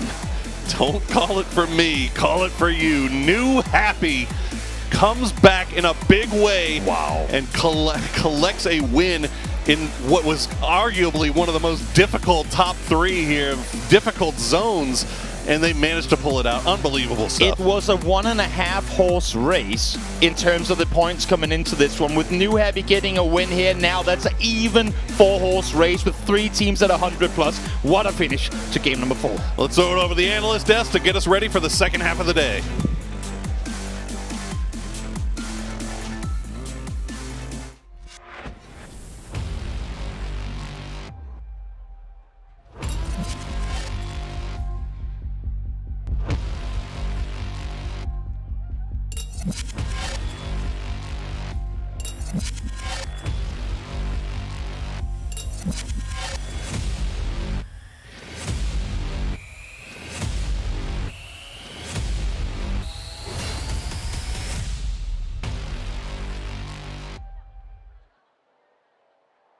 Welcome back. Game 3 is done, and New Happy gets their 3rd chicken dinner of the grand finals. If there was ever a time to turn on, this is it, and these lads are back in the hunt for the championship. Let's look back at their journey. It's highlights. It is the highlights, and what a fantastic game on Takeover here. The last one of PGC 2023, and it's been interesting. It's been entertaining. It's been entertaining. I gotta say, that was for me the perfect circle to end things off with. That northern, like the area is just perfect for just entertainment and also accommodation of most teams possible, right? You have to fight in all these ridges and divots, and it's just super hard to do. As Poro puts it, there's lots of trees and terrain that you have to navigate around here in this area. It's tough to get vision. That is most analytical we've heard. But it is. It sounds funny, but it's actually very true. Like, it's just the way that these hills roll up here at the top. My favorite part of this part of Tago's design is if you hold the high ground, you're not always an advantage because the tree cover is so high, you don't have the chance to look downhill and get those clean shots. We saw teams working here on the outside trying to find. Every pickoff is through the trees, just barely there, and reminds me every time I watch it how much these players' vision is better than mine. Yeah, it's crazy how they're able to also navigate through like those small, tiny angles, right, to make sure they have the advantage. And of course, utility usage on Take has been absolutely on point. And as Esports able to close this one out and put themselves in the race with 3 games to go here. That is just amazing. Good to see. Almost 2021 form. Almost 2021 form. We'll see if it continues because they are going to be closing that gap. Welcome back to the desk. My name's Tafis. I'm joined by Avenger. We're here to break down the action, and it's let me break it down for you right now. It is close. It is at least a 5-team race right now to get the championship with only 3 matches left to play. But let's take a look at the top 4 teams from that game. 17, Petrichor, Tyloo, and New Happy. And the big takeaway here is our leader went out early. Our second place team went out early. 17 and New Happy had to put up points, and they did. They did, and they put themselves in the race here. Donovan got a little bit of points, which means they're also super close to Twisted. With the NH Esports, they're going to be super tight. But of course, it is the Tago winners, and it's NH Esports. They were able to clutch this one out. They held that southern side, and they shifted in towards that area where they're like, okay, we're not going to force a fight between Petrichor Road and ourselves. And this means that CC108, he's going to get the MVP for that one, or the man of the match at least, with 300 damage and 3 kills. And the way that they're controlling it, the way they're making sure that they have the angles, of course, making it extremely difficult for 17. They didn't have much more cover to work with. They didn't have much utility to work with, which means it's going to be like a fight with them with Petrichor in the end. So also the multiple knocks on it. And now it's going to be 17 points. Tyloo up with 14. That means that they're going to be rising up a little bit off the bottom of the leaderboard. But 17 getting 11-2 is huge. And Esports being able to also jump into that is huge. Cerberus 7 is massive. Yeah. That's huge for them. Donowa picks up 5, but Cerberus still is able to chase that hunt. Let's look at the top pack. Twisted Minds holds the lead. 116, not too shabby. Donowa 114, looking good. 17, New Happy tied at 105 with 3 games left. And then Cerberus, FaZe, honestly, LG, Tiamba, any of those teams all the way down to what? Maybe that's too far. SSG's too far. Maybe Sonics. One big game, and all of these teams are able to jump back into the hunt. The big one for me, though, is we say that's if the top teams let off the gas. In the last game, they showed that they have weaknesses. Okay, and on top of that, Luminosity Gaming, they felt today. They have got 4 points today in 3 games. Ouch. That means they're almost out of the race right now. And it's like 30 points behind. That's going to be rough. The race is heating up. It's time for us to get ready to head into our 4th match, the snowy slopes of Vikendi, with your casters, Paperthin and Matchroom. Thank you, Toffees, as we're going to be coming in a bit cold, but that's oddly fitting, given that we're making our way over to Vikendi to start off everything, and then to Erangel. We're going to be closing out Matchroom, Paperthin. You guys know us by now, but man, it is a race for first. Absolutely. It is the closest finish, at least it seems to be shaping up to be that way, Matchroom, that we have ever had in PGC history. Things are neck and neck. New Epi is shooting up the leaderboards right now, absolutely looking to be the first team to win 2 PGCs.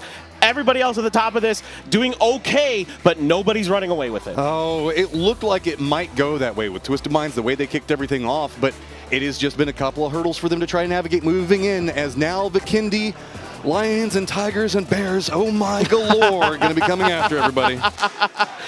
And it is just incredible. So far, the games today have just been an absolute pleasure to watch. We've been losing our minds in the green room watching the games so far, and now we finally get to see who's going to come through. Big smiles on the faces of Donowa. They're doing a good job keeping themselves confident, keeping themselves in it.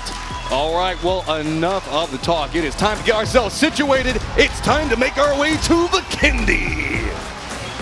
Plane path is crazy north. It's going to be going over Dino Land, ending just south of Cosmodrome. Oh my God, Paper, do we finally get it? Does it happen? Is it? We have a potential for time? Cosmodrome, please. Oh, I know even Dino. Dino Land's also acceptable. Either of those is totally fine, but I mean, this is unbelievable what we've been seeing here today. New Happy has to go pretty far to get to Deca Mesto, so off of this plane path could be potentially a little bit challenging for them. It's just been an absolute treat so far. 17 needs to pick it up, but again, keep in mind, 17 is definitely an Erangel team. I mean, that is the map where they really explode. So if 17 can keep themselves in it here on Vikendi, then absolutely you've got to start thinking about that team as a potential champion. LG was in a good position at the start of the day, and it's been a bit of a slide for them, but they are also our Vikendi squad. They're the ones that have been innovating, really messing around with different stuff, so we'll have to keep an eye on them as well. Maybe there's some signs of life that could be happening. We see the drops, not a lot in the dust-ups. Looks like everybody's going to get a pretty decent amount of space. The only eyes that I'm going to be drawn to is all of the America teams all cutting into the exact same path, and that's never As good. is tradition, right? Like, you guys just seem to have very similar ideas about how to attack the map in your region, but Twisted Minds going to be keeping our eyes onto them for sure, as they are absolutely, they're on top, but it is unbelievably close right now. New Happy is going to get just to the outer edges of Petrichor Road, and the circle is going to center right towards where Pero drops. Rip the Cosmodrome dream, but I still have my eyes on Dino Land. There's also a lot of verticality that we could be looking in. Let's not forget, whenever we look over into the green areas on the map, it's going to be mostly low ground positions. That's one of the good things about whenever you're looking at the topographical section of this map. Doesn't mean the fact that where we see Twisted Minds pretty much do center in their loot drop inside of this circle, they're going to be in a good position to make some very smart choices off the start with this. No doubt about it. No doubt about it. The last couple circles, maybe not so kind to them, but they're generally a team that plays really well on the edge. I thought they made some uncharacteristic dashes for central circle positions that didn't quite work out. I'd like to see them backfill, but in this case, they don't really need to do that. This should be an opportunity for them to rake in some points. A lot of times I get really mad at teams whenever they start to have that lead and then they start playing passive and then they start playing not to lose instead of to win.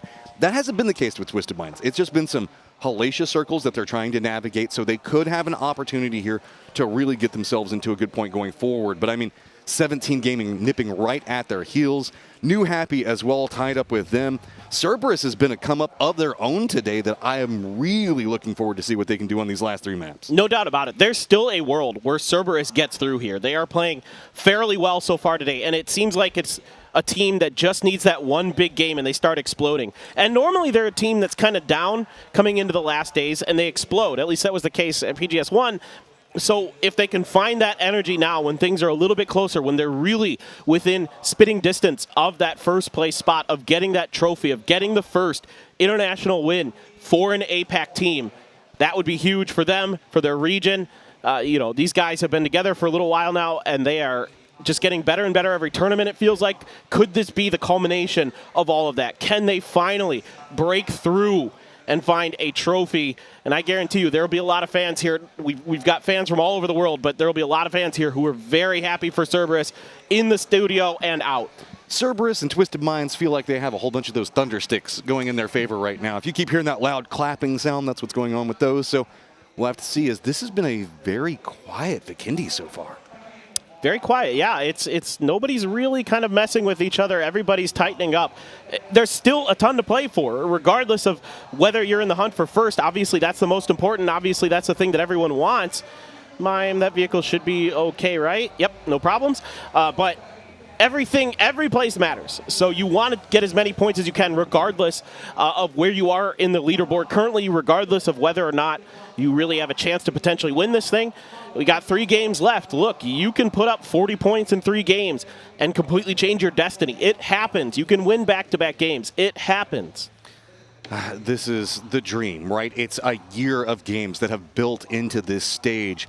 Hopes, dreams, livelihoods on the line for each one of these squads. So yes, while some of them probably not going to be reaching up and touching that first place position like you're talking about, every single position on this matters, and we are looking at the 16 best teams in the world in PUBG right now. No doubt about it. This has just been one of the most fun lobbies to watch ever. The most fun. I'm just going to call it that. It is the most fun lobby to watch ever. These guys are all putting it all in the line every time, trying to find those big plays.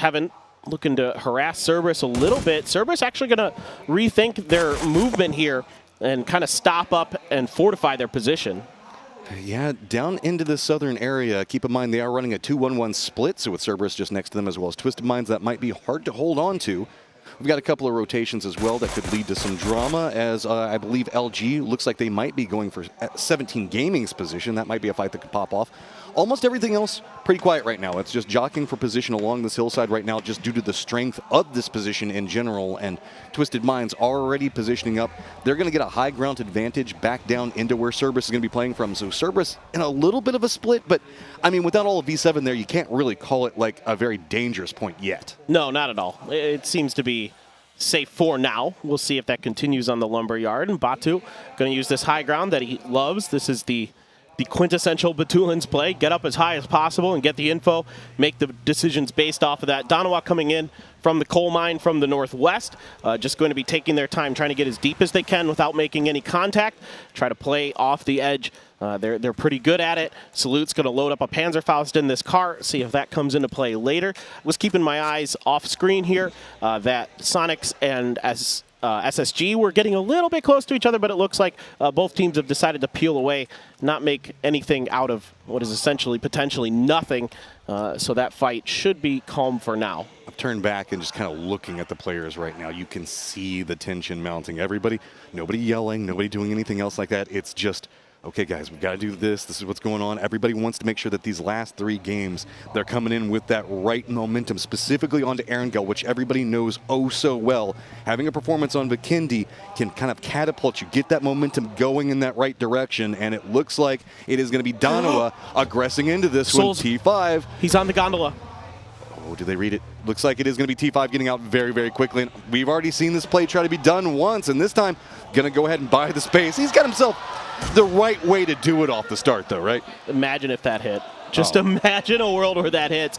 But of course, there's plenty of Panzers to be found on top of those, as those are the areas where only Panzers spawn. So could potentially grab another one. I like what Danawa does there. You know, sets up a timing play that if Theraton 5 sticks around, you've got a real opportunity to hit them in a couple different angles and make it a really difficult fight for T5 to deal with. But T5 very wisely there, recognize there's an open position to their southeast.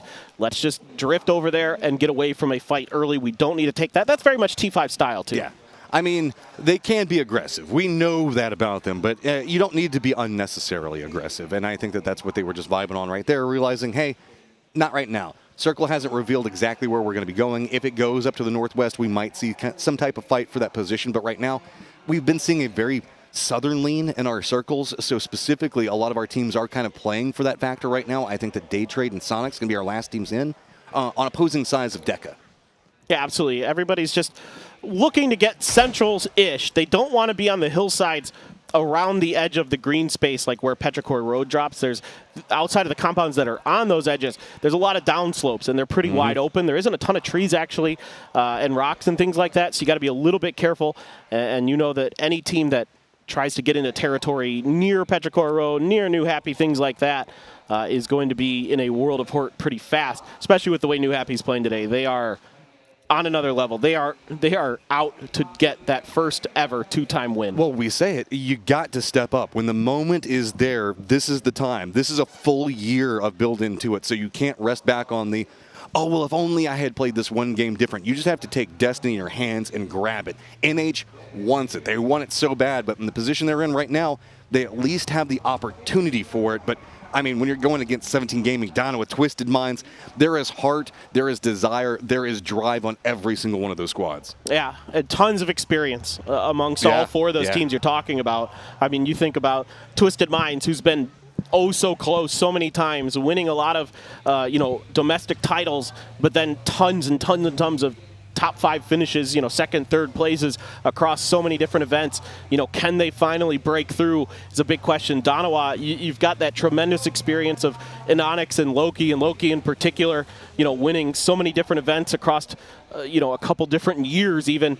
And 17, we know what they're capable of. We saw it at PGS1. They won the PCL Summer.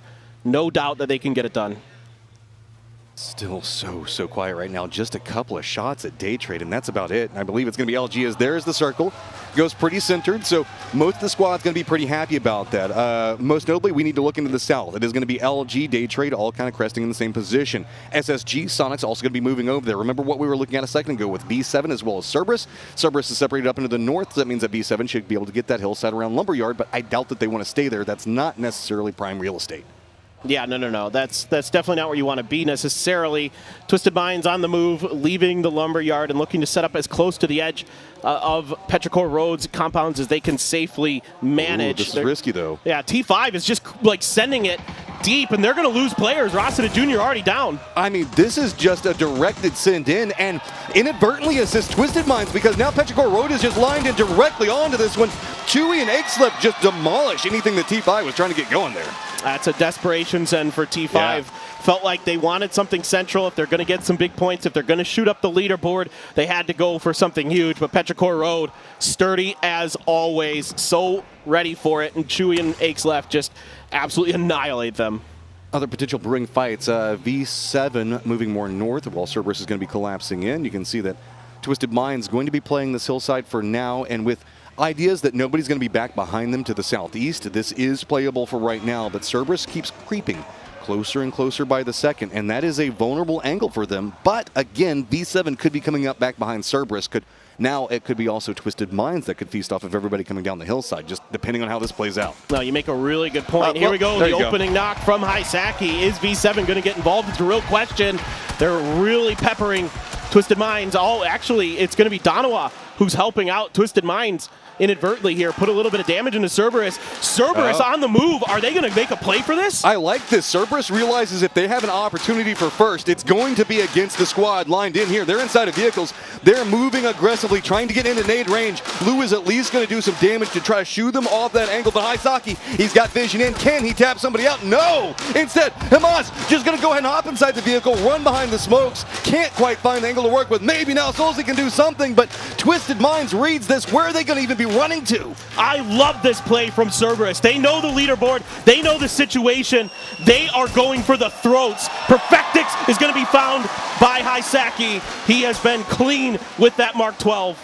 And now Twisted Minds limping away from this position. Day Trade still got some harassing angles onto him. They're at least going to be able to get away from that. But now it is going to be a very weakened position that they're going to have to be running down towards.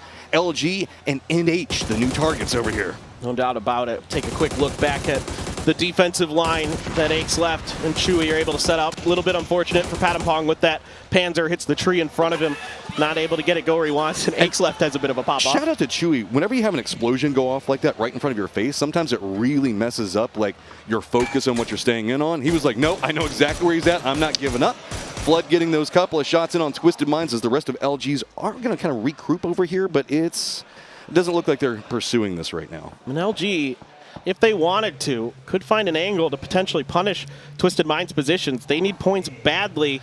I'd be more concerned about the Sonics positioning. We True. just saw Tiggleton get a high ground position. He is playing to the west of the hill. If he gets up on top of it and starts looking over into the east, that's going to be right into Twisted Minds. New circle pops. Petrichor Road in their defense is going to be real rewarded. Yep, this compound, I've seen it before. The circle does give it a lot of love, but it has a lot of room. It has room for multiple teams, 2, sometimes even 3, could end up squeezing into there as circles collapse. Danawa going to keep their hillside in, so this high ground position that they bullied T5 out of is giving them a ton of info, a ton of space, and Onyx and Soul trying to do what they can to make SSG's rotation that much more difficult. Oh, dude, but it's stalled down SSG enough. They did a great job of navigating where all the down and what positions we're at, but it's going to be right at the time that Day Trade's going to be roaming into this. It's going to cut off the path that they were really wanting to take, and guess who they're near? That's going to be Cerberus. Remember those guys that are on the hunt? They want as many points as possible. They essentially sense the fact that they have an opportunity here. V7 going to go ahead and use that opportunity to also try to creep by them, but can't really, as every single angle is kind of closed off. Yeah, V7 now driving to the south of Cerberus, trying for a different angle to approach this circle. The problem for them is, Sonic's already in there, Twisted on the move. They're surrounded by 2 NA squads. Yeah, I mean, where are you going to send it? Sonics look like they don't really vibe off of this. They're going to shift off of that hill. That's going to relent and at least give Twisted Minds somewhere to play as they're losing vehicles. They're losing everything right now. It's full on damage control for them. No, I mean, even though they got somewhere safe-ish for a moment, they lost their vehicle. They're out of the next circle, and LG is swinging on their backsides. And now we can see V7 trying to move down into this point at roughly the same time that Sonics are moving in. A bit of a standoff as both squads realizing, okay, this is going to be pretty dangerous. Kickstart looking like he's playing around this point, but Glass has got a line into Tickleton and gets the knock on to him. A lot of damage comes back in retaliation. Smokes are going to come down. The rest of V7 now making their way to support. Kick going to line up a grenade here, try to return the favor to Glaz. Wasn't cooked quite enough, or either Glaz wasn't close enough to find the knock. Human with an AK, not his desired gun, an AK SKS. Definitely V7 had to cut loot a little bit to try to get into this circle a little bit sooner, but still up close and personal, the AK absolutely shreds. And it's strong if you can control the beast that it is with that kick. Looking out, Twisted Minds still have LG that's pretty close to them. LG going to be rotating just a bit to the north. Well, it's going to be 17 Gaming taking some shots, but don't forget New Happy's over here as well. Well, I say over here, about a kilometer away, but they have vision on what 17 Gaming is trying to do. Twisted Minds still alive, but you got to say the positioning is scary. And I would hope that LG is considering just gatekeeping Twisted Minds as much as possible. Twisted probably going to try to rotate off of this position. It's just too strong for them to really have a good chance of breaking through, especially though vehicles. Rello getting some damage. Mine going to find a knock. They now realize who the target is in front of them 100%. Focus fire is now going to be coming out. Even 17 Gaming's like, oh, that's who you're shooting at, and now starts also peppering some shots in. V7 trying to make their push in. They are going to spot this one out. Exchange it, though. Look at those nades. The fire coming out from Shrimzy as well. And now Sonic's trying to hold the line. H1, Shrimzy still up. Shrimzy so good in close quarters combat in this event, especially with that AR. The grenades now splashing around the outside of V7. Shrimzy gonna reposition and go for the res. This is a really nice spot to res in. Gyumin being attempted to be picked up by Heaven as well. Should be good to go, at least momentarily. New circle has popped. It's nowhere near here. That means the pressure is going to be mounting. Twisted Minds has also shifted in this position. They hear the firefight. They might look to just third party this one as much as they can. Cerberus also came down from the hillside. They want to pick up whatever they can on the outskirts. Little Ghost is going to go down. Flood's going to go ahead and spot him out. This is right on the edge of the new zone, as Cerberus is going to be taking some pot shots in back behind them. I'm caught up in this fight, though. This one has a ton of impact we're going to be looking at. Yeah, Twisted Minds hoping to maybe salvage some points off of this fight, but both V7 and Sonics got back up to 3 players each, so they were able to turn their attention in that direction. Good awareness from V7. Heaven, Shrimzy under bombardment as he tries to flee. Spyro gets H-Win out in the open. That might be at least a point, yes. And that's just full on damage control right now. Last one up, realizing the problems, trying to get some more out of it. Now Sonic's going to be cutting it back to the path where 17 Gaming and LG were presently at. See how they have to make that hold. V7 realizes the fight is done. They're going to go ahead and hop in some vehicles. They're going to be running away from Spyro's positioning. Can he find another one as it's going to be revealed right in front of him? He can't. The meds. He's got to do it. He's got to commit. Yeah, this is the last first aid in his bag. Maybe he can find some more here. Yeah, 4 more. But the Sonic see him kickstart takes him out. Okay, now you've managed to pick up something, Sonics, but you have a path of major resistance in front of you. V7's already used that opportunity to move in and gatekeep, so this wall is now officially V7, LG, and 17 Gaming with Sonics limping into it. And Donawa was falling apart to Tai Lu, but Tai Lu getting shredded by FaZe Clan. Grenade up and over. Oh, that's just a stun from a Tungmu. Tungmu, last one alive now. It's a blue zone out there. Donawa's an Onyx thinking about a frag, but a Tungmu on the angle is going to get the knock. Nice read onto it. Can we find anything else? I think it's Salute, the last one up. He's coming in to try to provide something, but he was at range. He should at least have an idea on where everybody's going to be lined in at. You know that he's going to drop down the smokes. Is he going to commit into the res, or is he going to go for the play? Looks like he just wants to get his teammate back up, but Atongmu had that earlier read into it. Is now even we have mortars trying to land over here. I think that's FaZe Clan shooting those mortars, if I'm not mistaken. They've got a good read onto this fight, so Soul able to be rezzed, but you've got 2 for Tai Lu in front of you. Looking to maybe get 3 here, but Atongmu again on this flank. Those shields could be big. Stepping around, Salute manages to get the knock on a 1. Quickly exchange. Tai Lu is eliminated. Danoa clings to life. Yep, Soul here gonna have to throw down some smokes and get these reses. The problem for them is gonna be rotating further forward, especially with those mortars raining in. Let's not forget about LG just quite yet. You can see that going to go ahead and get a knock off the start of this hillside fight. Shrimzy is still alive. He's going to be collapsing in back behind the side of V7. So maybe some more could be had. Luminosity continuing to innovate and find success on this one. They're going to spot out right walking in front of him.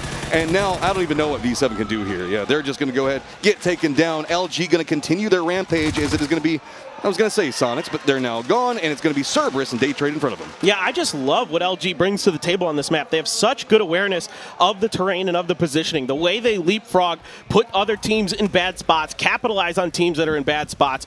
Extremely impressive throughout this event. Okay, something scary for everybody on the leaderboard. We presently have 17 Gaming that's managed to pick up a couple of crates, but they're really far out there to the southeast. They've got Genji as well as Petrichor Road on a gatekeep. If they go into the west, it's going to be LG as well.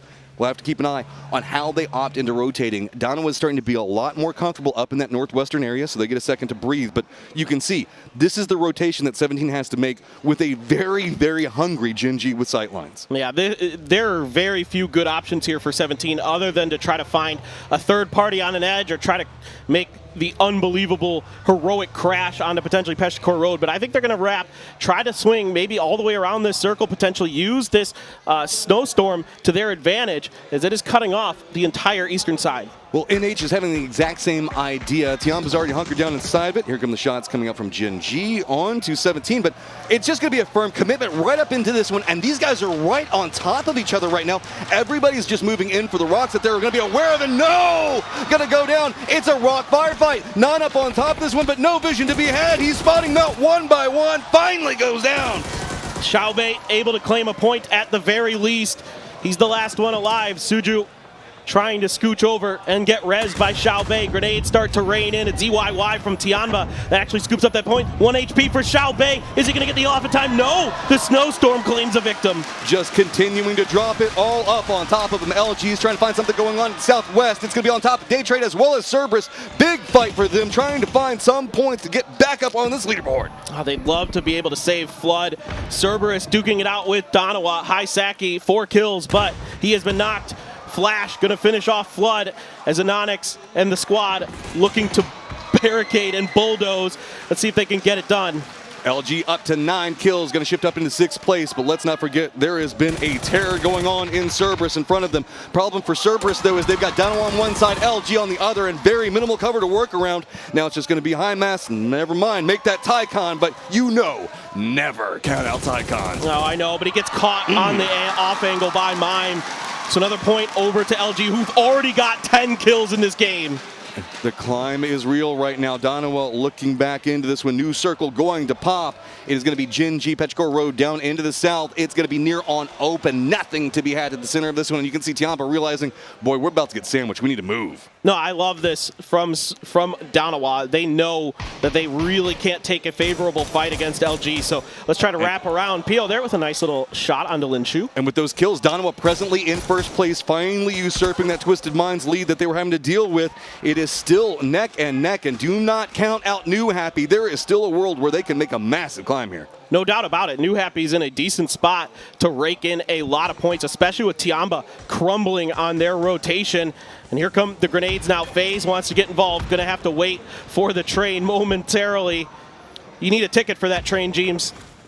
Just going to go ahead. It's just mobile cover right now, right? It's the best way. You can just run up there, throw something, now reposition off of it. And hey, look, see, more cover yet again. Train doing everybody good. Everybody loves a train. I love trains, absolutely. Who doesn't? Petrichor Road sharing that compound with Gen G right now, but they found an Aka to Sungjong. He's actually outside the fence line. Sol gonna have to prone it out as LG tries to do as much damage as they can. They have a difficult situation in front of them. LG, it's a lot of downhill sloping. There might be some gradual hills and dips that they can find, and if any team in this lobby knows where they are, it's LG.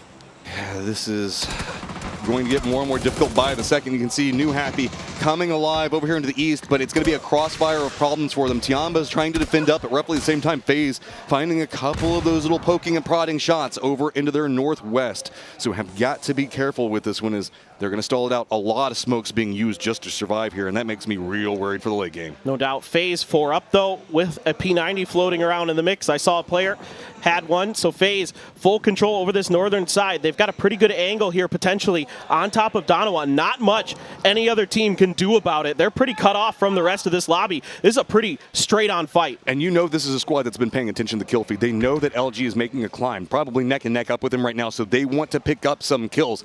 Running this 2-2 split is going to be quite strong, but can we see Sol and the rest of the boys for Donawa defend up off of it? Gonna get some damage out. Nades now starting to come out, and it does look like the initial tempo is going in FaZe's favor, but not quite yet getting what they want. Oh, these grenades starting to rain onto Salute. They've identified and isolated his position. Anonix with a Panzer out on this edge. Feck's gonna see him. Grenade does about half damage.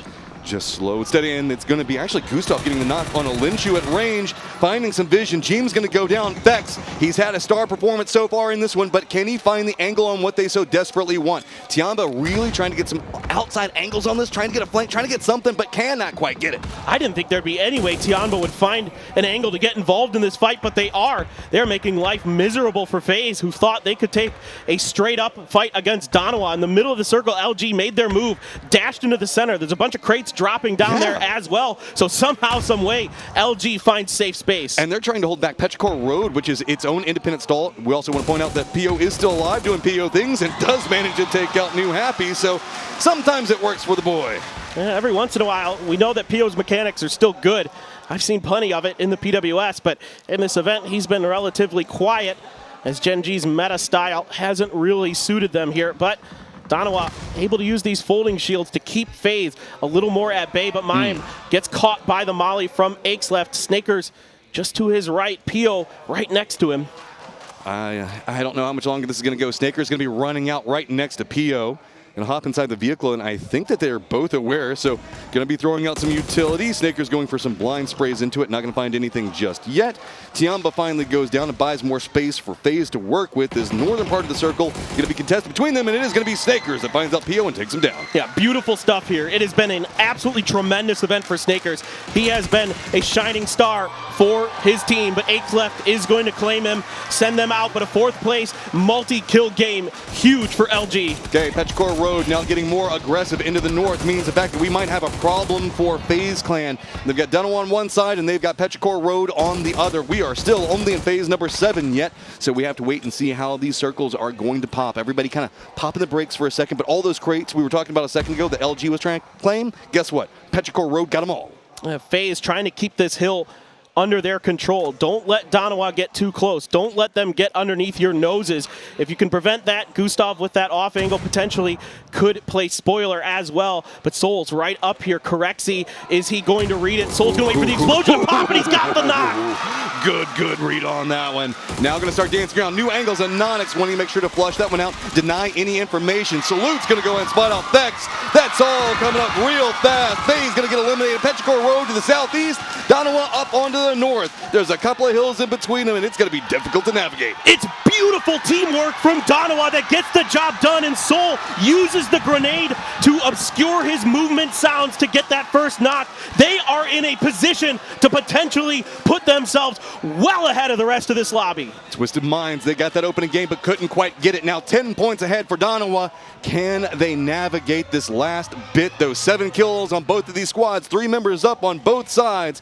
Donawa has been more compressed, but the circle is going to favor both squads and kind of lead into a no man's land, a little bitty valley in between them, maybe a recess of about, what, 5 meters or so? It's not far. You're absolutely right. I do see that AWM for Left could have a big role to play, plus that level 3 gear. That makes things so much more difficult for Donawa. And you just have to imagine, Donawa's been fighting tooth and nail for the last couple of circles. What's the utility look like? How much are they able to scrape off of FaZe, who invested quite a bit to try to knock Donawa out of this lobby unsuccessfully? Left's feeling it. 5 kills right now on him by himself. Just a stellar performance. He's going to be playing very, very far back, trying to exploit the tools that he has available to him. Ming going to be the point man, getting very, very close to the center of the circle, as center control does favor Petrichor Road, but the Wolfpack mindset of Donawa with the 3, they have the lineup, they're looking for a pick, they just can't find it though. And look at this, Left opting to drop the AWM for a Panzer. Thinks that that's going to be a little more useful. Soul usually clean with it, but can't find any damage on the Ming. Dude, superstars on both sides. Soul sitting at 5 kills in and of himself. This is a battle for overall supremacy. These two been back and forth so many times this event, and really can put a nail in the coffin of this performance. Petrichor Road needing Kleiman just a couple of points back behind LG. This could get them in touching range if they can manage to secure it, but this very wide flank coming up from Left could be a problem. And Left with 5 kills of his own to match the superstar for Donawa. Both of these players absolute monsters in their own rights. Left coming into today was the kill leader, might still be, I think absolutely after this game for sure, is still the kill leader in this lobby. Just tremendous the way he's able to just annihilate people quick and efficiently. Summer getting the information here, going to be watching Donawa to try to set up this play around this northern flank. The other 14 teams right now all rooting for Petrichor Road, hoping the fact that they can find some vulnerability in what Dana was trying to do with this defensive line for now, because that could provide something. Twisted Minds maybe to catch up. New Happy to maybe find something of themselves to do. 17 Gaming moving into their map. They don't want to be this far behind, but can we see Soul get the knock? And look at this. They set a smoke up onto the western angle to try to fool Donawa, to try to bait them into not thinking that there's going to be players rotating from the other way, but some shots are starting to ring out from Left and Ming. Salute quick to it, and Onyx going to hop in a vehicle and he's just moving it for a little bit of protection. I thought he might make a move. Salute has all the pressure on his side. It's going to be Ming, Left, keep prodding over there, keep trying to find something. And Onyx going to be the center point for Donawa right now. Salute getting an idea on how hefty it's going to be, creeping in. This is such a close range fight. Left has man spot out Soul, but that means that Salute's going to have that information. Creeping over, does spot it, does get the knock, runs immediately back to the opposing side of the smokes.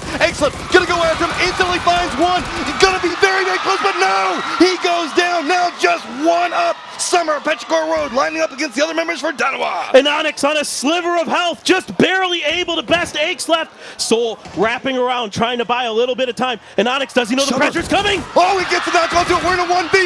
on Soul on one side, Summer on the other. Hill in between them. They are fighting this one out right on the edge of the blue zone. Soul can't get the read just quite yet. Spots up that. Does make it. Donawa picks it up. Donawa on track for destiny, and Soul does it again, looking to claim yet another MVP title for himself this year. Whew, that was a crazy in-game. The Kindy just keeps on giving, man. Unbelievable fight. What an awesome setup both of these teams had. Both playing brilliantly, but just barely. Donawa able to come through with it, and Donawa able to capitalize onto fades, getting third-partied by Tiamba so well. Look at the relief, just the, okay, we're back in a good position as now we have to make our way over to Erangel. This is going to be so good in these last two games. Coffee's Avenger, take it away.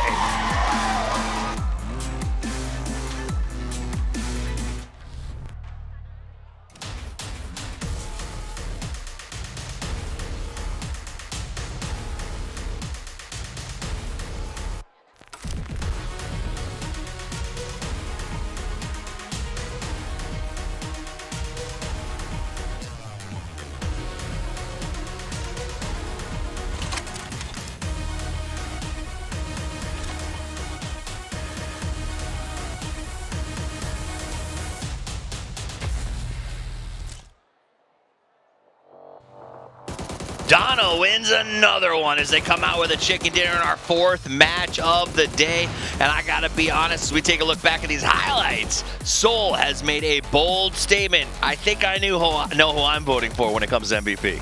I think so too, yeah. That clutch was insane. Clutch. I was expecting a Dana won this one. Right. But that was great. I like those. Those punts are great. But overall, what a fantastic set of matchups we've had. And I gotta say, I've been thoroughly enjoying our Tagos and Vikendis because those extra curveballs, that unknown territory and terrain that these players are faring through, that they probably never had to play in such a stacked lobby before, is just making it so entertaining to watch. So yeah, it's been lovely.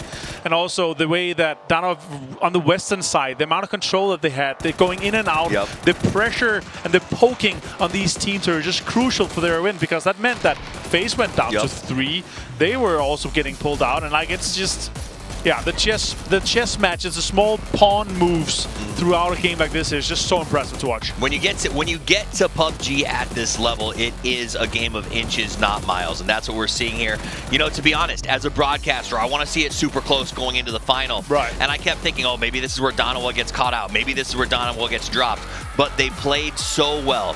Inch after inch after inch. It doesn't matter how many inches it was. They're going to find the space. They're going to find a way to go the distance. They're hyped. You know, it's funny because when you see them in the morning, when you see them getting ready, they've always got a bit of a, honestly, mopey demeanor of like, oh, it's going to be a tough day today. They come in with that mentality, but every single time they show up and they know how to win. They were favorites for a lot of people coming to this tournament. They're proving why they deserved that. Welcome back to the desk. My name's Toffee. This is Avenger, and that was a hell of a match. It was, and of course, Donawa here looking for their first international win. Of course, three of the members did fantastic at Nations Cup, and they're able to take it home for Korea. But this is what all the players in PUBG are looking for, to take a PGC championship. And put your name in the game. Put your name in the game.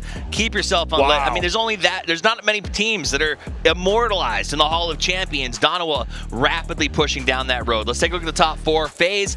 This was another game where I thought maybe this is the one. Maybe this is where you get back into it. Luminosity, same thing. They had to dig deep to get some points, but ultimately the points fall the way of Donawa yet again. Yeah, and of course he is 6 kills, 800 damage. Low-key, of course, going out early is unfortunate, but he's able to contribute in many ways also. So, of course, not too matters there. Salute, though. He has had a fantastic showing throughout. So, once again, though, man of the match. Yeah. Again, on the Tego game, we saw him clutch, that send it through smokes, take down multiple players. They didn't win that one, but still, here, hugely deserved for him to get the man of the match. Hugely deserved, and for a guy, as far as players go too, I love this for him.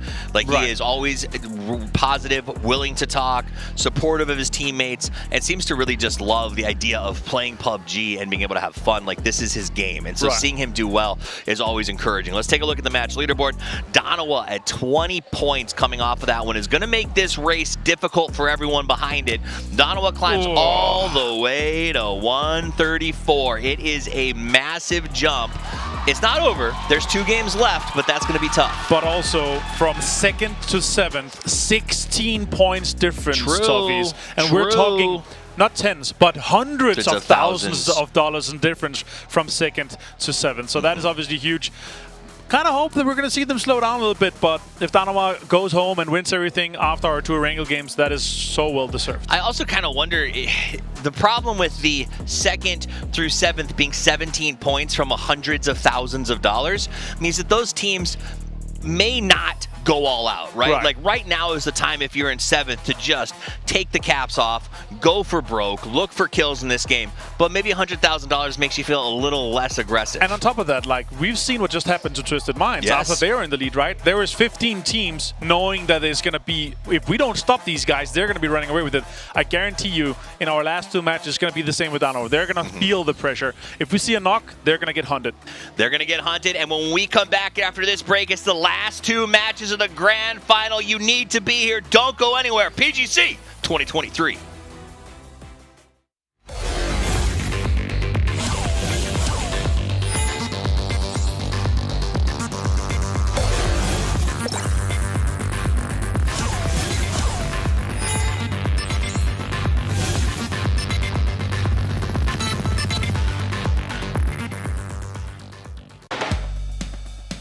Unleash my shopping spree. Duty-free from big brands. At all King Power stores and King Power online. It's possible. Enjoy great selections, promotions, and privileges. The power of possibilities. King Power. Hanuman's forces have set up their barrier. They are waiting for sunrise before they release their guard. Very good.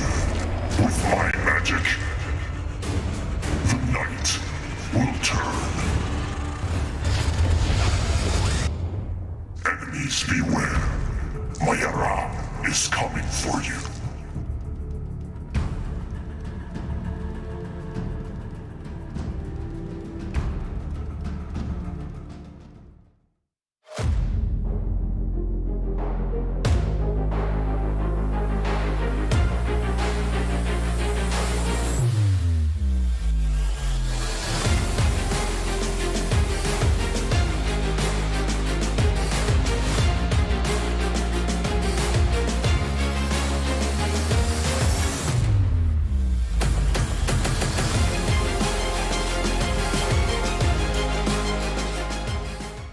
ยืนหนึ่งมันไม่ง่าย แต่ไม่ยากที่จะทำแค่ตั้งใจและสนุกกับมัน เท่าแก่น้อยตอบโจทย์ทุกไลฟ์สไตล์แบรนด์สาหร่ายยอดขายอันดับ 1 ถ้าสาหร่ายต้องเท่าแก่น้อย Here's the weather update for the Rondo area. And from the Rondo region, if you've been yearning for the sun after yesterday, please check your flight schedules to ensure your travel plans.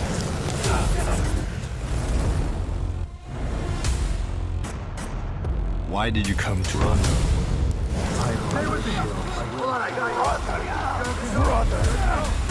Stand your ground.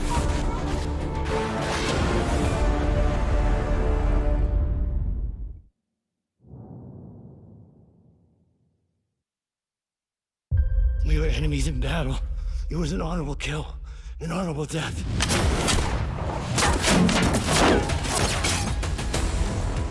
Why didn't you take him out? I will kill him when the time is right.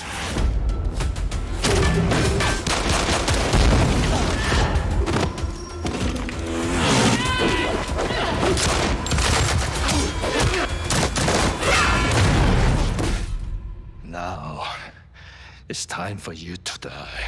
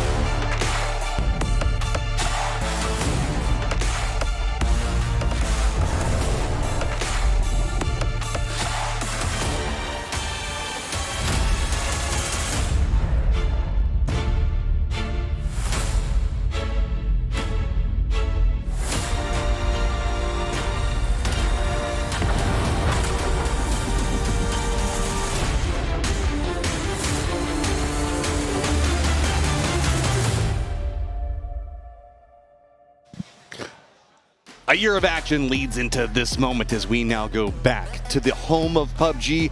Erangel, 2 games to decide who's going to be able to take it. Donowa with the lead, but keep in mind, Twisted Minds only with 17 points back behind them. Absolutely. It's a win that is going to separate Donowa right now from the rest of the pack. And they have really come alive on Vikendi, fighting tooth and nail. Arguably, maybe inarguably, the best team fighting team in the world right now. They are winning so many close fights, but it's their teamwork and their coordination that gets it done. But the Twisted Mind fans still here, still supporting TM, trying to give them some energy and some big smiles from Batu to boot. Just give them that last little bit. We've been talking about Twisted Minds time and time again. Oh, so close, but just can't quite get that first place position. Is that going to happen again? We are presently living in that world as even New Happy just right back behind them, 7 points. I mean, New Happy has come alive in and of themselves today. Oh, they've been phenomenal today. They've just been in it almost every game, deep into it. If it wasn't for Pio in that last game, that really could have been a different story, but he found a great angle to take around the outside of that rock, caught New Happy in a rotation, and eliminated them. And, you know, even though it hasn't been the best day for Gen G, was that a pivotal moment? Was Tiamba's backstab onto FaZe the pivotal moment? Soul's clutch, though, that is going to be the biggest moment of that game for me. Well, enough of the hypotheticals. It is time. Erangel, we are going to go ahead and kick off our last 2 games. We are in, as Toffees love to say, the penultimate game. What, oh, what can these squads do? Can they hold it together when everything matters? The grassy pastures going to bring us to the end of the year for PUBG Esports. 2023, so close to be finishing. Donowa so close with their date with Destiny. Can they hold on? Can they get it done? They just probably need to rack up 4 or 5 points in the next couple of games, each game, and they probably have it locked down. But the real question is it going to be allowed? Is anyone going to be able to stop them? Well, if there's a squad that could potentially do it, let's not forget this is 17's home turf. They have had a very quiet today, and they ain't going to keep with that. They're going to go ahead and make something happen here. You know that they're not content with where they are on the leaderboard, and they are going to make as big of a stab as they can for that first place position, and they don't care who they wreck to get there. No, I think you're absolutely right. I mean, this is a team to be feared out in the open, and let's say we get a center circle somewhere near Picado. You know, they're going to have priority on positions. They're going to be in it probably pretty deep into the game. Just all depends on where exactly this first circle wants to go. Even if, you know what, even if it's not near Picado, 17 is good anywhere on this map. They are so smart, so well coordinated, and they control space better than maybe anybody in the world. And what in the world is that? Okay. I was about to point out there is 1 point separating LG and FaZe. They are right next to each other. The circle goes over to the peninsula for Milta Power, leaning in that maybe we're going to be going over to Lumberyard Way, but let's not forget there is still a decent chunk of Military Base Island in the circle with the bridge that connects, and we often get that bait circle whenever it's lined up like this. Just wouldn't be a cast with us, Matt, if we didn't have an absolutely bananas circle. And this one's shaping up to be that way. Now, my eyes are on Donowa here. I would expect them to go to the edge of Milta Power. They like to go, I saw them do this previously in the event, where they went up to the high ground that the coast of Milta Power offers, and use that to kind of make their way into this circle. The only thing is SSG is angling up in their direction, so they're going to have to be careful with this driving. Well, I really like the area just north of Milta Power because so many of our teams wrap that direction to try to get away from just the craziness that goes on the recess down that eastern side of Lumberyard Hills. You can really pick up some good points over there, but it also means that everybody up on Lumberyard can take those pot shots at you. Those people inside the buildings. There's the Wizard Tower that's over there that gets some vision into it as well. So it's going to be very, very... This is going to be one of those decisions in this game that you could potentially regret for a whole year if you don't play it right. No doubt about it. And for teams that are looking up towards Donowa, like LG, like FaZe, these are great circles for them. They're right in their home territory. LG immediately taking control of the Milta Mini facility and the compounds to the southwest of it. So they've got really good, powerful positions. Circles like this generally end kind of in that Milta mini facility area, somewhere maybe southwest of that, in that kind of open, slightly hilly terrain. So that's going to be the priority positions for LG and FaZe early, I suspect.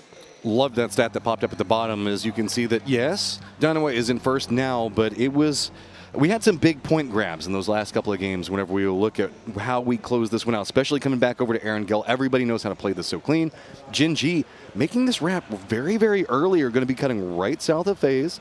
Not going to be able to get shot too much, but the split, they might be able to catch LG pretty unaware. Yeah, and just in case you guys are wondering, spray from Jeem's not doing much, but the point system, if you're just tuning into PUBG Esports, you're new to PUBG Esports, you can see in the right-hand corner of your screen, it explains our point system. 10 points for first place, 6 for second, and then you go a point down to 6, and then 1 point for 7th and 8th, and you get a point for each kill. So that's why these teams do things like go for kills if they're maybe on the outside of the circle looking in, try to take fights, stuff like that.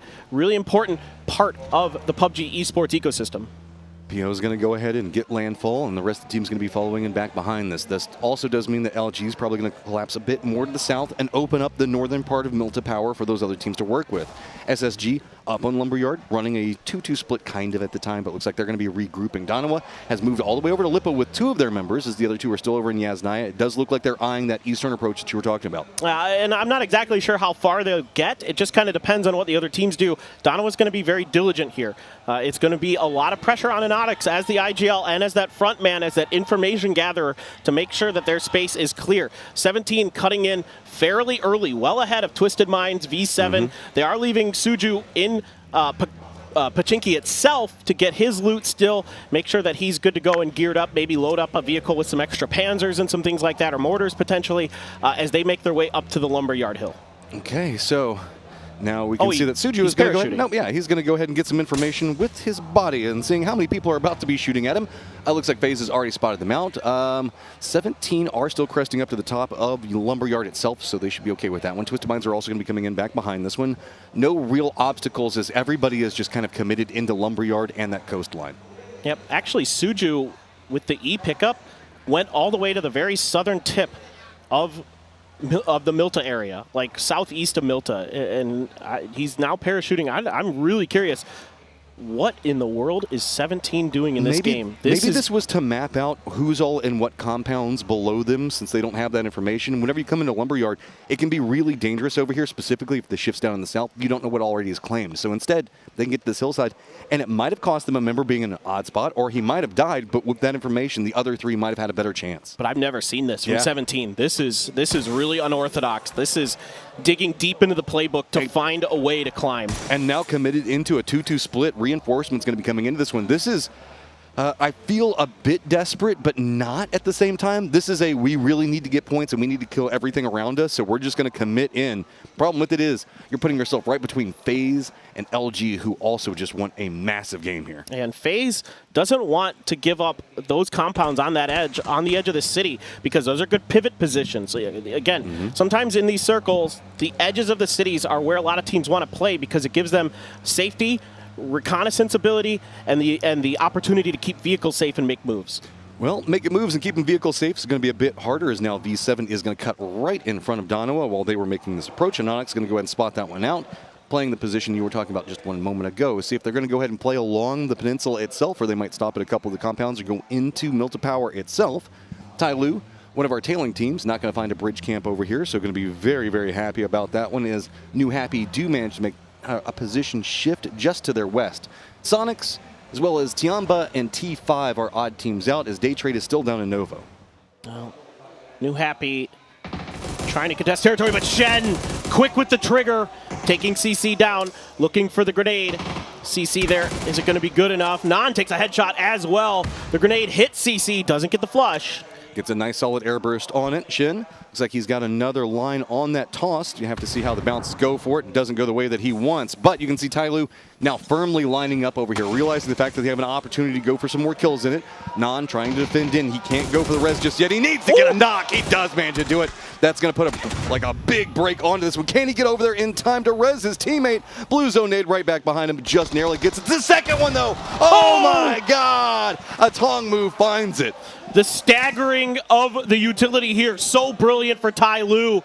The blue zones push New Happy back, and the grenades are perfectly at the edge of that. So well set up.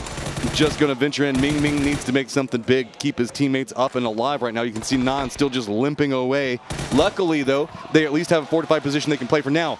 Unfortunately, also do have Sonics coming up right back behind New Happy. And Cerberus continues to just play spoiler for Twisted Minds off screen. Ming Ming gonna wrap around to the backside, trying to cover the angles as best as he can. And look who it is. It's the Sonics. They're gonna be watching this. Kickstart's got a bolt. I mean, they can see all these smokes down there, aware that something big is happening over here. Looks like Ming Ming is already going to get in the vehicle in time to kind of crest away from it. As Shin now back up. Looks like he's getting pretty aggressive in on this one. Tai Lu really wants this one. Ming Ming is going to go down right as soon as he manages to crest in, but Shin up on top is just refereeing any form of movement right now. Nan's going to be dancing around through the outside of this one. Sonic's not going to get too invested in it, so this is a pretty contained fight right now, but Shin's high ground and this rooftop is just massive. A brilliant move from Shen. Nan doing what he can to scrape points together. He gets one before he's finally taken down. Tai Lu has sent New Happy, the third place team, packing. This is such a strong fragging squad. We know that Tai Lu, whenever they get their feet underneath them, can find some really big successes here. Question is, how much more of a climb can they make in and of themselves? Kickstart really wanting to get some more damage, maybe even get that knock. Doesn't quite get it, so Sonic's going to be unofficially gatekeeping down over here next to the bridge. Oh, he hit a body shot in there, too. That was a nice piece of shooting for Kick. Just a few inches higher, and he might have been able to find a head and get a knock on a Tai Lu. And Sonics tried to third-party this fight, but Shen wasn't having any of it. He wanted that fight over fast, getting up on top of that house. So smart. The guy is crazy good close quarters. I want to point out right now, Donna's positioning on the circle is real good. If this ends up going and staying up into the north, we often see them shift down into this area. They have essentially just put up a perfect position for themselves that if we go down to Milta Power, they can rack up a ton of kills. Yep, this is looking pretty good for them, especially with it drifting back up towards Lumberyard. Playing uphill into Lumberyard, it's tricky, but not the worst. There are definitely worse spots in the circle to be, like south of Prison is very dangerous to play around, but not too many teams are going there just yet. You do have Petrichor Road, who's pushed far enough towards the Lumberyard that they're not in that danger zone. 17 going to make this maneuver. They are able to escape from the Milta area all the way back up here. Unbelievable. Friends stay together. Going to go ahead and regroup, feeling pretty good. And now Donovan's going to go ahead and find Human, take him down, picking up more points and starting to get more separation away from Twisted Minds. Yeah, and V7 kind of took the spot here, and here comes Daytrade. I saw them going for the lift in Novo. They are under fire from like 3 different angles. But it's going to be all about this defensive line for LG. Mime's going to go down. Good play coming up from Poo Chills. Rello just goes, nope, we didn't get there in time. We've got to surrender it. This is crazy stuff from Daytrade. Just had to gamble on something being available, and they caught Mime as a solo on his own. Had they dropped to their north, they would have been right on top of Donawa. To their southwest, right on top of the 3-man stack of LG. And Belmoth tried to go for Milta Mini, and Genji is making him pay. Genji still running a 2-2 split. If we do see this go down the hillside, also very strong. We'll have to see what's going to be going on. Daytrade having their members finished out that's going to be kind of the way it's going to go with him. Belmoth was entirely unresable in his position. Puchil's at least going to be able to get res now. And we'll have to see is V7 and their pathing just going to be continually harassed, as they are going to have Tiamba that's going to be back behind them. And even if they manage to crest down, if they don't stop here, they're just going to run right into the waiting arms of Salute down to the south. It's really difficult now for V7. I think they were hoping to make a wide wrap around to the other side to come in from the west. Instead, they were shut down by Tianba, and it's going to have to be an entrance just towards where Petrichor Road has posted up. There's a little bit of space here for Glaz. Glaz often going to be a point man or reconnaissance man for V7, and oh no. Just picks him off at the get-go. Akeslep going to go ahead and get the opening knock in this one, and going to be cresting into the absolute worst section of this one. You can see Petrichor Road already where just going to go ahead and surrender that little bit of an area for right now. Instead, repositioning around. It's going to be having on one side of it. Glaz needs to get something here. He's already up there, but Molotov's going to go ahead and block him out entirely. Low ground. Heaven has got to defend him right now, but Chewy is going to be dancing around, knows exactly where he is. V7 needs to get a knock in the worst way right now and just not going to be able to find it. He's going to go down. Now Glaz just holding down the top of this. Yeah, Chewy found the perfect timing there right as Heaven was getting up. They know he's in that back room. Yep, the mollies have covered the rest of the space. That's an easy cleanup for Petrichor Road. Tiamba wanted a piece. They're kind of creeping up here. I would say that they're not full sprinting, just sending one member up to see if they can find something. Not going to find it just quite yet. Blue zone is coming in, so about another 20 seconds, and we'll see where the next set of chaos is going to take us. Most of these teams are really hoping it's going to stay Lumberyard. Absolutely. And Lumberyard finishes are super fun to watch. There's so much to work with in the top of that mountain. Twisted Minds, there was a knock they suffered earlier, but for now, they're okay. Cerberus still controlling the northwest corner of Milta, keeping them in check. Where are we going?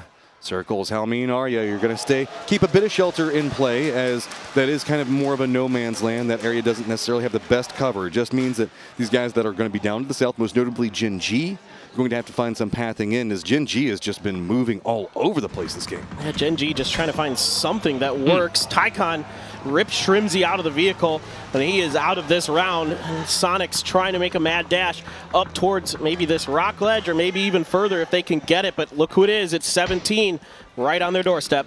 Ooh, Sonics, you might have gone a bit further than you wanted to. Suju's going to go ahead and find H-Win and gets knocked into him. Nade's going to be able to go right down in that cubby, and you can see Sonics are like, nope, we can't stay here for too much longer. It's going to be Kick taking some damage, can at least crest around this. Is he going to head back down into Milta? No, Kick is going to go down. Zhao is going to go ahead and find him, and now Tiggleton all by his lonesome. The kill was stolen, though, from 17. They're at least able to get that one at 2 points there, actually, for Xiao Wu. Thought the other one might have been taken by somebody else, but actually it is going to be 2 points going over to 17, 2 desperately needed points. Again, this team on Erangel, an absolute force to be reckoned with, and holding this 2-2 split even this deep into phase 3. Very, very impressive. 17 needs to have the 2 best Erangels of their life to be in this one, and this is a squad that can do it. LG realizing the fact that they're the odd squad out, they're just going to be sending it in. They're going to stop a bit earlier. Keep in mind, this is their backyard. They're pretty used to playing around over here. Problem is, not a lot of cover, as it is going to be Cerberus that is just going to be raining down bullets on top of them. And I mean, not too much more they can really do, as it is going to be Cerberus off of one angle. I think FaZe also was taking some shots.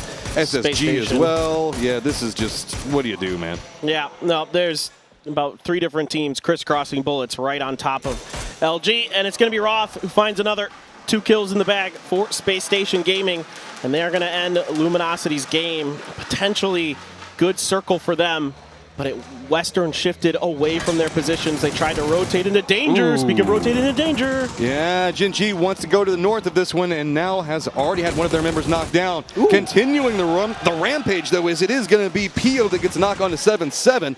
He's got the rock cleft that he can play for right now, but the rest of Tiamba cresting in off this. Looks like they're trying to contain. Problem is, Danawa and Petrichor Road both hear this. Yeah, Pio never heard Pow Pow coming.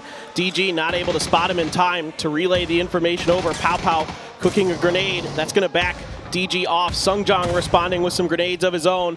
Esther going to be cleaned up here. A point over, but DG responds quickly. Tianba is going to send Gen G packing. Now it's about who can pick up the points. As T5 heard this, they're moving up. Chewy's up here for Petrichor Road, seeing if he can get some more. Donowa looks like they might be playing this a bit more aggressively. 3 members moving into this line, realizing, hey, these guys are weakened. If we can get a lucky nade in this, it's just going to cement our future that much more. And Onyx going to be getting very close, potentially within grenade range. The res did just come through. Circle's going to go close to Lumberyard. In the northeast corner, the Lumberyard remains, but more towards the Milta direction. So Cerberus, firm control over a really powerful spot on the northern side of the city proper. Donowa's got to be careful. They're in the low ground. They're underneath Tianba. This fight's going to have to kick off very well in their favor if they're going to make it happen. And they're still going to have to shift back over after Petrichor Road. I wouldn't be surprised if they just commit in and try to get these points, so that way they can have something, make sure that they're securing some type of points moving in, because after this it's going to get a lot more precarious for them to try to navigate, as multiple teams could be gatekeeping out. Salut's already going to get spotted, so that means that their backup plan is already now gone. Day Trade needing to make their move into the circles. We just see Tai Lu. They were just shifting in. They got spotted just a moment ago. So we have the Milta fields just north of it that are going to be available, and yes, here we go. Donowa wants to get something, but now revealed it is going to be Tiamba shifting away from this pretty fast. That's pretty good news for Loki. He threw a grenade expecting them to try to re-peek that angle, but instead Tiamba opting to grab their vehicles and try to make a dash for the circle itself, because I think they know that Donowa is pretty well gate-kept by Petrichor Road. Seeing that knock on a Salute in the kill feed earlier means that things much more challenging for Donowa. They're going to have to find a way to either swing around Petrichor Road or fight right through them, and now Tiamba finds a good angle to harass their exit. Donowa, what can you do here? You need to get a knock on a Pal Pal specifically. That's your angle of approach. The other members for Tiamba still hanging back over there next to Pride Rock. Donowa still trying to navigate this one as cleanly as they can, but I just don't know. Where is their angle of approach into this? Nothing is available. No, it is not good. is the best way to describe this angle. And Loki going to reveal his position to Ming. Smokes are going to have to come out. He's only got one in the bag. A frag and a molly, yeah, but he's got to get close enough to use them first. Soul sitting out in the blue, trying to find some way to get in. Loki pinned behind a tree out in the open. There's just not much he can do. You can see that Dano is terrified. They don't want to feed over points to somebody that's chasing them right now. They don't know who's holding up this high ground position. I don't believe. They haven't seen the knocks coming out, so they've got to be very, very cautious. Instead, slowing down the pace as much as they can, but this is where I start getting concerned. It almost feels like they're going back into that playing to not lose instead of playing to win that can get exploited. Xlef going to go ahead and spot one. Anok's going to have a nade thrown his way. The curve not going to be enough, but the blue zone is going to be ticking. He's going to go down, and now Donowa in some trouble. Well, the good news for Donowa is they might not feed a point over, I suppose. Not the end of the world if it goes to Petrichor Road, though, and they are hunting for it. Soul is going to be using every single med that he has to try to circumnavigate Petrichor Road's position. Pow Pow now getting involved, harassing Petrichor Road's backside, and that might buy Soul just enough space to squeak in, but I don't know. Oh man, it's going to be close. Summer's already shifting over here if he spots it. Looks like Ming as well. They realized, okay, somebody's probably navigating this one on the outside. Ming's going to go ahead and spot out Loki, take him down as well. Soul lining up, might have some vision on what's going on with Summer, but it's also going to be Tiamba now coming alive over here, realizing a very aggressive Petrichor Road might be exploitable, but Soul does get the knock on to Summer. Let's see if he can get the point. The grenade right next to Summer does about half damage. If he can get the follow-up next to him, he's got a few more to go to get that much-needed point. Ming's trying to provide some reinforcement. You can see throwing down utility, can't quite get it to go the way that he wants just quite yet. Now peeking out, has managed to spot out Soul. Soul drops down to his belly, but just narrowly gets back behind that tree. It's going to be an exchange between the two. Tight angle for Ming to work with, and Xlef's going to come in and close it out. Yep, Soul not able to claim a point. As good as he was in the clutch on Vikendi, not able to cement a slightly larger lead for Donowa over Twisted Minds, who has a safe angle on the southwestern side, so there could be some catch-up happening in this game. Opportunity, can they grab it? The lobby working right now to really help out Twisted Minds. We still have a couple more very dangerous approaches as FaZe needs to make their way up to the north. Cerberus needs to try to regroup. Day Trade being kept out by, it looks like Space Station Gaming as well as 17 Gaming. Wow. Oh, Perfectix did find a headshot, but it's far enough that it isn't the insta-knock from the Dragunov. Lou, though, going to follow up and get Hemas, and that is going to be a point going over to Twisted Minds. Cerberus makes landfall, but right in front of FaZe, who spots that. They should be able to read. That's going to be a problem for him. Tiamba still not quite done up over here to the north. They want this Petrichor Road fight, but you can see it's starting to come at a cost for them to try to navigate. Petrichor Road really can't regroup up on the top of this, and that's kind of beneficial for everybody. Remember, Petrichor Road were the defenders of this location. If Tiamba can manage to unseat them, make some type of problem, it's going to open up some more for everybody else to try to contend with. Chewy got a headshot there, bought himself enough time to reposition and go for the follow-up grenade. The alley-oop on top of Pow Pow lands, but Pow Pow had gotten the first aid off in time, doesn't get knocked from it. 9 kills for Petrichor Road right now. They are absolutely dominating off of this position. Still 4 members that are going to be up. 7-7 has their work cut out from just 2 members up. Even if they were to retreat, it's going to be T5 that's back behind them. I know, though, everybody keeps looking off in the angle. Yes, Twisted Minds still alive, right on the edge of the zone, and 17 Gaming in the thick of the middle of it. And no one's within almost 200 meters of Twisted Minds. They have all the space in the world to work with. FaZe underneath the firing lines of a couple different teams. Day Traded duking it out with Space Station Gaming. They had done some damage to FaZe. They had to turn their attention to the other side. And that's the only reason that FaZe can get away right now is just Day Trade rolling right up onto SSG. You can see now FaZe running this direction, but Cerberus is going to go ahead and get some vision on this. Haisaki does go down off of it. Keep in mind now, Twisted Minds has seen this. They realize that there's an opportunity for points. Looks like 2 of their members have hopped in the vehicle, and they are going to be shifting to the south. Yeah, they're driving into this. Gustav going to be going for the flush. He is going to claim Tycon's life. Looking for any other players to do damage with while the reses happen. Great positioning here from Gustav. Found angles into a couple different fights and able to keep FaZe up and running, and even with a spray like that. Goodness. That was a master control on that. Now moving forward, realizing, okay, hey, we know how this fight goes. We've been paying attention to the kill feed. Let's shift back into this one, realizing the fact that we don't know where that last solo for SSG is. Instead, let's pounce on what is going to be available for us. Rez going to be coming out. Gustav reads it. Doesn't quite get it the way that he wants, though. The Rez does come, but Correx has got his back. Going to go and finish it. Now, Gustav That should be a pretty easy toss. It's going to roll right up in between them. Nice throw. Nice and easy. FaZe here, 7 kills, having a big game, keeping themselves very much in the hunt. Tied with 17. Ming's grenade going to get 7-7 down the follow-up. Not able to find the flush just yet, but the molly could be happening, except Theraton 5 has something to say about it. Petrichor Road, how much more do you have in the tank? These guys have been fighting for so long. You can see Ming sitting at almost 400 damage. We're only in phase number 6 and still more to go. With the circle now popping and favoring 17's position, this lumberyard up on the top of everything is going to be very dangerous to navigate. Pow Pow with some very sneaky angles can absolutely rip apart Petrichor Road, but let's not forget about T5 in a much more elevated position. Yeah, T5 now going to be bullying Petrichor Road off this fight with Tiamba as much as they can. Pow Pow lingers in between, but now Tanadol keeping his eyes on the Chewy. Chewy has to use some smokes. He knows he is being watched, and he's got Summer rolling in behind him, try to make this move to group up with Ming and Aches left. Man, this is getting harder and harder to deal with. Petrichor Road put up a hell of a fight to get here, but you can see there's just too many firing lines for them to contest with. They use so much smoke, so much everything else in all of those fights to get the kills that they've got right now. Summer finally gets knocked on a Rosted. That might open up some opportunities for them to rotate, but it is going to be scary. Twisted Minds, though, has managed to spot out FaZe, and that is big trouble for everybody. They are out in the open just trying to juke the bullets, and do manage to do so. Perfectix with the Dragonov, hitting some big shots onto FaZe. Corexy trying to do what he can. The kill is stolen by Xiaobei from 17. That's a huge point for them, and stealing it away from their closest competitor. Realizing what's going to be going on, how much do we see 17 go for this one? Corexy, though, gets the knock on a Perfectix, and that is big. Now leaning in, giving Fex the time to get the Mets back up. Blue Zone going to be back behind them. So little territory to try to navigate. Can we see? No, it's going to be Fex. Eats a nade right up on top of him. Batulins holding up the line against Corexy as he just bounces from tree to tree. There is nowhere to hide, though. Nades rolling down from 17. SSG's Roth. No, I'm sorry. Roth somehow gets involved in this fight. Spyro is going to take Corexy down. 4 kills, 4 Twisted Minds.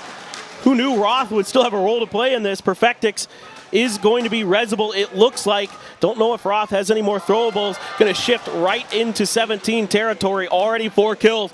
Looking to get the win. Looking to shoot up the leaderboard. Petrichor Road has weathered the storm in the east. They still have 4 members up. Roth, though, unfortunately, still has to contend with 17 Gaming to his north, and he has Twisted Minds to his south, and is about to have Petrichor Road to his east.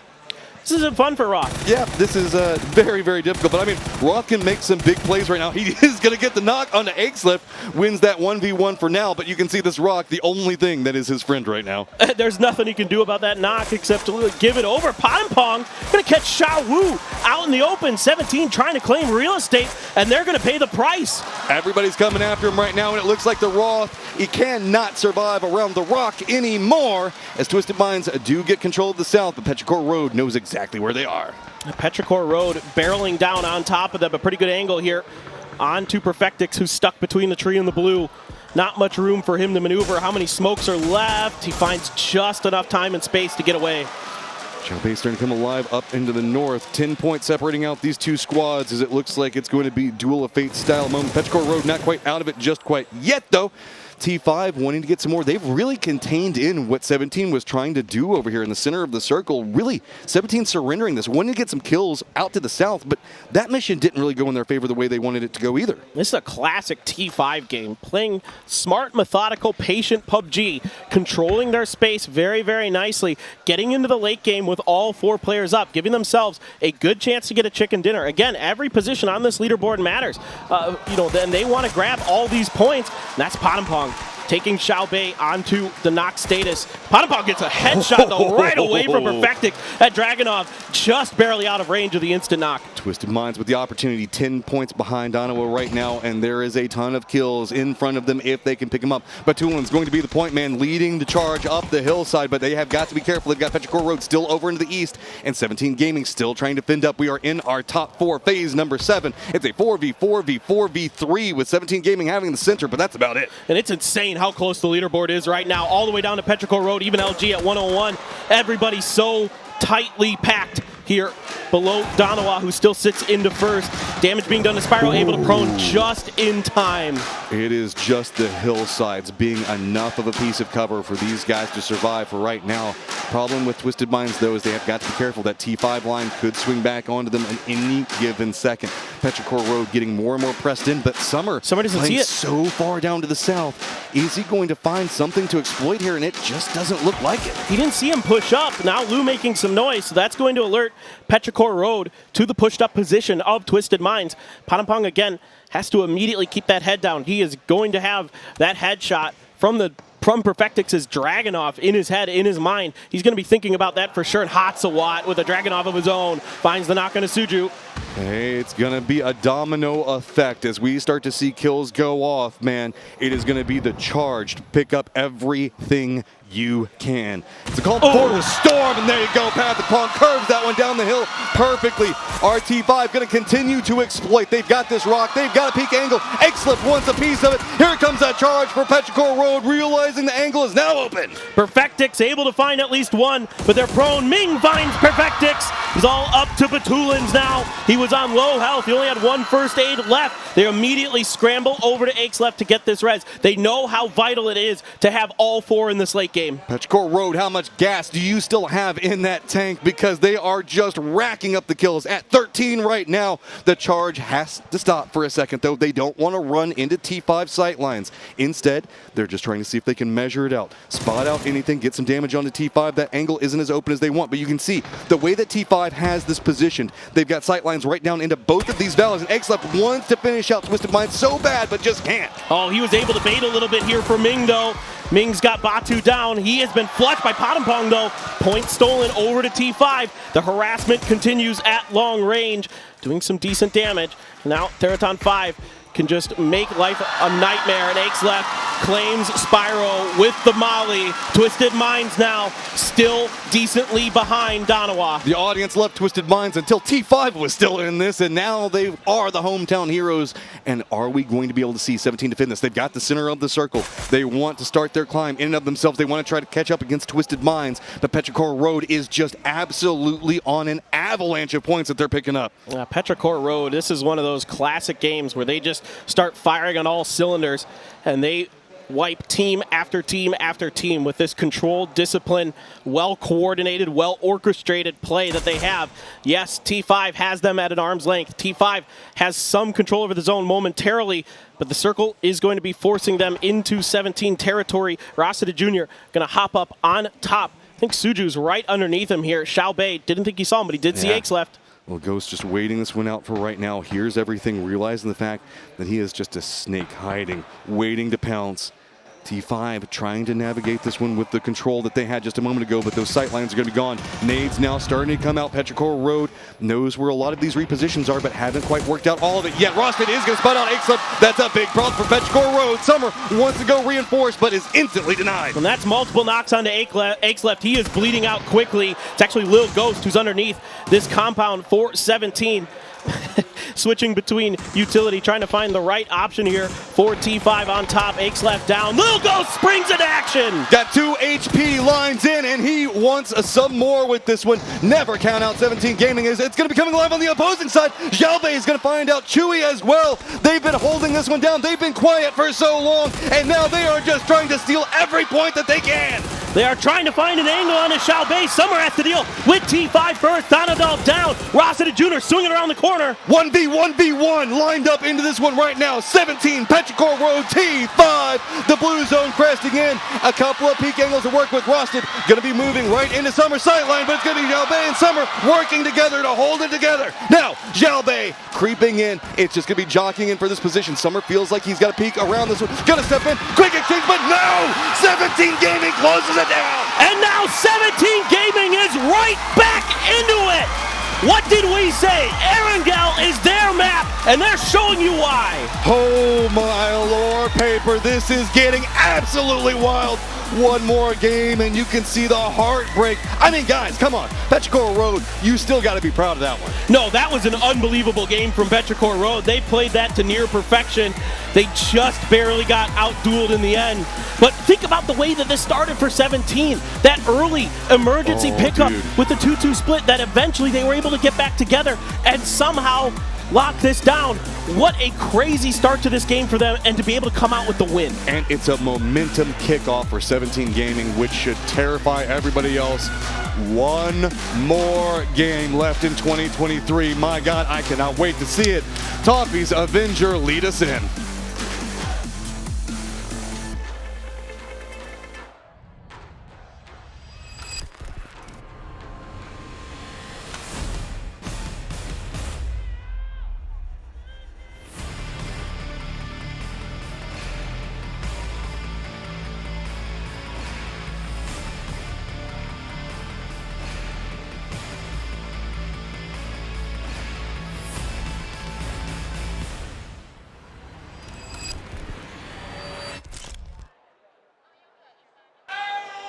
The second to last match is done, and 17 makes it happen when they need to the most. Let's take a look back at how we end up with a 3-horse race in the highlights. Absolute insane game here. Yo. They had that centered up and they had that locked down, but they were down to 2. Little Ghost spring, the bear trap sprung on the T5 guys. What an insane game overall though, but we had some hardships. It was hard. Yeah. Perfect though, Danawa went out early. That means all the other teams in the chase, they could make things happen. Dreams could be made and come true in the very last game. I'm sorry, Danawa, it doesn't mean I don't love you, but it means I love a race, and that is what we are going to have off the back of this game as we watch these highlights. Petrichor, they fought valiantly, put up a bunch of points. Twisted Minds knew they needed to be north of 125 going into this next game. They did it. They fought. They survived. They got what they needed, and then we get to the showdown up at the lumber mill, and 17 knows that if they can stop T5, that's their chance to go the distance. They held, they fought. We're about to see it in a second. We even got to see them jumping for joy at the end. This is what I love about this. Twisted Minds, 17, playing when they need to. And honestly, in this case here, like T5 looked to be in control. They look like they're going to be taking this one home. The utility was on point. The gatekeep on to Petrichor Road was on point. But it was just 17 Gaming. Xiao Bei, Little Ghost, they made dreams happen here, and they jumped out of their seats. Look at that. So happy for these guys. Huge win. You can see them hugging. You can see them jumping. I'm going to be honest, as we come back to the desk for the not for the final time, but for the final game. My name is Tavis. This is Avenger. During that last break, you know, all the players get up, they take their rest. I passed Twisted Minds, I passed 17 in the hallway. They look gutted after the Danawa win. They look like we're going out there, we're going to fight again. Danawa going down early in that match breathed life back into these teams. They saw it happen, and they got fired up. Even FaZe stepped up and said, this could be our shot. They put up a big 8-kill game. That was a phenomenal match, but 17 Gaming comes up big with those 11 kills. Yeah, it's just going to put them just where they want to be. And look at that. Little Ghost 3, Xiao Bei 6, 9. It's in, like, these guys are going to be popping off with this one here. 17 Gaming. The 17th game of the grand finals is theirs. That's the one to do it in. If you're going to set yourself up for the race, the man of the match goes to Xiao Bei. He's got 6 kills, 600 damage, and was able to clutch it out.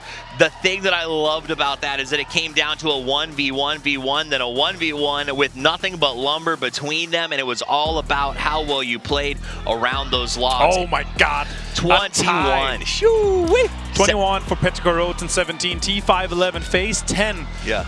And again, it's gonna be so down to the teeth here in the very last game. It is close. Not much point for the teams on the right side, and Danawa with just 1 point in this one makes it, I would say, 3 effectively horse race in the last game. We'll take a look at the total my leaderboard. God. Danawa 135, 17 127, Twisted Minds 125. $600,000 on the line for first place, and it is a 10-point race going into the last match of the PGC 2023. This is going to be a barn burner. The stress, the onus is on Danawa to not mess up, to stay alive for the late game. And also from FaZe 4th all the way down to 8th on LG, 11 points difference, $36,000 difference from those placements. Wow. And if you can jump even higher, if you could potentially take out Twisted Minds of 17 early, that could also mean you're getting into the hundreds of thousands of dollars. Absolutely. So do look at that. See how those top 3 teams were, how they do sort of in that early game. Will they last and go deep? They've got to have that defensive mindset. They're going to be looking for those points, but they can't be too defensive. With the top 3 that close, you've got to actually start putting up points around the mid game. Look at that. The fans in here, they are roasted up. It's insane. This last game is going to be crazy. Look at them. Look at the smiles on their faces. They are refreshed, they are renewed, and they are ready to get back into the action. I got to ask you, Martin, who does it?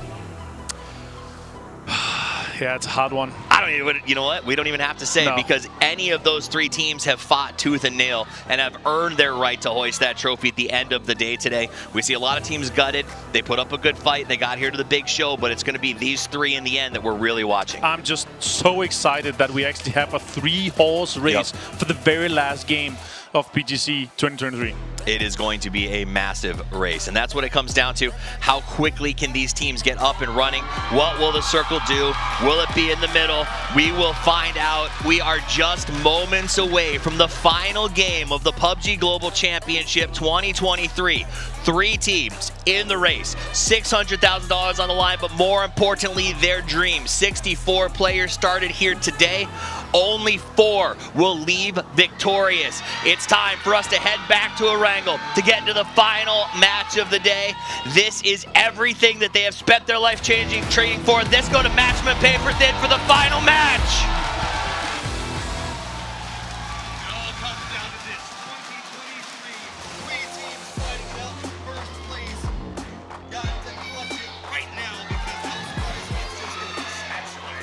And we're going to take a look at the previous winners.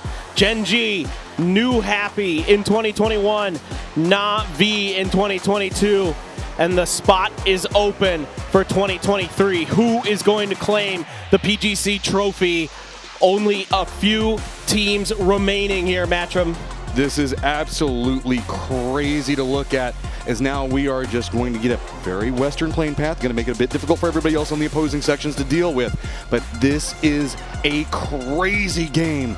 I mean, so much heart and soul has gone into this last couple of it. Didn't even mean soul in that kind of joke. But it is just absolutely crazy to watch. That last game was so close. Insanely close. And now it's probably a 3-horse race. There are worlds where something else happens, but really all eyes are going to be on 17, Twisted Minds, and Danawa.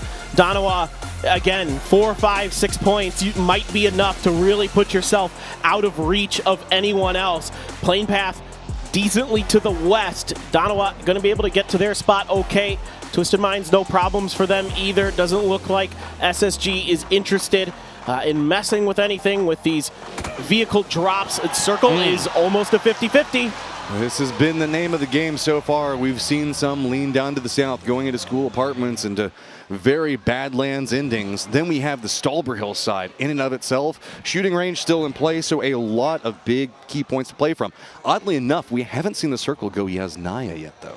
We haven't seen a Yaz finish. That's absolutely true. And for Danawa, the real key here for them is probably going to be playing some kind of 50-50. This is what they like to do in circles like this, is they try to hedge their bets onto both sides. Salute's even going to find a flare gun for himself, so could call in some of that crate utility potentially.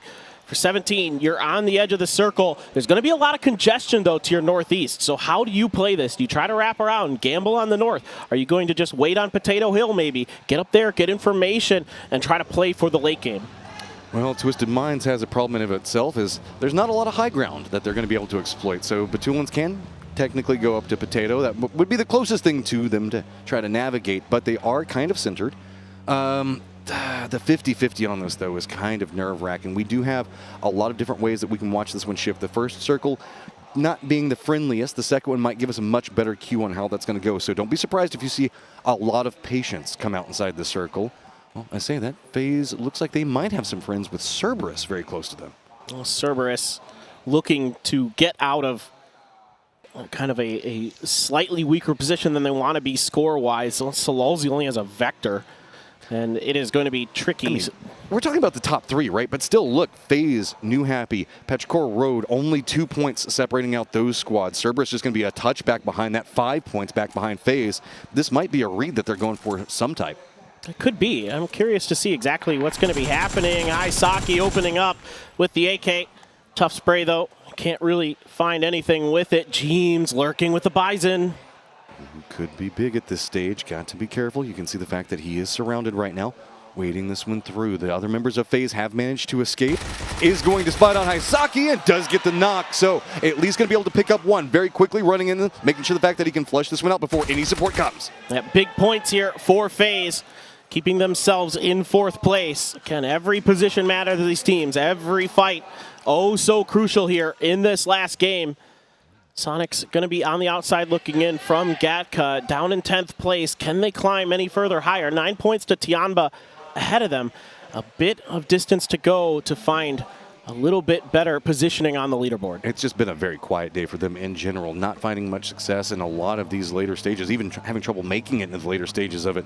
SSG are going to be navigating and actually getting a very good position off of this. If we do see the circle lean more into the south, or specifically into the southeast, this is a very strong control point to play from. Yeah, absolutely. I love playing from that area. You get a decent amount of information. It's relatively safe. You can watch your flanks really nicely. So definitely a really good spot for SSG to start. Tosi going hunting with this bolt action. The Kar 98 not connecting. V7 is running an extremely wide 2-2 split. They're in the compound that's going to be just to the east of Rajak, but also in the God compound north of Rajak. Yeah, so V7, again, likes to try to control that Razak bridge as best as they can. It has kind of bit them in the butt sometimes, to be frank. It sometimes goes okay, but other times teams capitalize on their known splits. Yeah, Gen G is going to be pretty close, but they're running a 2-2 of themselves. Tyloo, you can see making their wrap in. Day Trade, kind of one of our teams that not quite in the circle just yet, but looks like Flash is already going to be moving to see if maybe he can get something for his squad to work with. Gen G continuing that separated position. They are from shooting range all the way now down into gas station, and they're going to be running into another duo, or actually it looks like there's 2 members up there. Yeah, it almost looks like 3 because of the way the white building looks on Glaz's Dorito there. Yeah, no, I think Sungjang is going to be pretty wise that somebody could be up there and is going to stop here first to claim it and then potentially gather some information. Sonic's now making their entry into the circle from the western side, south of Ruins. Looking for anybody in the air, seeing if anybody's trying an emergency pickup. Maybe FaZe will grab one if they're lucky enough and try to get up there. Twisted Minds going to remain firmly planted in their drop spot in the apps. 10 points behind right now, and it is going to require a big game. The circle does look like it's leaning in to give them the potential for it if it does play south of the river. Other teams keep an eye on. Naturally, we do have New Happy, who's been on a rip of their own, only 1 point ahead of Petrichor Road now. Yeah, it's been a just absolutely brilliant day for New Happy, but it seems like they're coming up a little bit short, running out of gas just before the finish line. Sonic's setting up outside of the boatyard and going to be taking their time, but Petrichor Road looming right on the edge. Yeah, this is going to be hazardous in rotation. They hear this. They're shifting over into the east. They might be able to spot if this moves for any further forward, but this is a good read from Sonics. They stop. They've got a wall to play for right now. Instead, I'm trying to see if they can get some more information. Keep in mind, they're coming this pretty cold. They were playing over around the Gatka area, so they have no idea what's going on, but they do know that 17 goes Pachinki and could be kind of dancing around to their east or their south. Absolutely.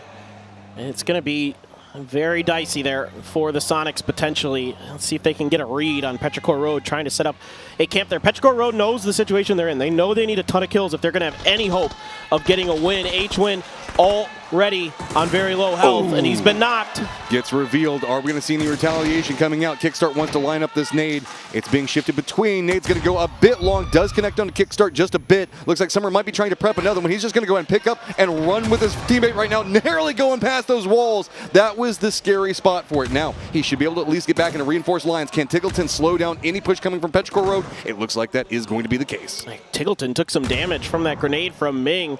Nicely thrown. And now they're going to have to play some pretty solid defense. Kickstart already reloading that smoke grenade launcher. Also, we did see Day Trade move over here as well. They're not quite on your mini-map. They're just to the south of this. They're running a bit of a split of their own, and they might want to get more involved. Well, that might make it more complicated, as now Belmont's going to go down. 17 Gaming really wanting this one. Yeah, 17 would love this point. Every point so critical to catching up to Donawa. And Day Trade overextending to try to third party this fight. Going to pay the price. Summer wrapping around the outside. Ming proned in front. Trying to keep any flank at bay. Shrimsy there spotted, but no damage dealt. Kickstart is quickly dealt with. Yeah, now Shrimsy, the last hope for the Sonics, presently in 10th place. They've got some space from SSG, but not a lot to really deal with. Even if Shrimsy tries to leave this, keep in mind, Flash is already watching. There is nowhere for him to go. Oh, dude, if he peeks up there up at the top, he's going to get spotted. And yep, it is going to be Flash that at least reveals that. And I think that Ming might have also seen some bit of that movement coming up from Shrimsy. I think you're right. Makes left now going to be on his horse, trying to eliminate the final member of the Sonics. Shrimsy starts letting loose with the smokes to kind of cut off some angles from this push. Maybe give himself the opportunity to isolate a player at a time. Of course, Petrichor Road doesn't want to give him that chance. There's no escape with Chewy.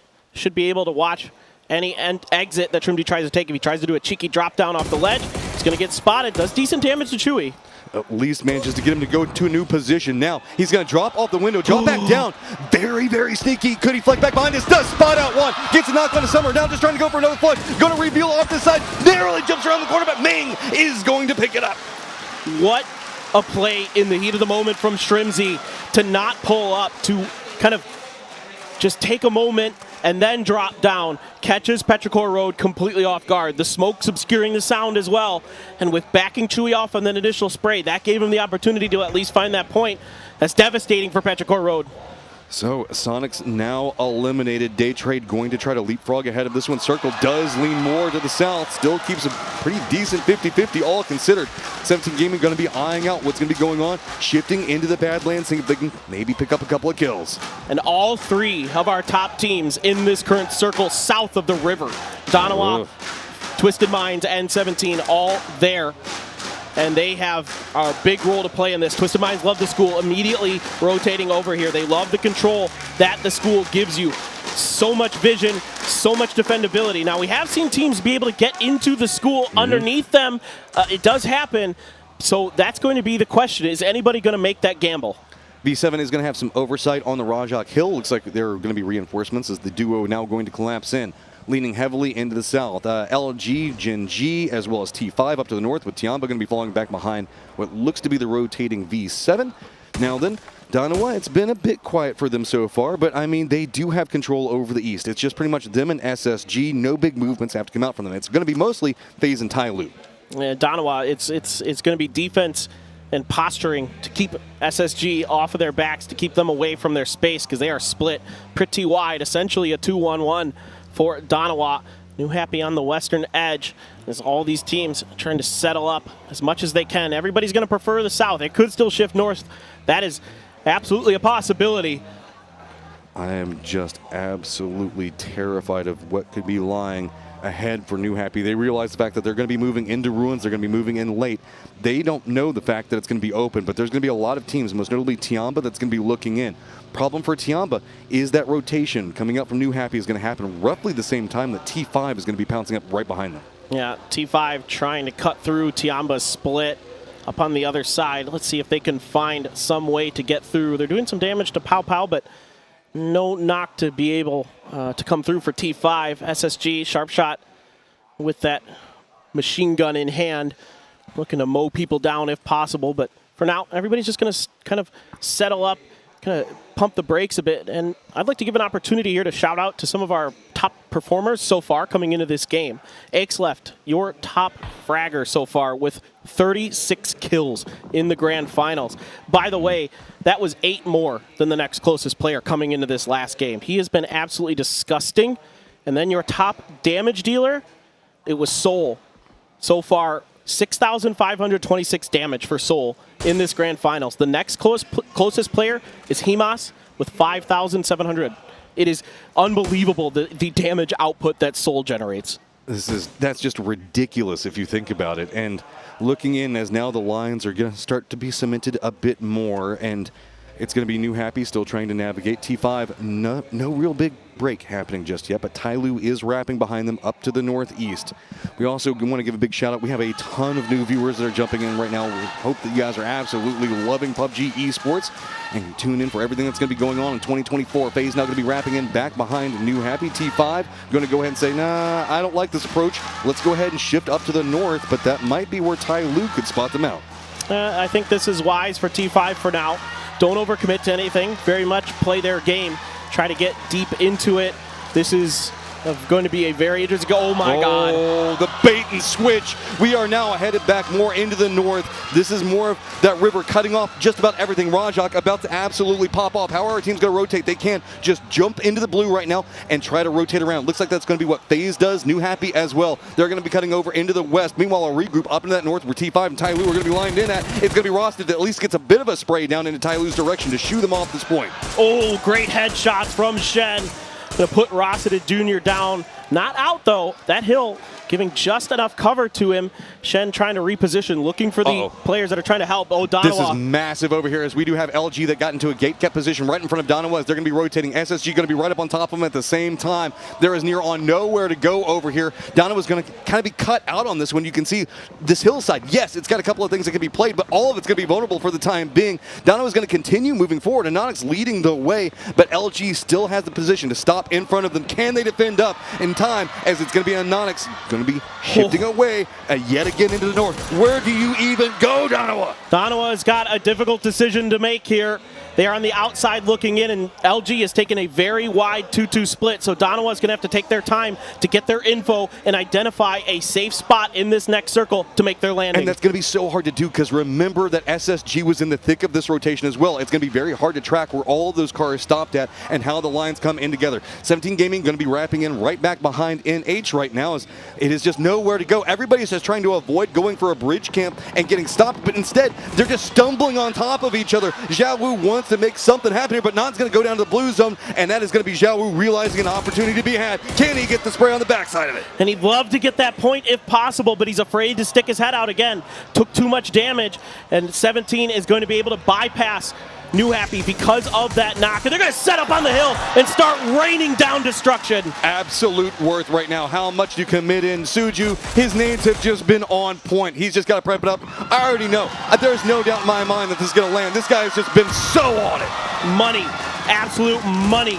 December the 12th on a sliver of life, and he's going to bleed out very, very shortly, and it is going to be Zhao Wu claiming those points. 17 Gaming, 3 kills, 5 points behind Donawa. Creeping up right now. Donawa, odd team out over here as Cerberus did move in right next to them just to the south. We did see LG shift in a bit more into the north, so that means the fact that there is some relenting hillside that they can play for right now, but you can see that's about all that they've got to work with. If this circle moves anywhere away from them, it is going to be a desperation send, and with 5 points ahead of being 17 Gaming, that is scary. Yeah, they're able to claim control of this gas station. The last time they were here did not go so well. Twisted Minds was able to bop them out. Soul did what he could, got 3 of Twisted Minds before he was taken out.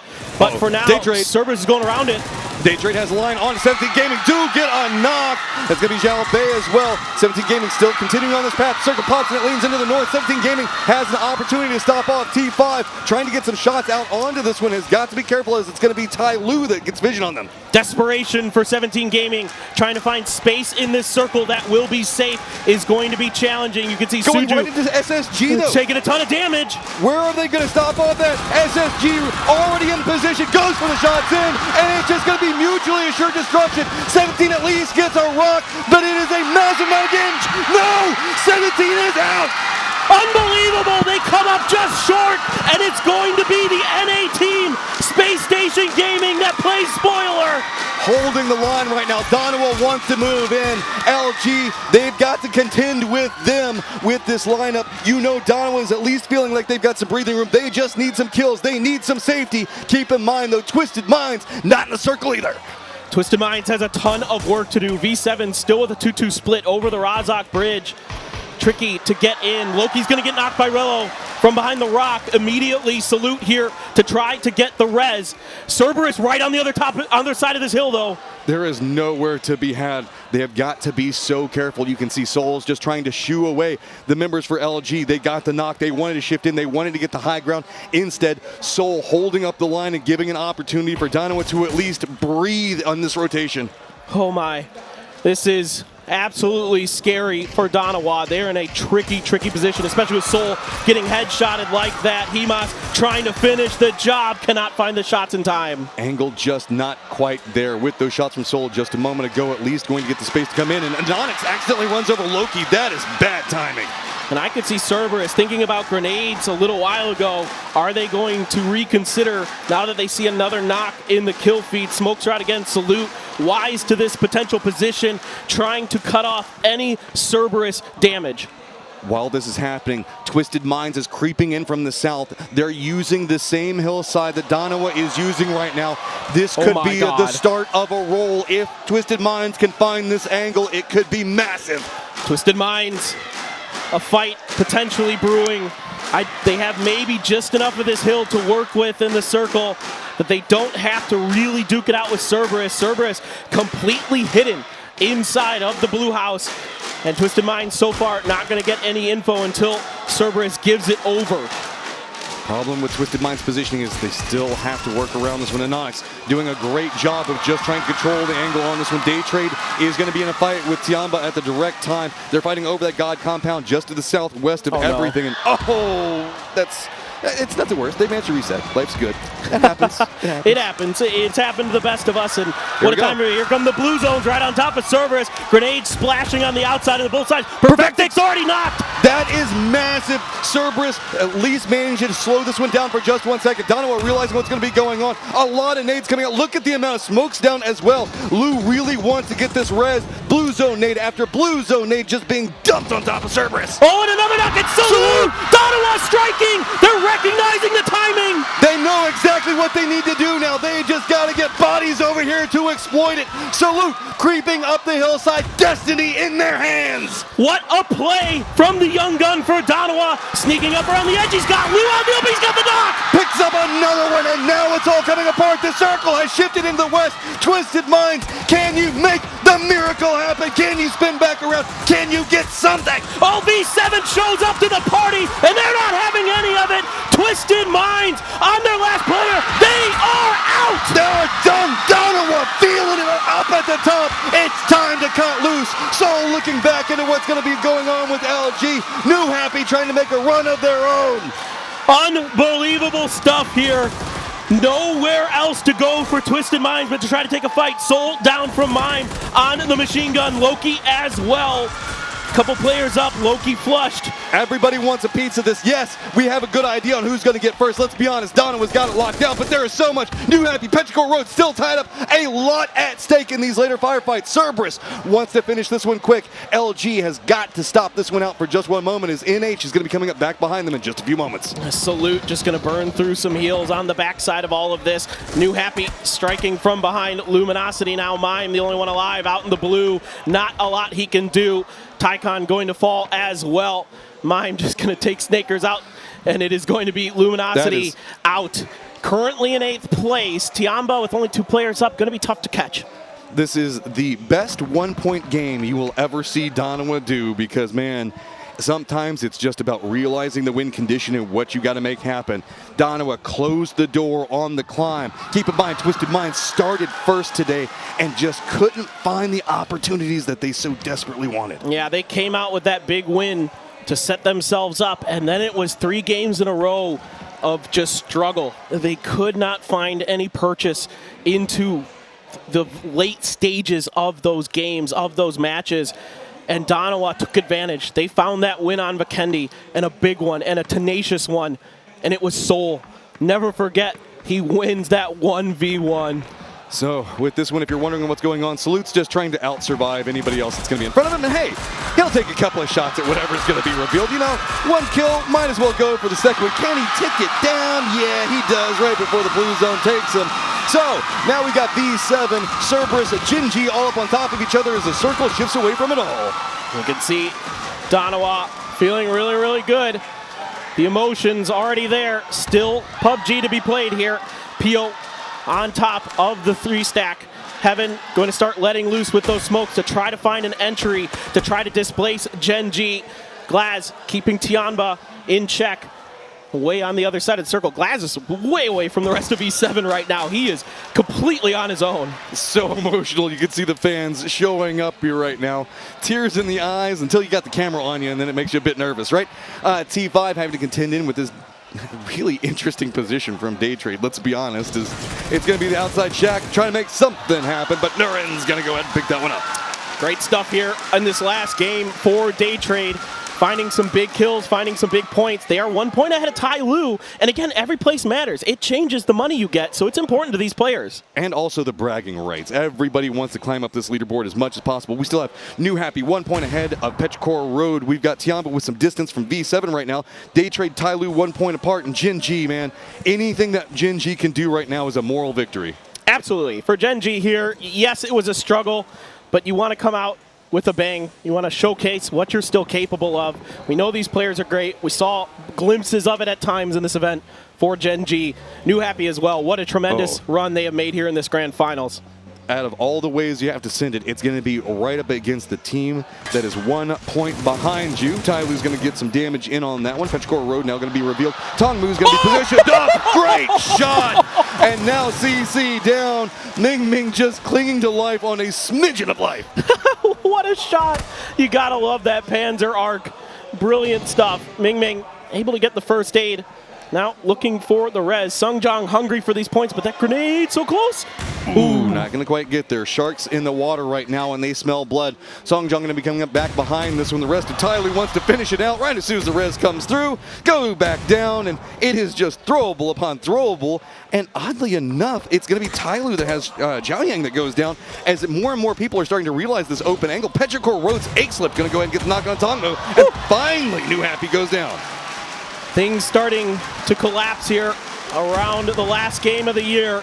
Teams falling left and right. Tai Lu out. Gen G with 5 kills. Now trying to make their move in. Petrichor Road firmly planted inside of this house, hoping to squeak through with the win. And who knows, maybe even scooch up to 3rd place. This has just been such a neck-and-neck PGC the whole way through. It has just been so back and forth moving into this one. Petrichor Road still has some options. If they pick up enough points here, they can actually get themselves up into that 3rd place position as well. Yeah, there's still a lot of jockeying for position here in this lobby. Circle's going to favor V7. They've got all 4 up. They've got a really good shot at coming through here and ending on a really nice high note.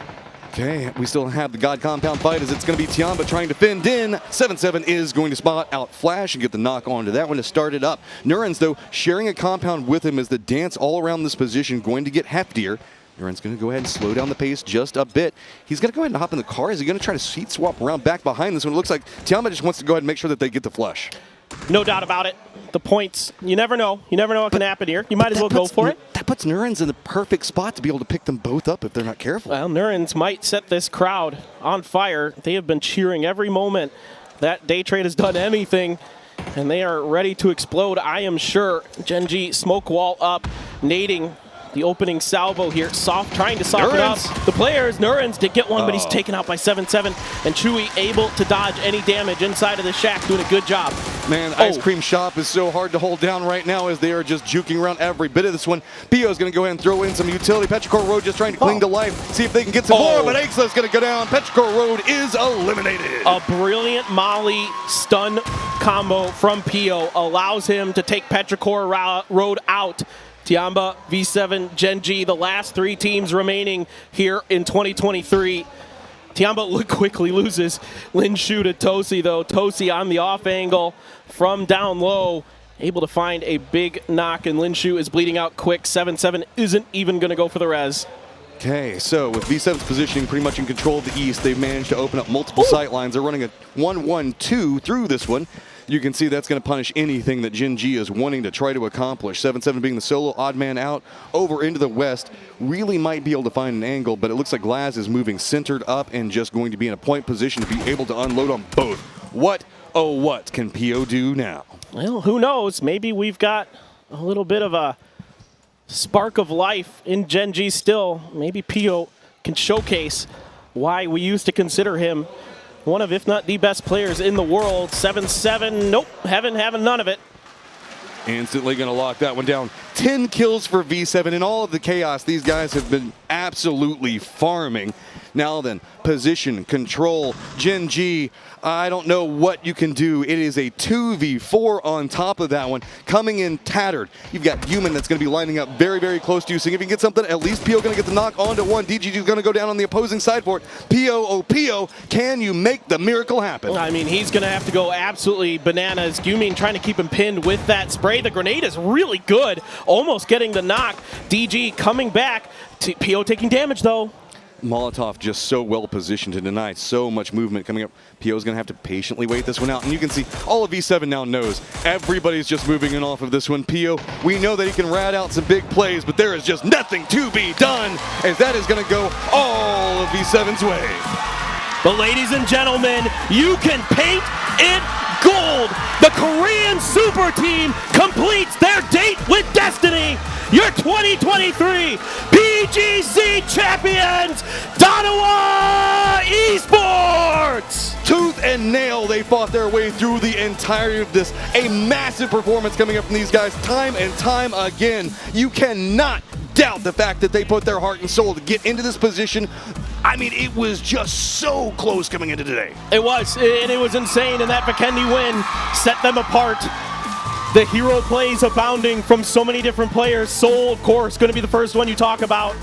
Tons of damage, tons of kills. And Onyx stepping up as the IGL as the year went on. Loki now, yet another trophy in the case. And salute, so many great individual plays from him that set Danawa up. Let's see, so close so many times. Twisted Mind 17 Gaming, they just keep getting there but can't quite close it out. Finally, Danawa feeling it, getting exactly what they needed to. A hard year for them, but they have proven their dominance. Such a ridiculously strong squad. Danawa just set to impress in 2023.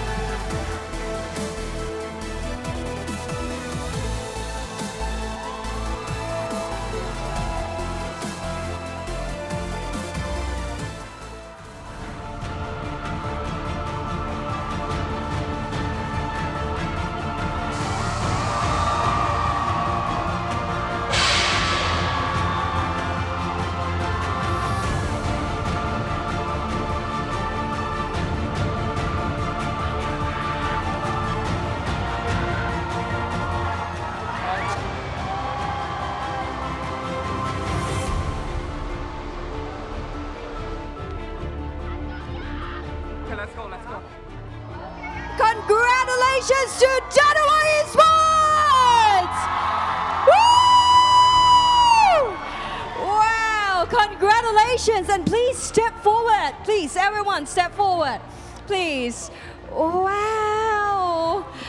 There are tears of joy over here. Okay, congratulations. So, let's have some interview, ladies and gentlemen. So, you're now PGC champion. So, how do you feel? 일단은 PGC 우승 소감 먼저 부탁드립니다. 일단은 실감 안 나고 좀 PGC 우승이라는 게 살짝 프로 게임으로서는 꿈의 무대잖아요.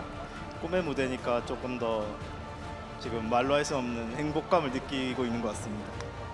I'm still not realizing we are holding this trophy, and then I mean this is always this meaning for the dreams come true for me as a gamer. Yeah. Yes. โอเคต้องบอกว่าทางดาราเองนะคะตอนนี้เป็นแชมเปี้ยนนะคะของ PGC 2023เป็นที่เรียบร้อยเอาประมือกับเขาหน่อยค่ะ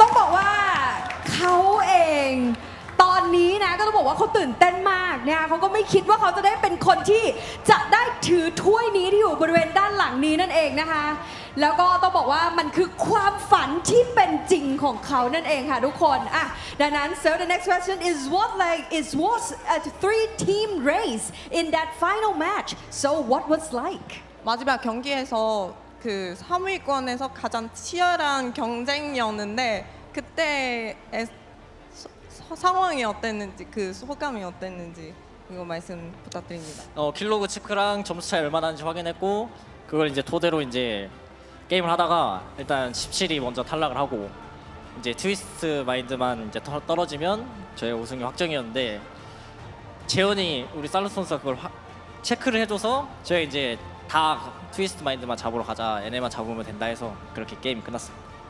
So we basically focus on the lead, the scoreboard. So we focus on 17 and Twisted Mind, and then Salute just got the check for the Twisted Mind Twisted Mind, and then we just fight against them to get the championship. ค่ะนะคะก็ถามไปเมื่อสักครู่นี้นะคะว่าต้องบอกว่ามันมี3ทีมเนาะที่อยู่บนท็อปแรงค์แล้วก็โอ้โหต่อสู้กันอย่างดุเดือดเลยนะคะก็คือมี17 Gaming เนาะ Twisted Mind แล้วก็รวมถึงจารวาเองนะคะซึ่งสิ่งที่เขาโฟกัสเลยเนี่ยแพนถามไปเมื่อสักครู่นี้นะว่าแบบมันเป็นยังไงความรู้สึกตอนนั้นเขาก็บอกว่าแน่นอนเขาก็โฟกัสกับ Twisted Mind แล้วก็17 Gaming มากๆซึ่งนี่แหละค่ะก็คือผลของชัยชนะของเขาในวันนี้นะคะ Okay so I would like to ask like especially to Inonix So there's something, yeah, it's like relate to what your answer before because what happened when you just ran Loki over just before that fight with Twisted Mind? 막판에서 트위스트 마인드랑 싸우기 전에 직전에 그 로키 선수의 차로 치였다는 장면이 나왔었는데 그때 상황이 자세히 설명부터 드리겠습니다.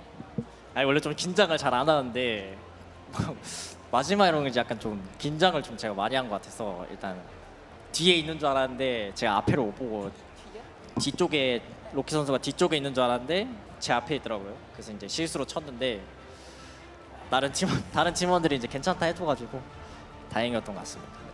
Usually I never got nervous, but for the last match I got really nervous. I thought Loki's was behind me. So when I used the car and then crashed to him, and then I was like, oh, I'm making a mistake. But my teammates just like comfort me and say it's okay. So I think that was a mistake.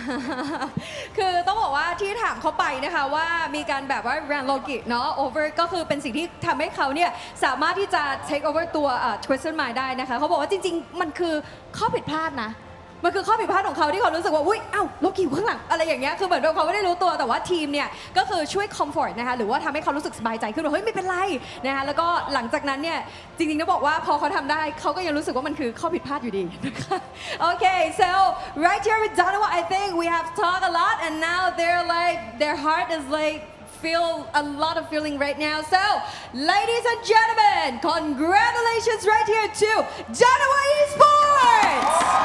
Woo! And so, we still have our PGC 2023 MVP and a prize pool to give out. So, let's send back to the analysts or to the desk to take a look of the final leaderboard before we announce our MVP and the special announcement about 2024 competition season. แน่นอนค่ะเดี๋ยวเราจะมีการมอบรางวัลให้กับ MVP ด้วยแล้วก็ที่สำคัญเลยกับของรางวัลเยอะแยะมากมายด้านบนเวทีนะคะแต่ว่าตอนนี้ค่ะเดี๋ยวเราไปดู leaderboard กันก่อนนะคะว่าเป็นอย่างไรกันบ้างแล้วก็รวมถึงจะมีการประกาศนะคะกับการแข่งขันในปี 2024 ด้วยนะคะว่าฤดูกาลจะเป็นอย่างไรกันบ้างแต่ว่าในช่วงนี้กลับไปเจอกับ analyst ของเรากันเลยดีกว่าค่ะ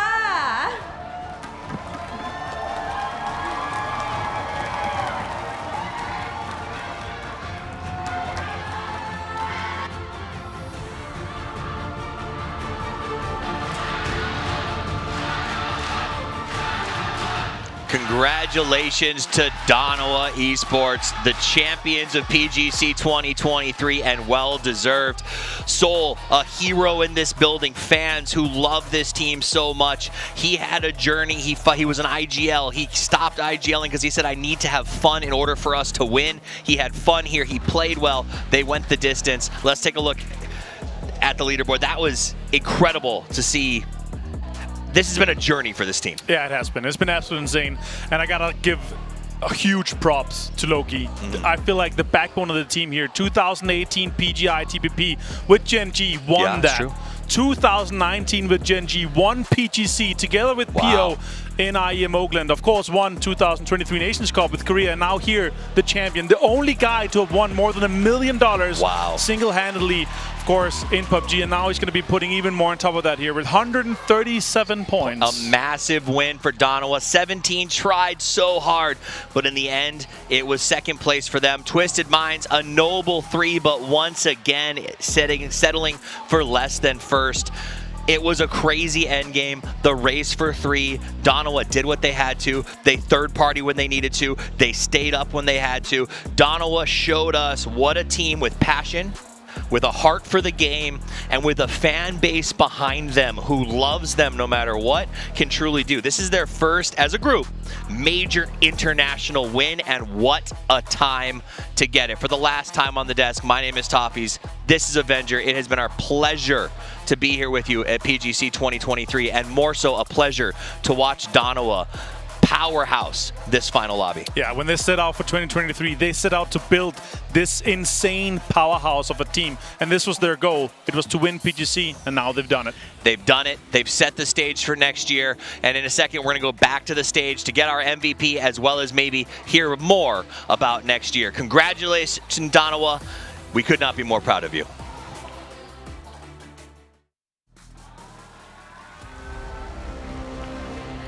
เอาละค่ะเราก็ได้ฟังอนาลิซิสของเราเป็นที่เรียบร้อยแล้วเราก็ได้ทราบแล้วนะคะว่าใครที่เป็นแชมป์เปี้ยนของการแข่งขันนะคะกับ PGC 2023 นั่นเองค่ะตอนนี้อยากจะบอกทุกคนก่อนว่าเราจะมีการมอบรางวัลด้านบนเวทีกันนะคะแล้วก็เดี๋ยวเราจะได้มาร่วมแสดงความยินดีด้วยแต่ว่าก่อนอื่นเลยค่ะเราก็มีแขกคนพิเศษของเรานะคะที่จะได้ขึ้นมากล่าวด้านบนเวทีแล้วก็จะได้บอกถึงฤดูกาลแข่งขันในปี 2024 ด้วยนั่นเองค่ะ so welcome back to the stage ladies and gentlemen so right here of PGC 2023 Grand Finals. We already knew that who is the champion of the game. So right here we have one of the special guests that will announce something right here that's really important on the stage. So ladies and gentlemen, please give a big round of applause. Welcome the Vice President and Head of Esports from Crowdfunding, Mr. Min Ho E. Woo!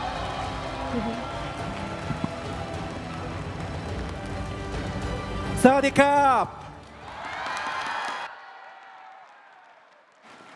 Hello PUBG Esports fans, I'm Min Ho E, the head of PUBG Esports. I, on behalf of the PUBG Esports team, would like to send my deepest gratitude to all 32 teams that have shown incredible performance. I also want to extend our appreciation to our fans who have shown endless support. Finally, I would like to congratulate the new champion of this year's PGC, Danawa Esports! 2023 was indeed a challenging year for PUBG Esports. Post-pandemic, PUBG Esports returned to host offline events with a more evolved, truly global series known as the PUBG Global Series, as we promised. We also launched the Global Partner Team Program to take care of our teams and players that have shown endless dedication and passion for PUBG Esports. Finally, we tried to synchronize our esports with the rank mode in our game, which was one of our biggest objectives this year. Sorry, it's too long. I will finish very fast. 2024 will be another exciting year for PUBG Esports with new goals to achieve. We plan to further develop the Road to PGC structure by expanding the PUBG Global Series to bring more action-packed events for our fans to enjoy. We will also expand our Global Partner Team Program to provide further support for the team sustainability. Thank you. All of the changes and commitments are targeted for our fans and players to truly enjoy and have the best experience of PUBG Esports. Some may think that this announcement is too simple or with lack of information.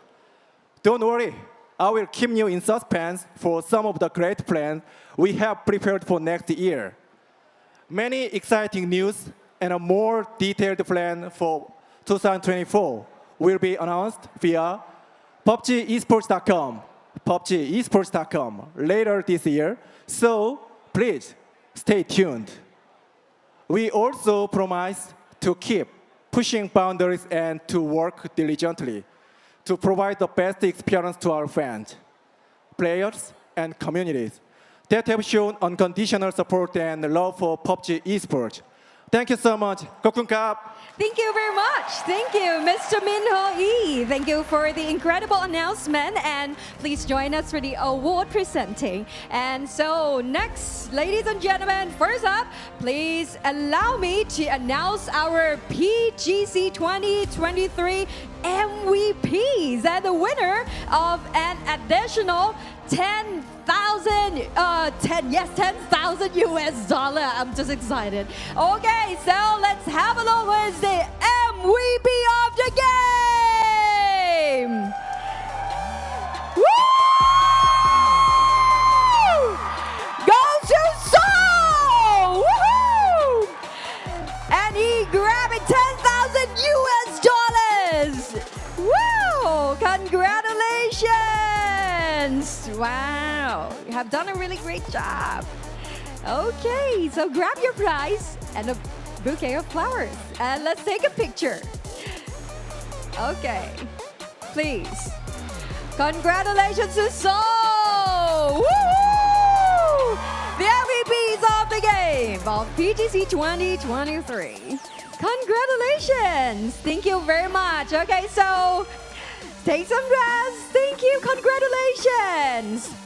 And now, presenting once again of the PGC 2023 Grand Champions and the winner of 600,000 US dollar, that is Danawa Esports! Woohoo!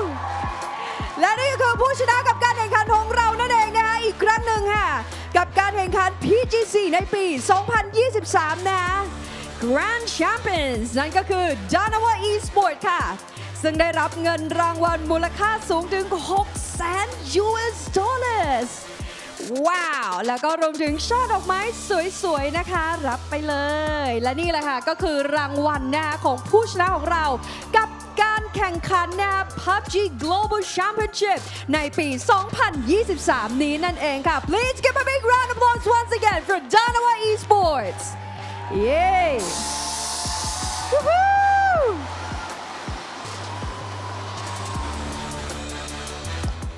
Yay! Congratulations and thank you very much, Mr. Min Ho Lee. Thank you so much, sir. Thank you. And right here, so please, ladies, they're gonna grab the trophy once again. So you have survived the victory. Once again, everyone, now claim your trophy! Woo! Raise it up.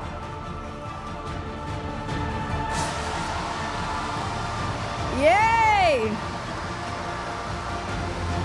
Thank you to all the fans for joining us for PGC 2023 and we will see you soon for more unforgettable PUBG action วันนี้ขอขอบคุณแฟนๆทุกคนนะคะขอขอบคุณคุณผู้ชมทุกคนเลยค่ะสำหรับการร่วมรับชมนะคะแล้วก็เป็นส่วนหนึ่งร่วมสนับสนุนนะคะกับผู้ร่วมแข่งขันกับ PGC ในปี 2023 แล้วพบกันใหม่ในครั้งหน้าสวัสดีค่ะWoo!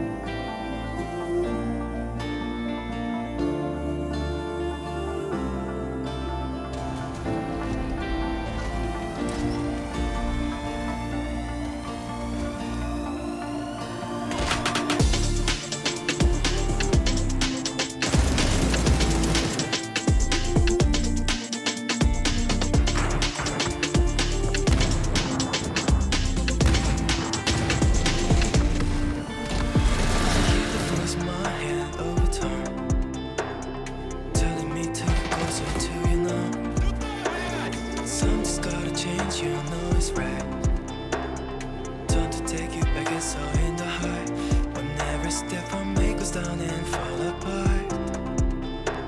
But never move that it's not enough. Turn around and trust in yourself at the end. You the only one who survive to win. Don't let something to fire. If you're too high, shout it out loud. Say that you're divine. Go burning through the fire and break all your desire. Shout it out loud. Say that you're divine. Go burning through the fire.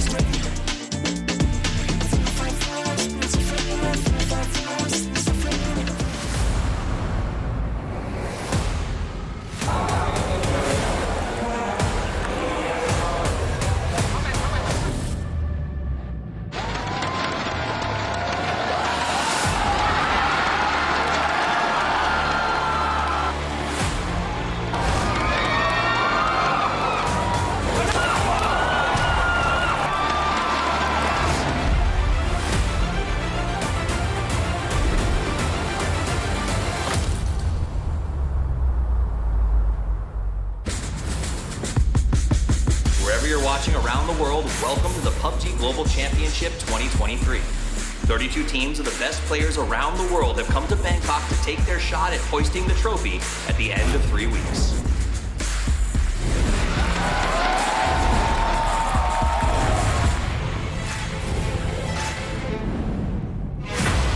It's going to push them right into 17 and right into the eyes of...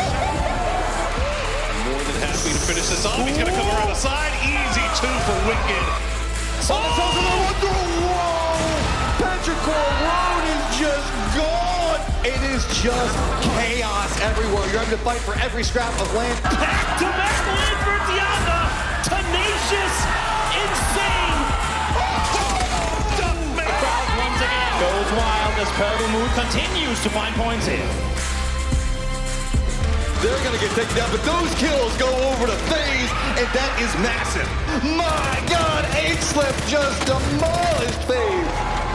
Great job, Tycon. That is absolutely brutal up close.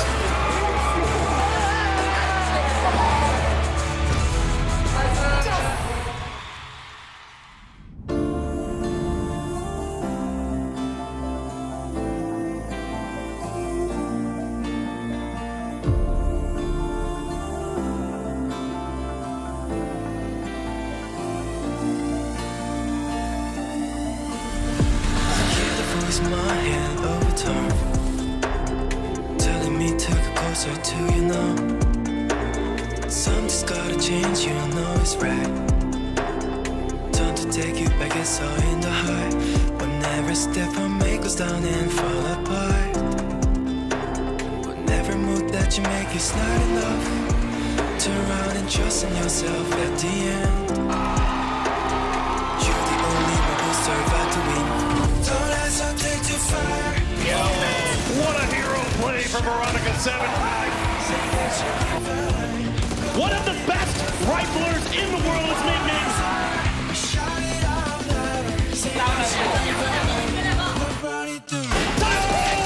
With the triple coming through.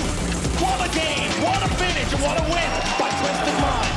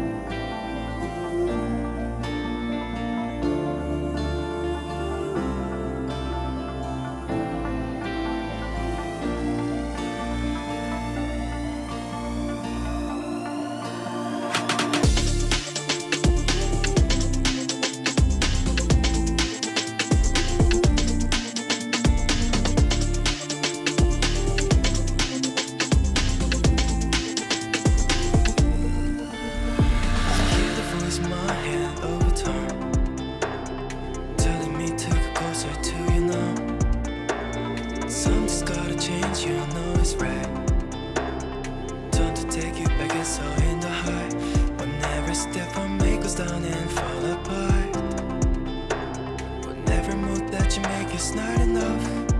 Turn around and trust in yourself at the end. You the only one who survived to win. Don't ask something to fire. If you aim too high, shout it out loud. Say that you're divine. Go running through the fire and break all your desire. Shout it out loud. Say that you're divine. Go running through the fire.